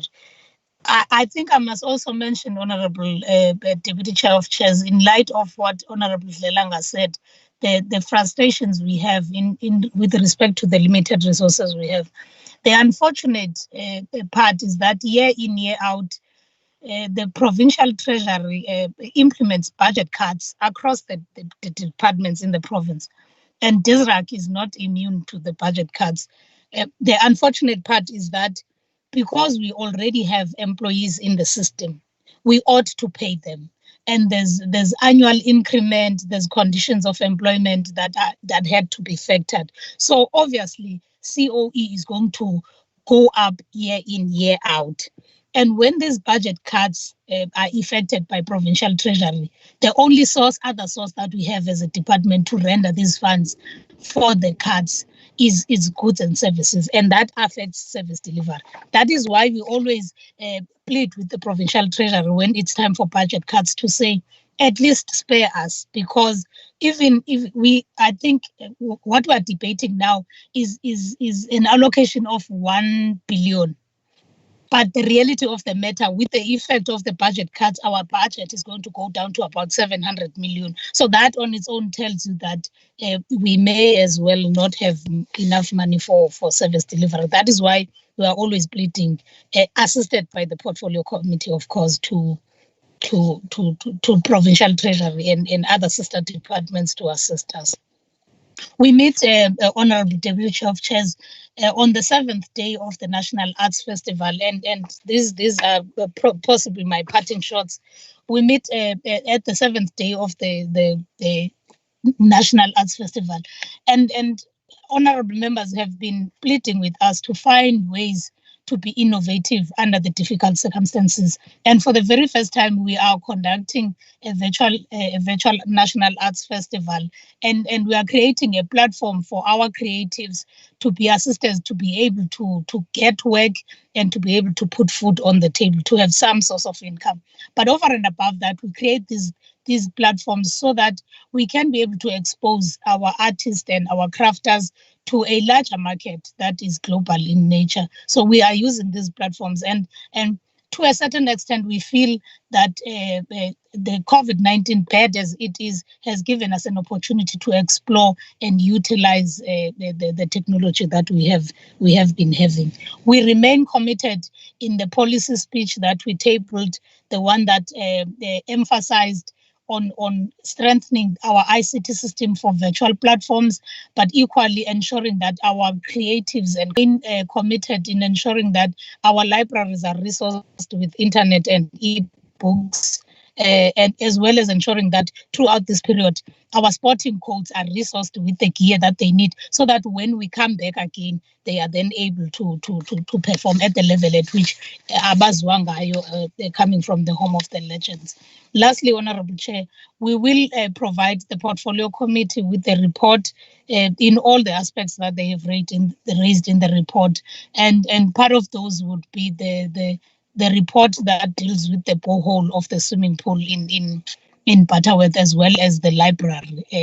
With that being said, I would like to thank the wisdom of the portfolio committee under the chairperson, Honorable Kandi, and all the committee members, and appreciate both the HOD and the committee staff and my team in the office. I truly appreciate your support, as well as the guidance given from time to time by the Honorable Premier. Thank you so much, Honorable Deputy Chair of Chairs.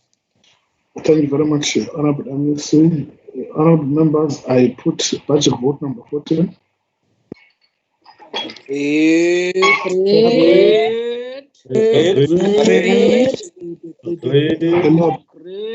objection? No objection. Never. Agreed. Never. Members, can you then move? Deputy Chair of Chairs. Acting Secretary. Hello, Acting Secretary. Can we move to the next item on the agenda?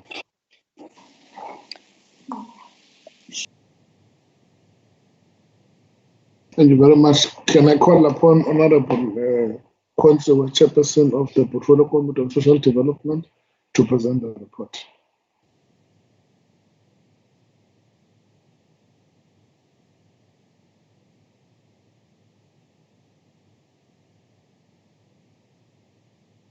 Honorable Consul.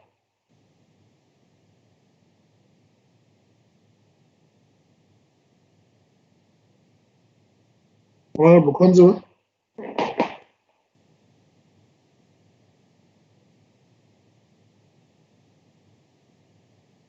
Honorable Konzo.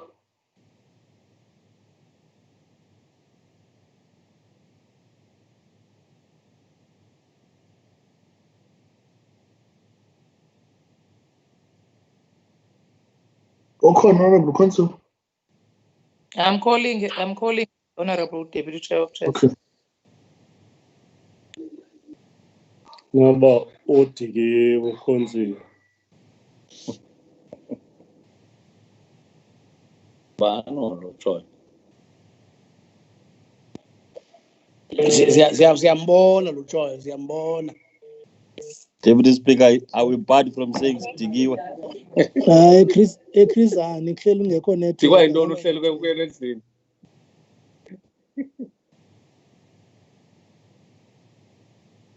What Chair Chris Anakho network. But you can ask the whip. I'm not sure the whip of the committee is around. The whip of the comment. One of the comment. Yes, Chair. Can you present? Honorable Konza, can you present the report? Okay, Deputy Chair of Chairs. The floor is yours. 15 minutes. Thank you, Deputy Chair of Chairs. I will depend on the person that will run the slides for me because I don't have the report with me now. Honorable Chair of Chairs, honorable members, the Honorable Premier and Executive, I will zoom straight to the recommendations and the findings and the recommendations of the report according to the 3 programs. I'll go straight to program 1 and go to the recommendations there. The findings, sorry. Finding number 1, the department has appointed 25 contract personnel, resulting on 752 posts. 752 posts being additional to the staff establishment as opposed to the 277 of the previous year. B, the department had in the year 2019-2020 placed a moratorium on all appointments to accommodate payment of occupational specific dispensation, and this has led to a total of 207 vacant posts. C, there is no budget that has been set aside for OSD payments this financial year. D, the department has 30% of staff returning to work as a compliance measure to COVID-19 regulations, and this has had a negative impact on the timeous payment of NGOs and NPOs. E, the department is still faced with a challenge of alternative accommodation for provincial employees, and this has been the case since February 2019-2020. F, the department had 21 social workers that embarked on a stay away from work since February 2019. Recommendations. The department must fast track the finalization of the organizational review so as to deal with all its challenges, including dealing with the personnel that is additional to the staff establishment. A report in this regard must be submitted to the committee 30 days after the adoption of this report. B, the department must urgently fill its vacant posts so as to curb the high levels of unemployment, more especially during this time of COVID-19 pandemic that has led to a number of companies retrenching their workers. A report must be submitted to the committee 30 days after the adoption of this report. C, the department must, together with the provincial treasury, ensure that a budget is set aside for OSD payments during the budget adjustments. A report must be submitted to the committee in this regard. D, the department must devise a plan it will utilize in ensuring that NGOs and NPOs are paid on time even during the pandemic. The said plan, together with the progress report, must be submitted to the committee 30 days after the adoption of this report. E, The department, together with the Office of the Premier, Provincial Treasurer, and Department of Public Works, must expedite the process of finding suitable accommodation to ensure that employees' optimum performance is achieved. A report in this regard must be submitted to the committee. F, the department must ensure that the 21 social workers are provided with office space and implement disciplinary measures if necessary. A report in this regard must also be submitted. Then we go to the next program, which is program 2, findings. A, the number of beneficiaries benefiting from social relief of distress programs has been reduced by 10.5%, yet there is more need for provision of parcels during the COVID-19 pandemic. B, the department has not yet implemented the social relief of distress to individuals that are in need, despite a government directive to ensure that food parcels are distributed to individuals that are experiencing hardships during the national lockdown. C, the budget for quite a number of activities in the program could not be utilized in the first and second quarter due to activities not practically possible to undertake as a result of the SD compliance with COVID-19 regulations with regard to the restrictions in the movement of people. The budget, which would have been used in the first and second quarter under these sub-programs, has since been surrendered to form part of the budget cut. D, the department has not yet resolved challenges pertaining to the, I don't see that, to the, just a little bit down. Yes, to the funding of the Eastern Cape Frail Care Center. As a result, the center is still funded as per court order since 2016-17 financial year. Furthermore, a resolution in order to solve this impasse, and that has not come to fruition. 4 recommendations. A, the department must, during the review of the budget estimates, ensure that the budget for food parcels is increased so as to reach quite a number of beneficiaries. B, the department must expedite the implementation of the social relief of distress to deserving individuals. A report on the matter must be submitted to the committee 30 days after the adoption of the report. C, the department must provide the committee with details of the amount of money surrendered due to COVID-19. The report must be submitted to the committee 30 days after the adoption of this report. D, the department, together with the Office of the Premier, Provincial Treasurer, and the Department of Health, must urgently expedite the process of finding a lasting solution to the funding of the Eastern Cape Frail Care Center, as this is long overdue and does not reflect good financial management practices. A report in this regard must be submitted to the committee. Findings for Program 3, Honorable Deputy Chair of Chairs and the members. A, the department has committed to implement the family-based model as an innovative strategy to care and protect vulnerable families and those that are at risk. The model was first formulated in 2015. B, the department has reduced its revised targets for ECD practitioners in registering centers or in registered centers by 26.6%. C, the ECD targets have been reduced, yet the budget allocation remains the same. Over and above this, the department has not made any transfers to ECD centers as they are closed due to COVID-19. This has a direct impact on the stipends of ECD practitioners. D, the department has increased the revised targets for the number of family members participating in family preservation services and parenting services by 49% and 37.5% respectively. The increase is despite the fact that these services involve dialogues and awareness campaigns which are conduct-based and could be detrimental to the welfare of individuals during the COVID-19 pandemic. Recommendations to these findings are: A, the department must provide the committee with a clear report indicating measures it will put in place in order to ensure effectiveness of the family-based model.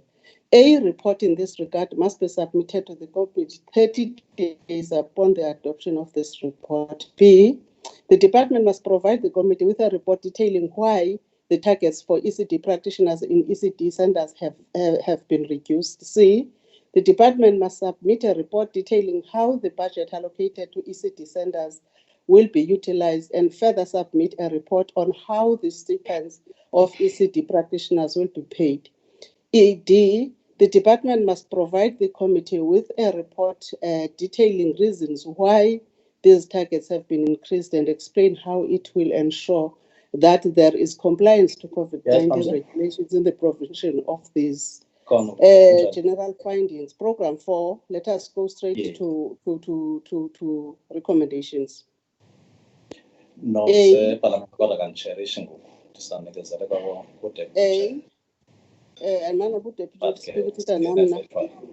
Deputy Speaker.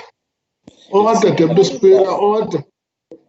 A, the budget for the program has increased by 10.7 due to an additional budget for gender-based violence. B, the department plans to recruit 9 data capturers for gender-based violence. C, given the rise in cases of gender-based violence, the department must reconsider the shift and rather develop other creative ways to ensure that the allocated budget deals with GBV, which has become a thorny sketch. A plan of action must, in this regard, be submitted to the committee 30 days after the adoption of this report. D, the department must ensure that the preventative programs are effective and reach out as many people as possible. E, the department must submit a report to the committee detailing how it will ensure that children in these centers will not be affected by this measure. And the report must be submitted to the committee 30 days from now. Program 5, finding A, the department has identified skills development and youth employment as one of the key priorities this term, yet targets pertaining to the following performance indicators for youth have been reduced as listed there, honorable members, from bullet 1 to bullet 4. I won't read them. B, the department continues to reduce performance targets pertaining to women development. 4 recommendations. A, the department must provide a detailed report outlining reasons for the decrease in performance targets for youth development, more especially as this is a national priority. The report must be submitted to the committee 30 days after adoption. The department, as B, must provide a detailed report outlining reasons for the decrease in the performance targets for women development, more especially as this is a priority. The report again must be submitted to the committee 30 days after the adoption of this report.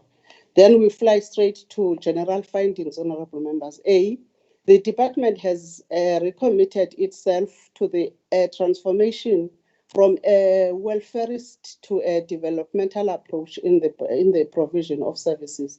This has been a statutory requirement for the last 23 years, as based on the white paper of 1997. Yet the progress has been very slow. As a result, departmental resources are still biased towards the historically advantaged areas instead of the historically disadvantaged ones. The general recommendation, therefore, is that A, the department must provide a detailed plan outlining a new and innovative approach it will embark on, which will ensure that this time around the transformative and developmental approach is realized in rendering services to the vulnerable people of the province. The plan must be submitted to the committee 30 days after the adoption of this report. In conclusion, honorable members, Deputy Chair of Chairs, the department must ensure that the recommendations are responded to within 30 days, those that are not given any time frames in line with the Rule 203 of the standing committees. And then the chairperson would like, therefore, to thank the honorable members of the committee for the vigorous engagements and the support staff of the portfolio committee for the support they have provided. I think also she wants to thank the department for consistent cooperation with the committee in regards to providing responses where needed and providing leadership in the department. Thank you very much, Honorable Speaker. We therefore present the report. Thank you very much, Honorable Konza. Can we then get questions to the committee?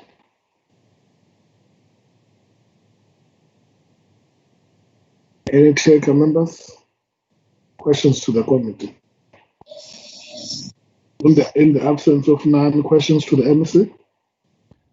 Thank you, Deputy Chair of Chairs. It's Stevenson.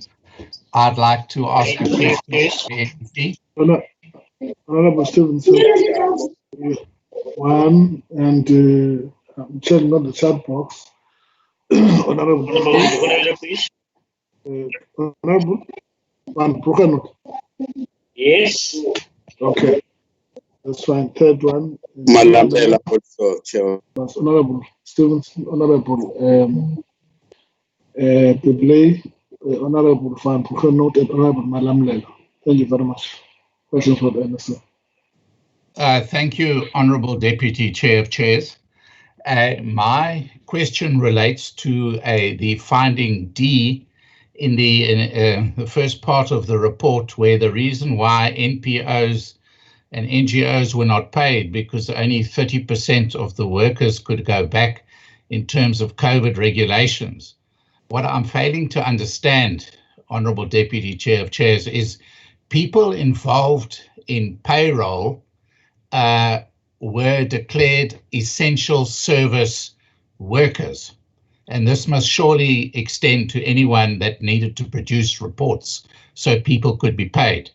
The non-payment of these NGOs and NPOs has placed them under incredible hardship. So my question is, why were they not able to pay them? This is an old problem in the department. It's been going on for years. So I'd like an answer to that, please. And then related to that, my second question is, how were they then able to pay the suppliers of food and bedding for shelters, whereas they weren't allowed, whereas they were not able to pay NGOs and NPOs? Thank you, Deputy Chair of Chairs. Thank you very much, Honorable Pillay. Honorable Deputy Chair of Chair, my question is to the MEC. Eh? Yes. Okay. I think COVID-19 had a very serious adverse effect on the education sector and also on the schooling sector. But one of the areas which people have forgotten about is about the ECD sector. And we could find that there is no pronunciation on this particular matter that when these ECD centers are going to open. Even the national minister, when pronounced on basic education pronounced, she said that not given enough consideration at this point. In fact, the Minister for Social Development did not even mention on that. So I just want to ask to the MEC, this is the flagship program of the DST. And it is where actually we all hope and trust that the future generation will get its. What is the plan and how? Because it is reports saying that the centers are actually selling equipment to survive because of they are not sure when it will be start because of the meager amount they are getting and the support from the other side as incentives. So I want to MEC to respond. Do we have a plan to deal with this particular crisis where it is unnoticed among the other sectors of education? Thank you. Honorable Madam Lena. Deputy Chief Chairs, Is it true? Thank you, Deputy Chief Chairs. Honorable, just after Honorable. Thank you, Chair. Deputy Chair.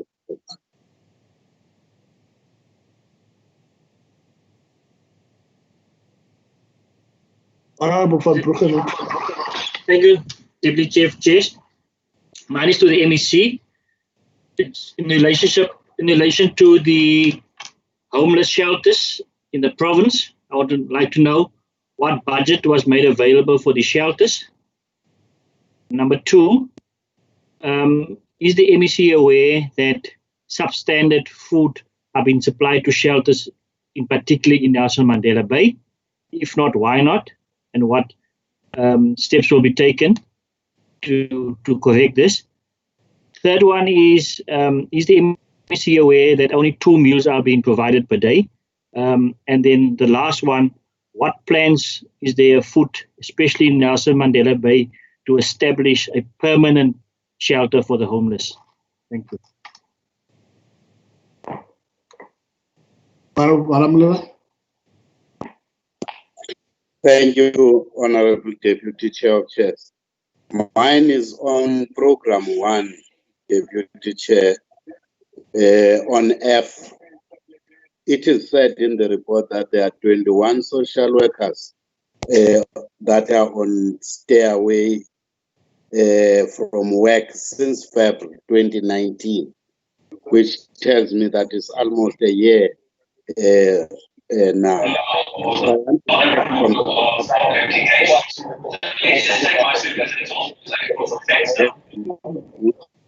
Since 2019 chairperson. Thank you very much.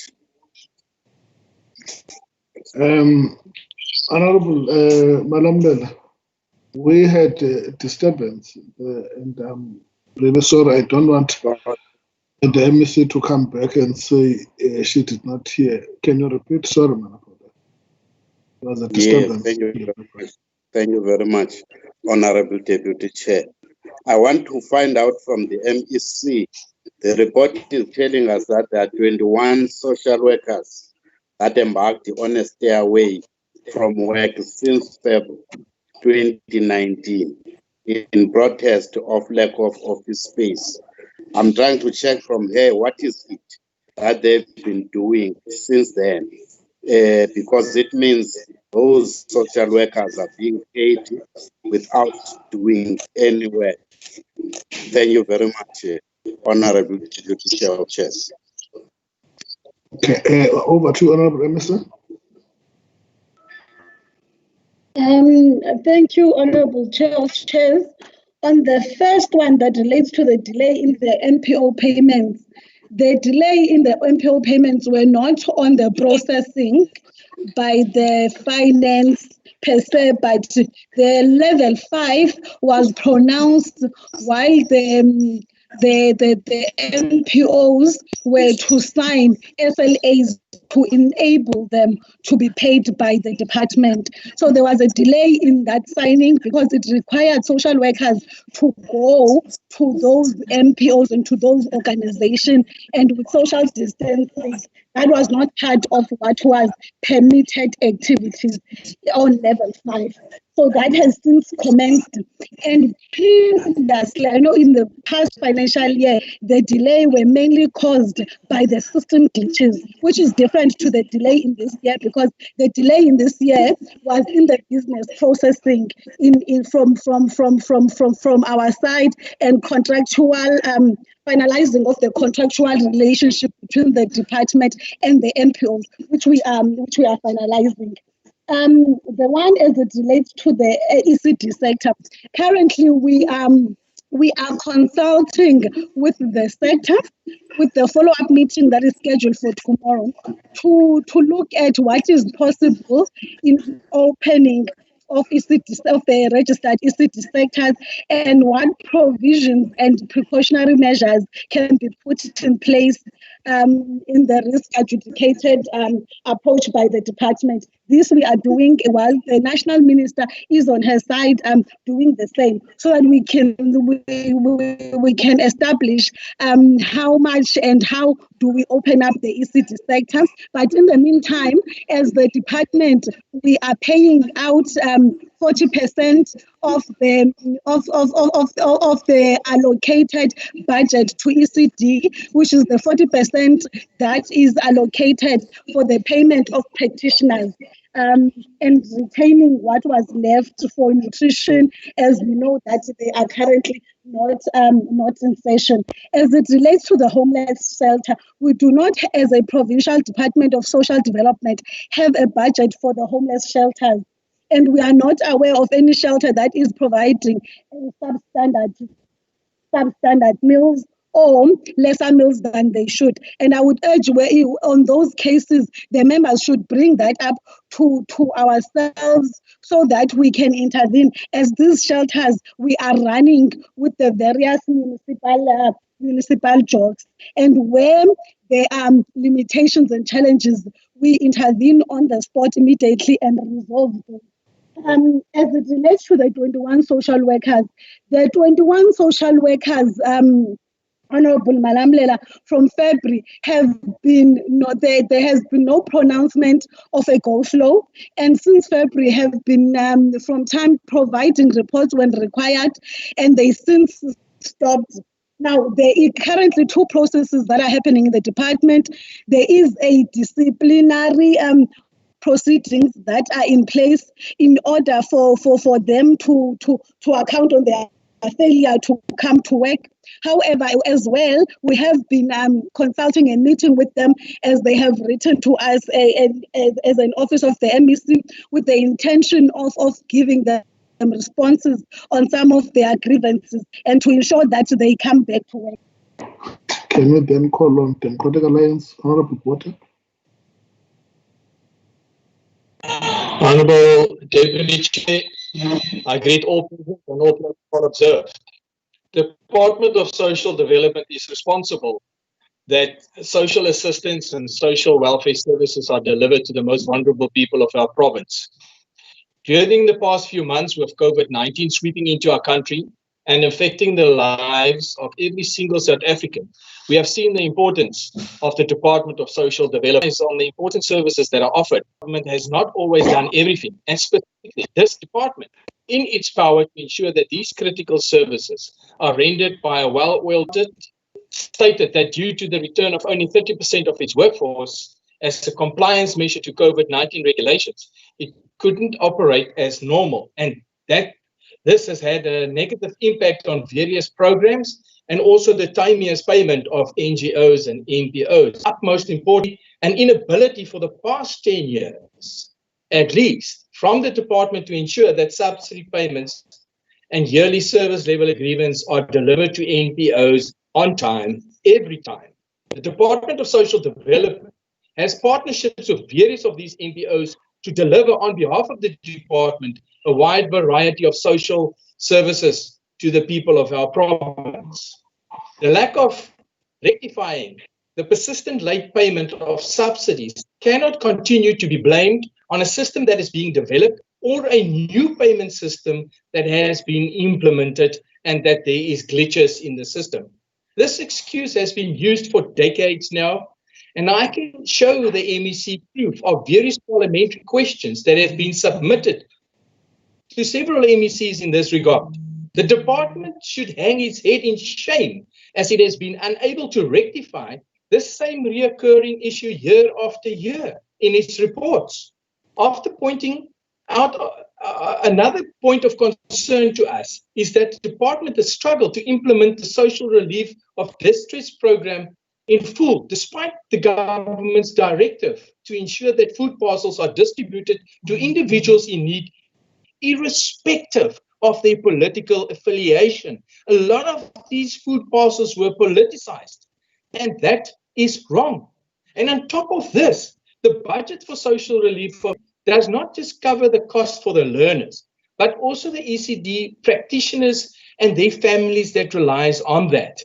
This means that thousands of, this is plainly put, grossly irresponsible and careless of the MEC that should be the custodian of people's well-being in this province for practitioners, and yet the budget allocation remains the same. A department of this nature should strive to increase its performance output for the future generation, not decrease it, Deputy Chair of Chairs. During various oversight visits to homeless shelters and old age homes in the province, it was discovered that most of these institutions are in great need of human capacity building and additional resources. Homeless people are the neediest people. And as we have picked up in COVID-19, many of them don't have families or homes, and they don't know where their next meal will come from, as they are the forgotten in our province. Although the department has realized pressure on the department and being forced to act in terms of COVID-19, what is of further great concern to us here is that the shelters are going to be temporarily refuge for these homeless people. There has been no clear plan coming forward from the department regarding what's going to happen with the homeless people after COVID-19. We welcome the reunification that's taking place of some of these people. But also speaking to some of the homeless in these temporary shelters in the province, I was told, and my colleagues was told, that they only receive 2 meals a day. And a lot of these meals were not really nutritional value or value to them. Now, let me state it clearly, that the DA wishes to thank that many civil society organizations has contributed to food parcels and assisting, and also individual community members and donors that have donated food to these shelters, and people have adequate nutritional meals to sustain the people in these shelters. And in closing, Deputy Chair of Chairs, the Democratic Alliance finds it extremely difficult to support this budget in its current form. And on the basis of a principle, we cannot support a decision when not enough funds have been set aside for good quality social services to millions of vulnerable people, whilst corruption, financial mismanagement takes place every day. We want to also see an increase in the MPOs, NGOs subsidies, as they have been overlooked for many years in comparison to other provinces, especially the Western Cape. In the Western Cape, where the DA governs, we take MPOs seriously. We want to see more funds being allocated to social relief of the stress, as millions of COVID-19 people's lives still depends on these food parcels, Deputy Chair of Chair. The DA supports the report, but we cannot support the budget vote. I thank you. Thank you very much, Honorable Botha.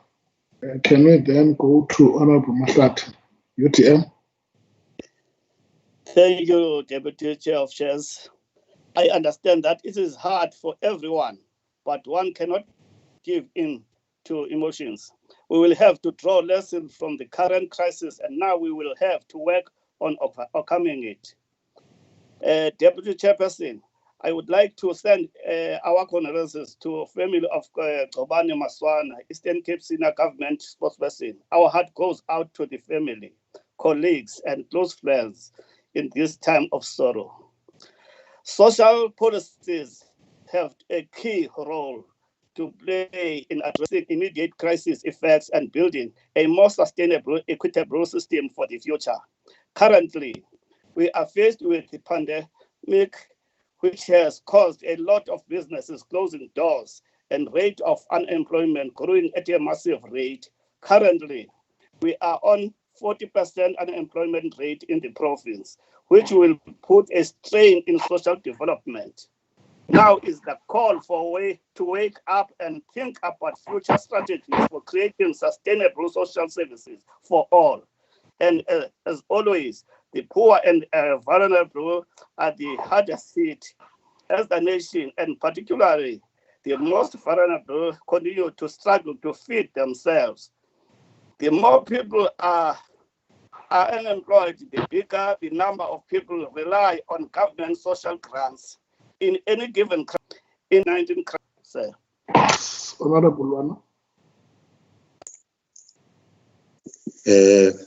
Thank you, Deputy Chair of Chairs. Good evening to the Premier Executive, honorable members, and everybody who is part of this plenary sitting. Afford to particular Democratic Alliance the opportunity to indicate in advance support to get that in advance. Deputy It is indeed truly sad that we are living under this invincible yet cruel enemy called the coronavirus pandemic that is killing our people on a daily basis. In this department, one of the long-serving spokesperson, and we extend our condolences to his family, his colleagues of work. It is during this time of this pandemic when the President of South Africa made a clarion call to all citizens to try to observe the regulations whilst trying to live this enemy. The women and children of South Africa are facing a second pandemic with the rise of gender-based violence cases that have become known and continue to be known. Truly leave a bitter taste in one's mouth. Constant fear and danger.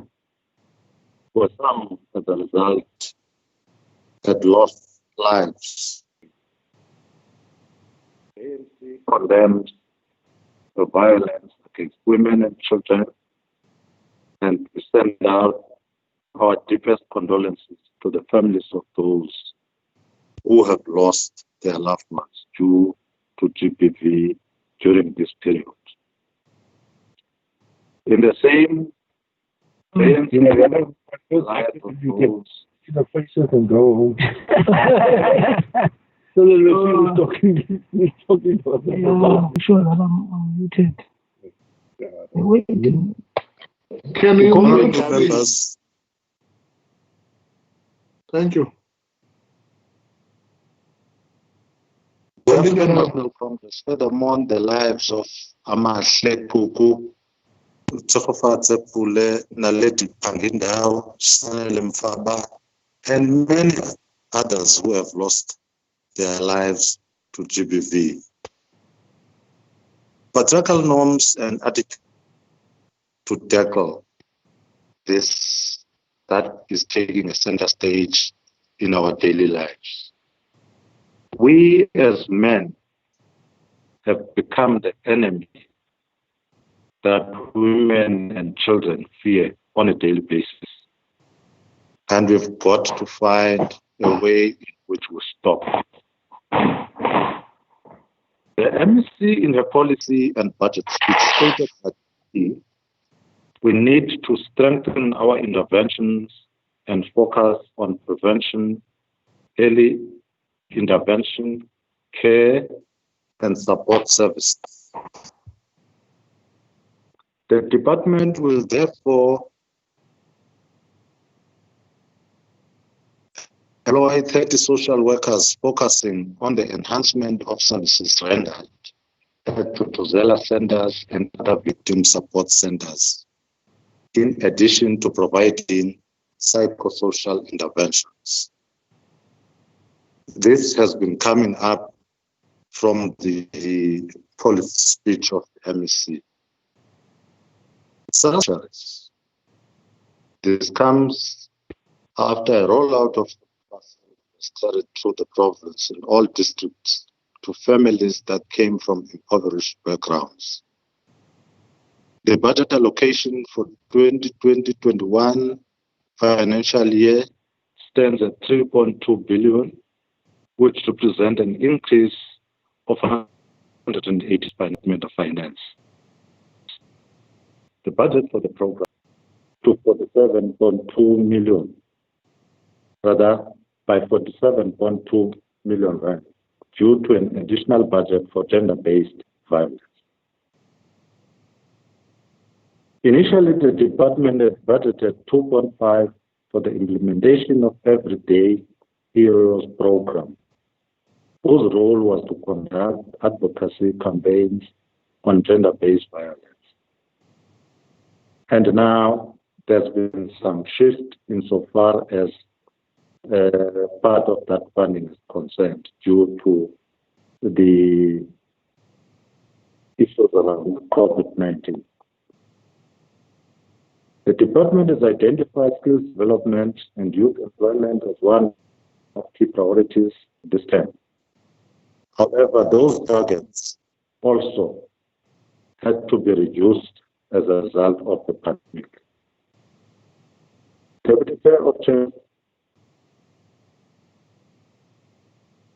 it's true that if we are to bring meaningful social services to our communities, the Department of Social Development needs to ensure that it closes ranks on ineptitude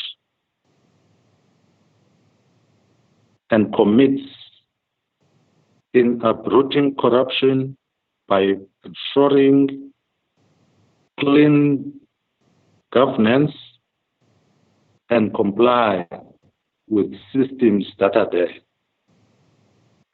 It is true that corruption is one that is hitting at the efficiency of delivering services to our communities. And it becomes important, Deputy Chair of Chairs, that we always get reminded of the fact that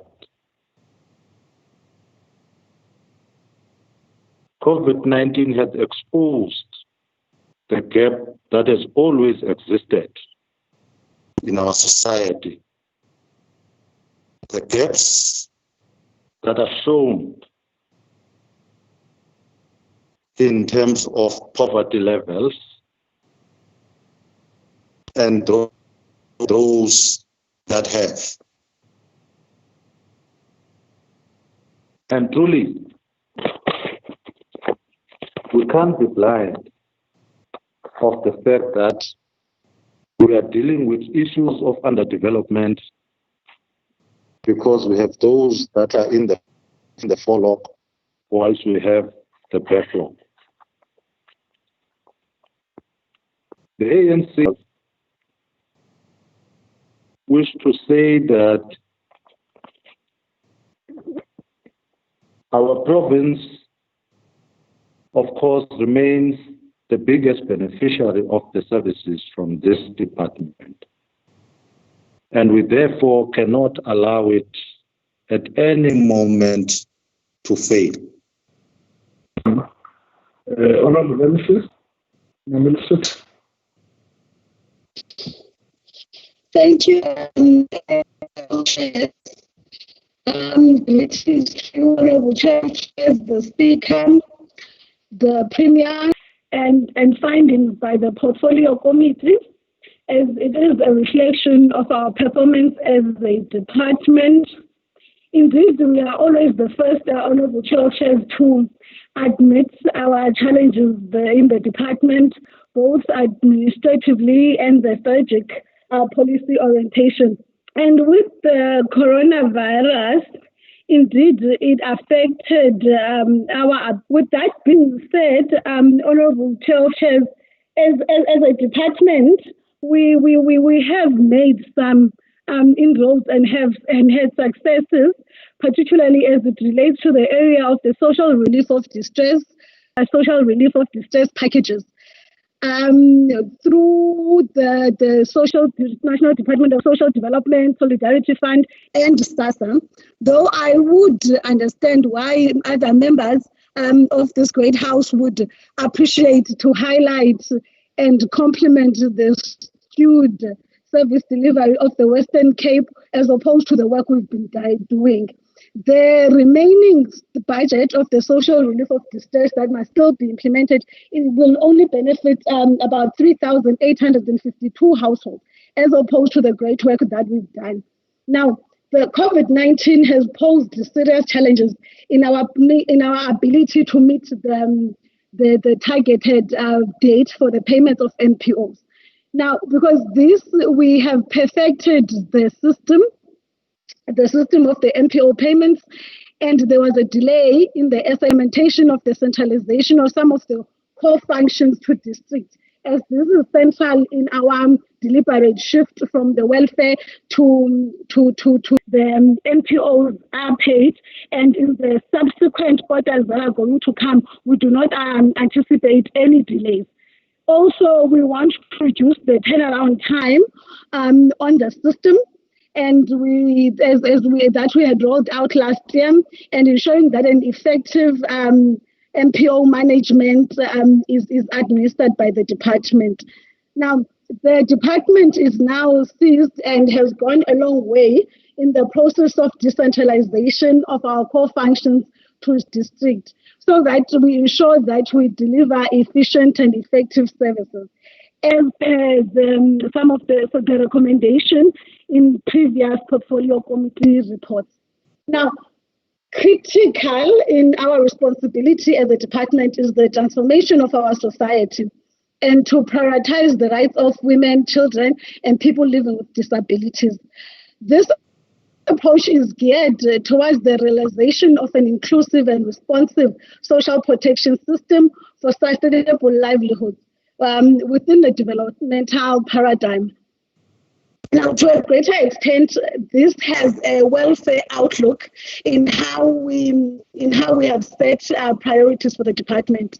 Last year, at the end of the year, we convened a strategic planning session with the intention of implementing the turnaround strategy that will accelerate the transition to informed by the social economy. Now, Honorable Chair of Chairs, the findings of the committee indeed challenge us to reflect on our mandate and our mandatory contribution in building a society that is based on human progress in terms of political and human freedoms, socio-economic rights and values. Now, the department has regressed in the Auditor General findings from the previous year qualification. Now, this compels us to indeed tighten our grip, and we are mindful of the fact that we cannot do this on our own, and hence we call on this House and all the relevant stakeholders.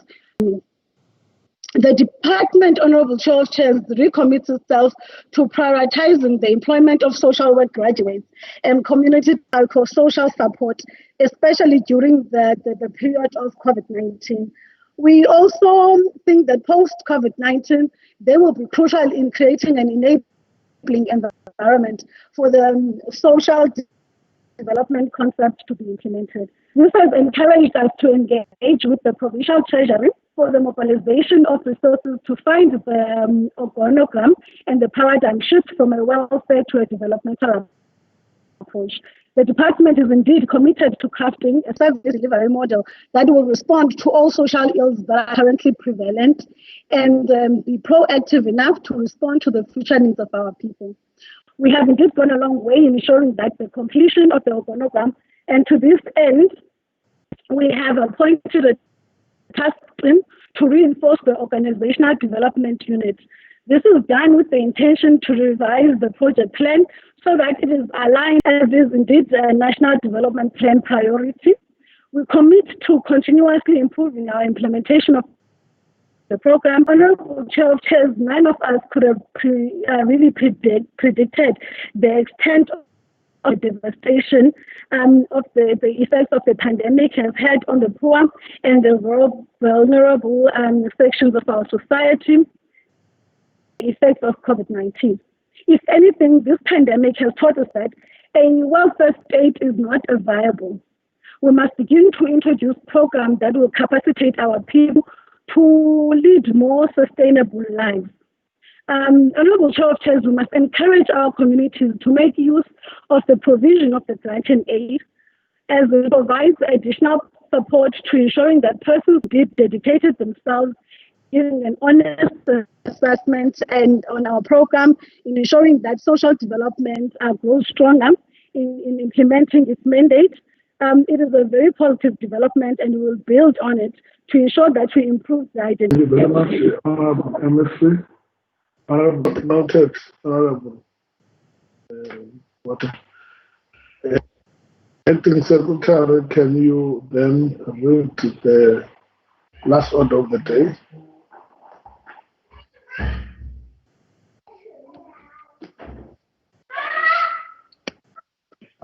introduction of money bills, of the Eastern Cape Money Bills Amendment Procedure and related matters.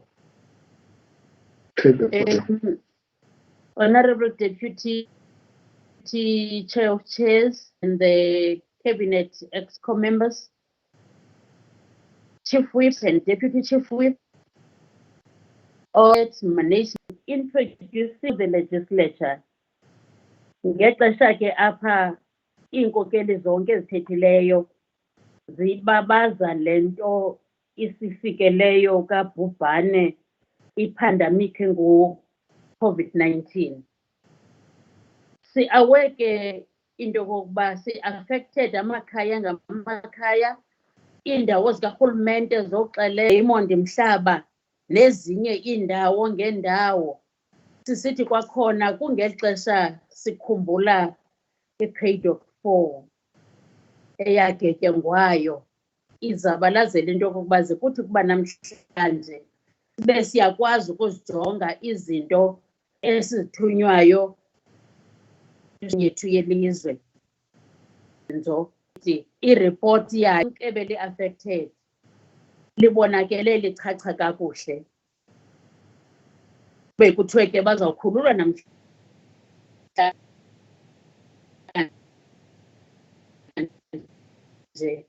ngomhla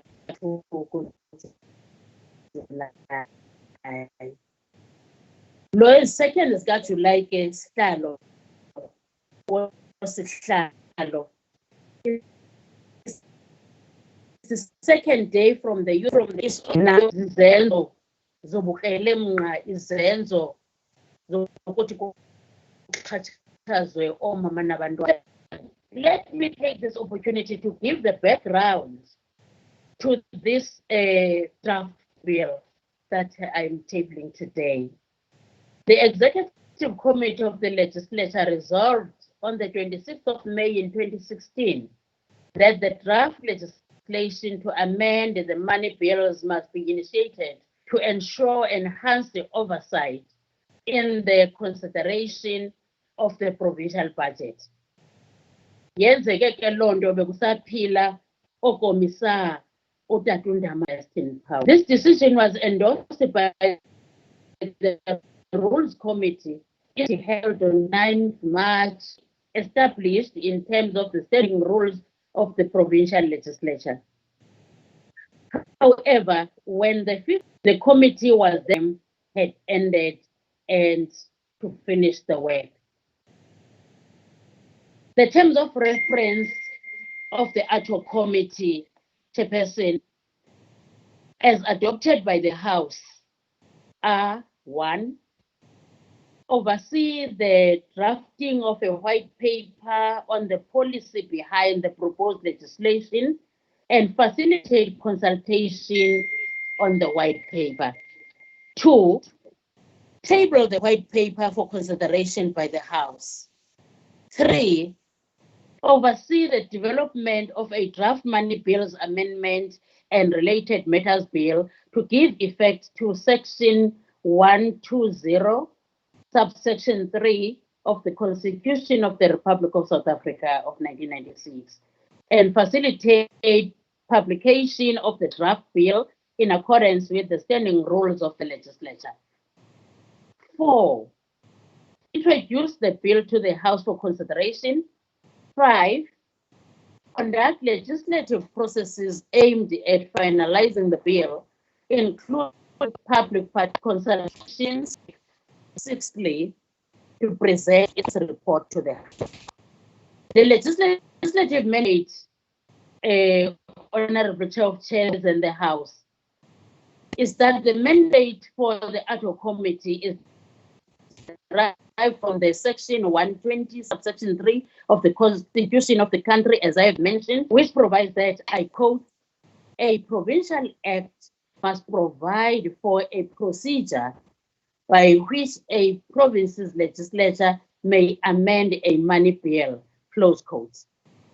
It is also derived from Standing Rule number 154, sub rule 3, which states that, I quote, a money bill may only be amended by the legislature in terms of the procedure provided for in an act of the legislature. Then the purpose of the bill. The purpose of the bill is to allow the legislature the platform to exercise its constitutional mandate on oversight, lawmaking, and public participation in the provincial budget. Something it is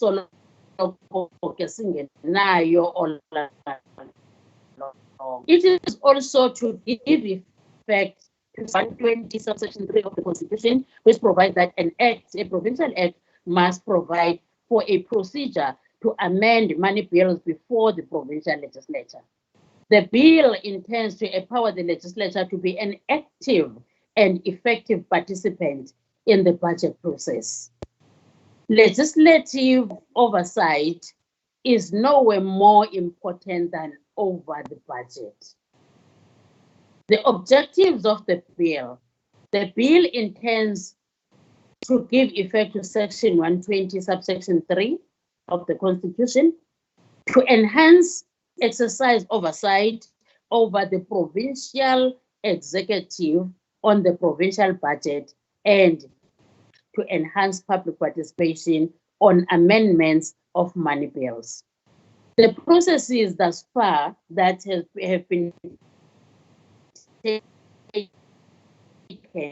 and the ad hoc committee on money bills. The ad hoc committee has since its establishment met and developed a draft white paper and a draft bill, which were utilized to solicit comments from relevant stakeholders.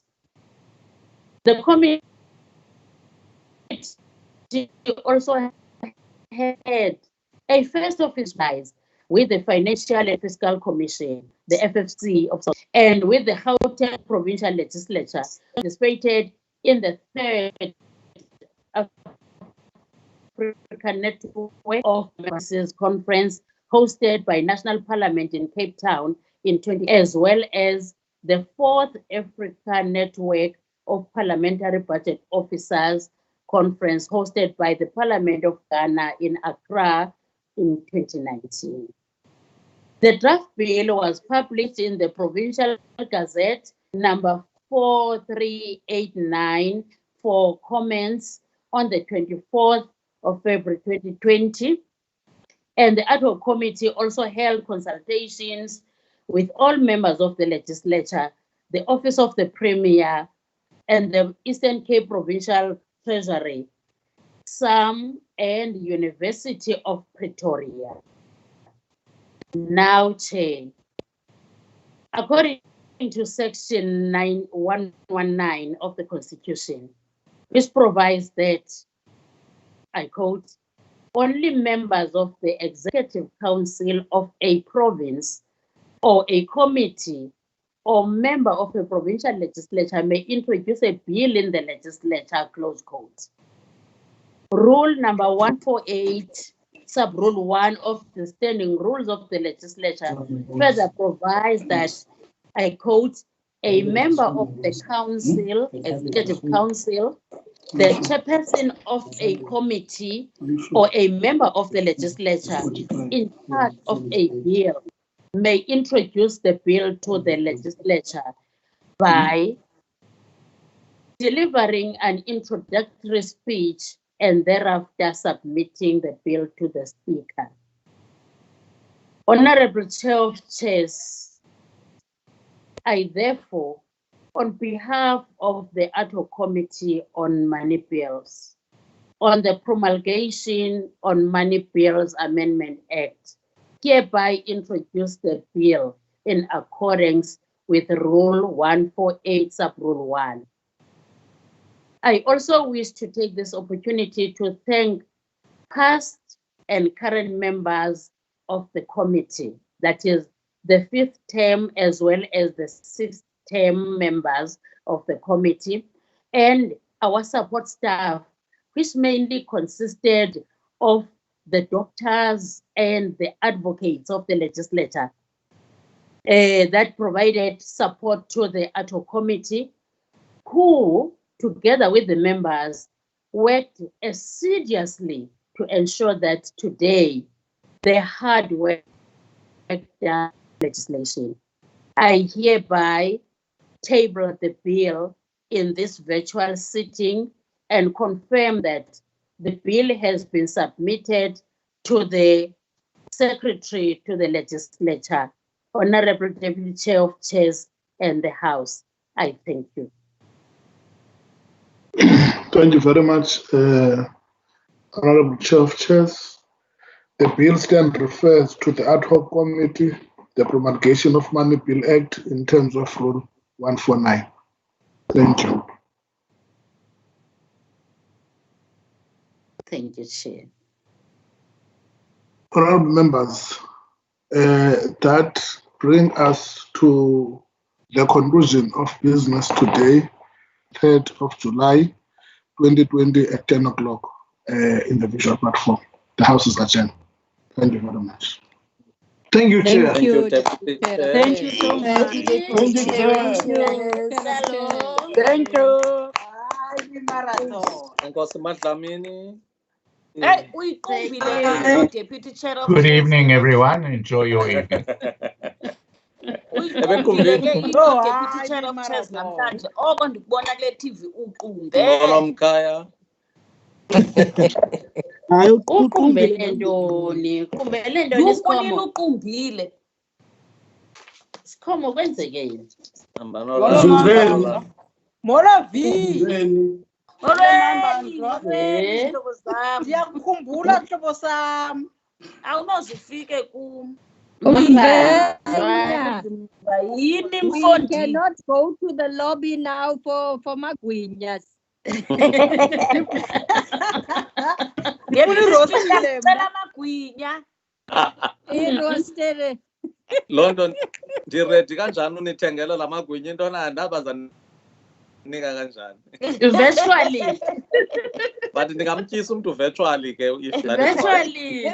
Ziphi phone Deputy Speaker, ziphi phone?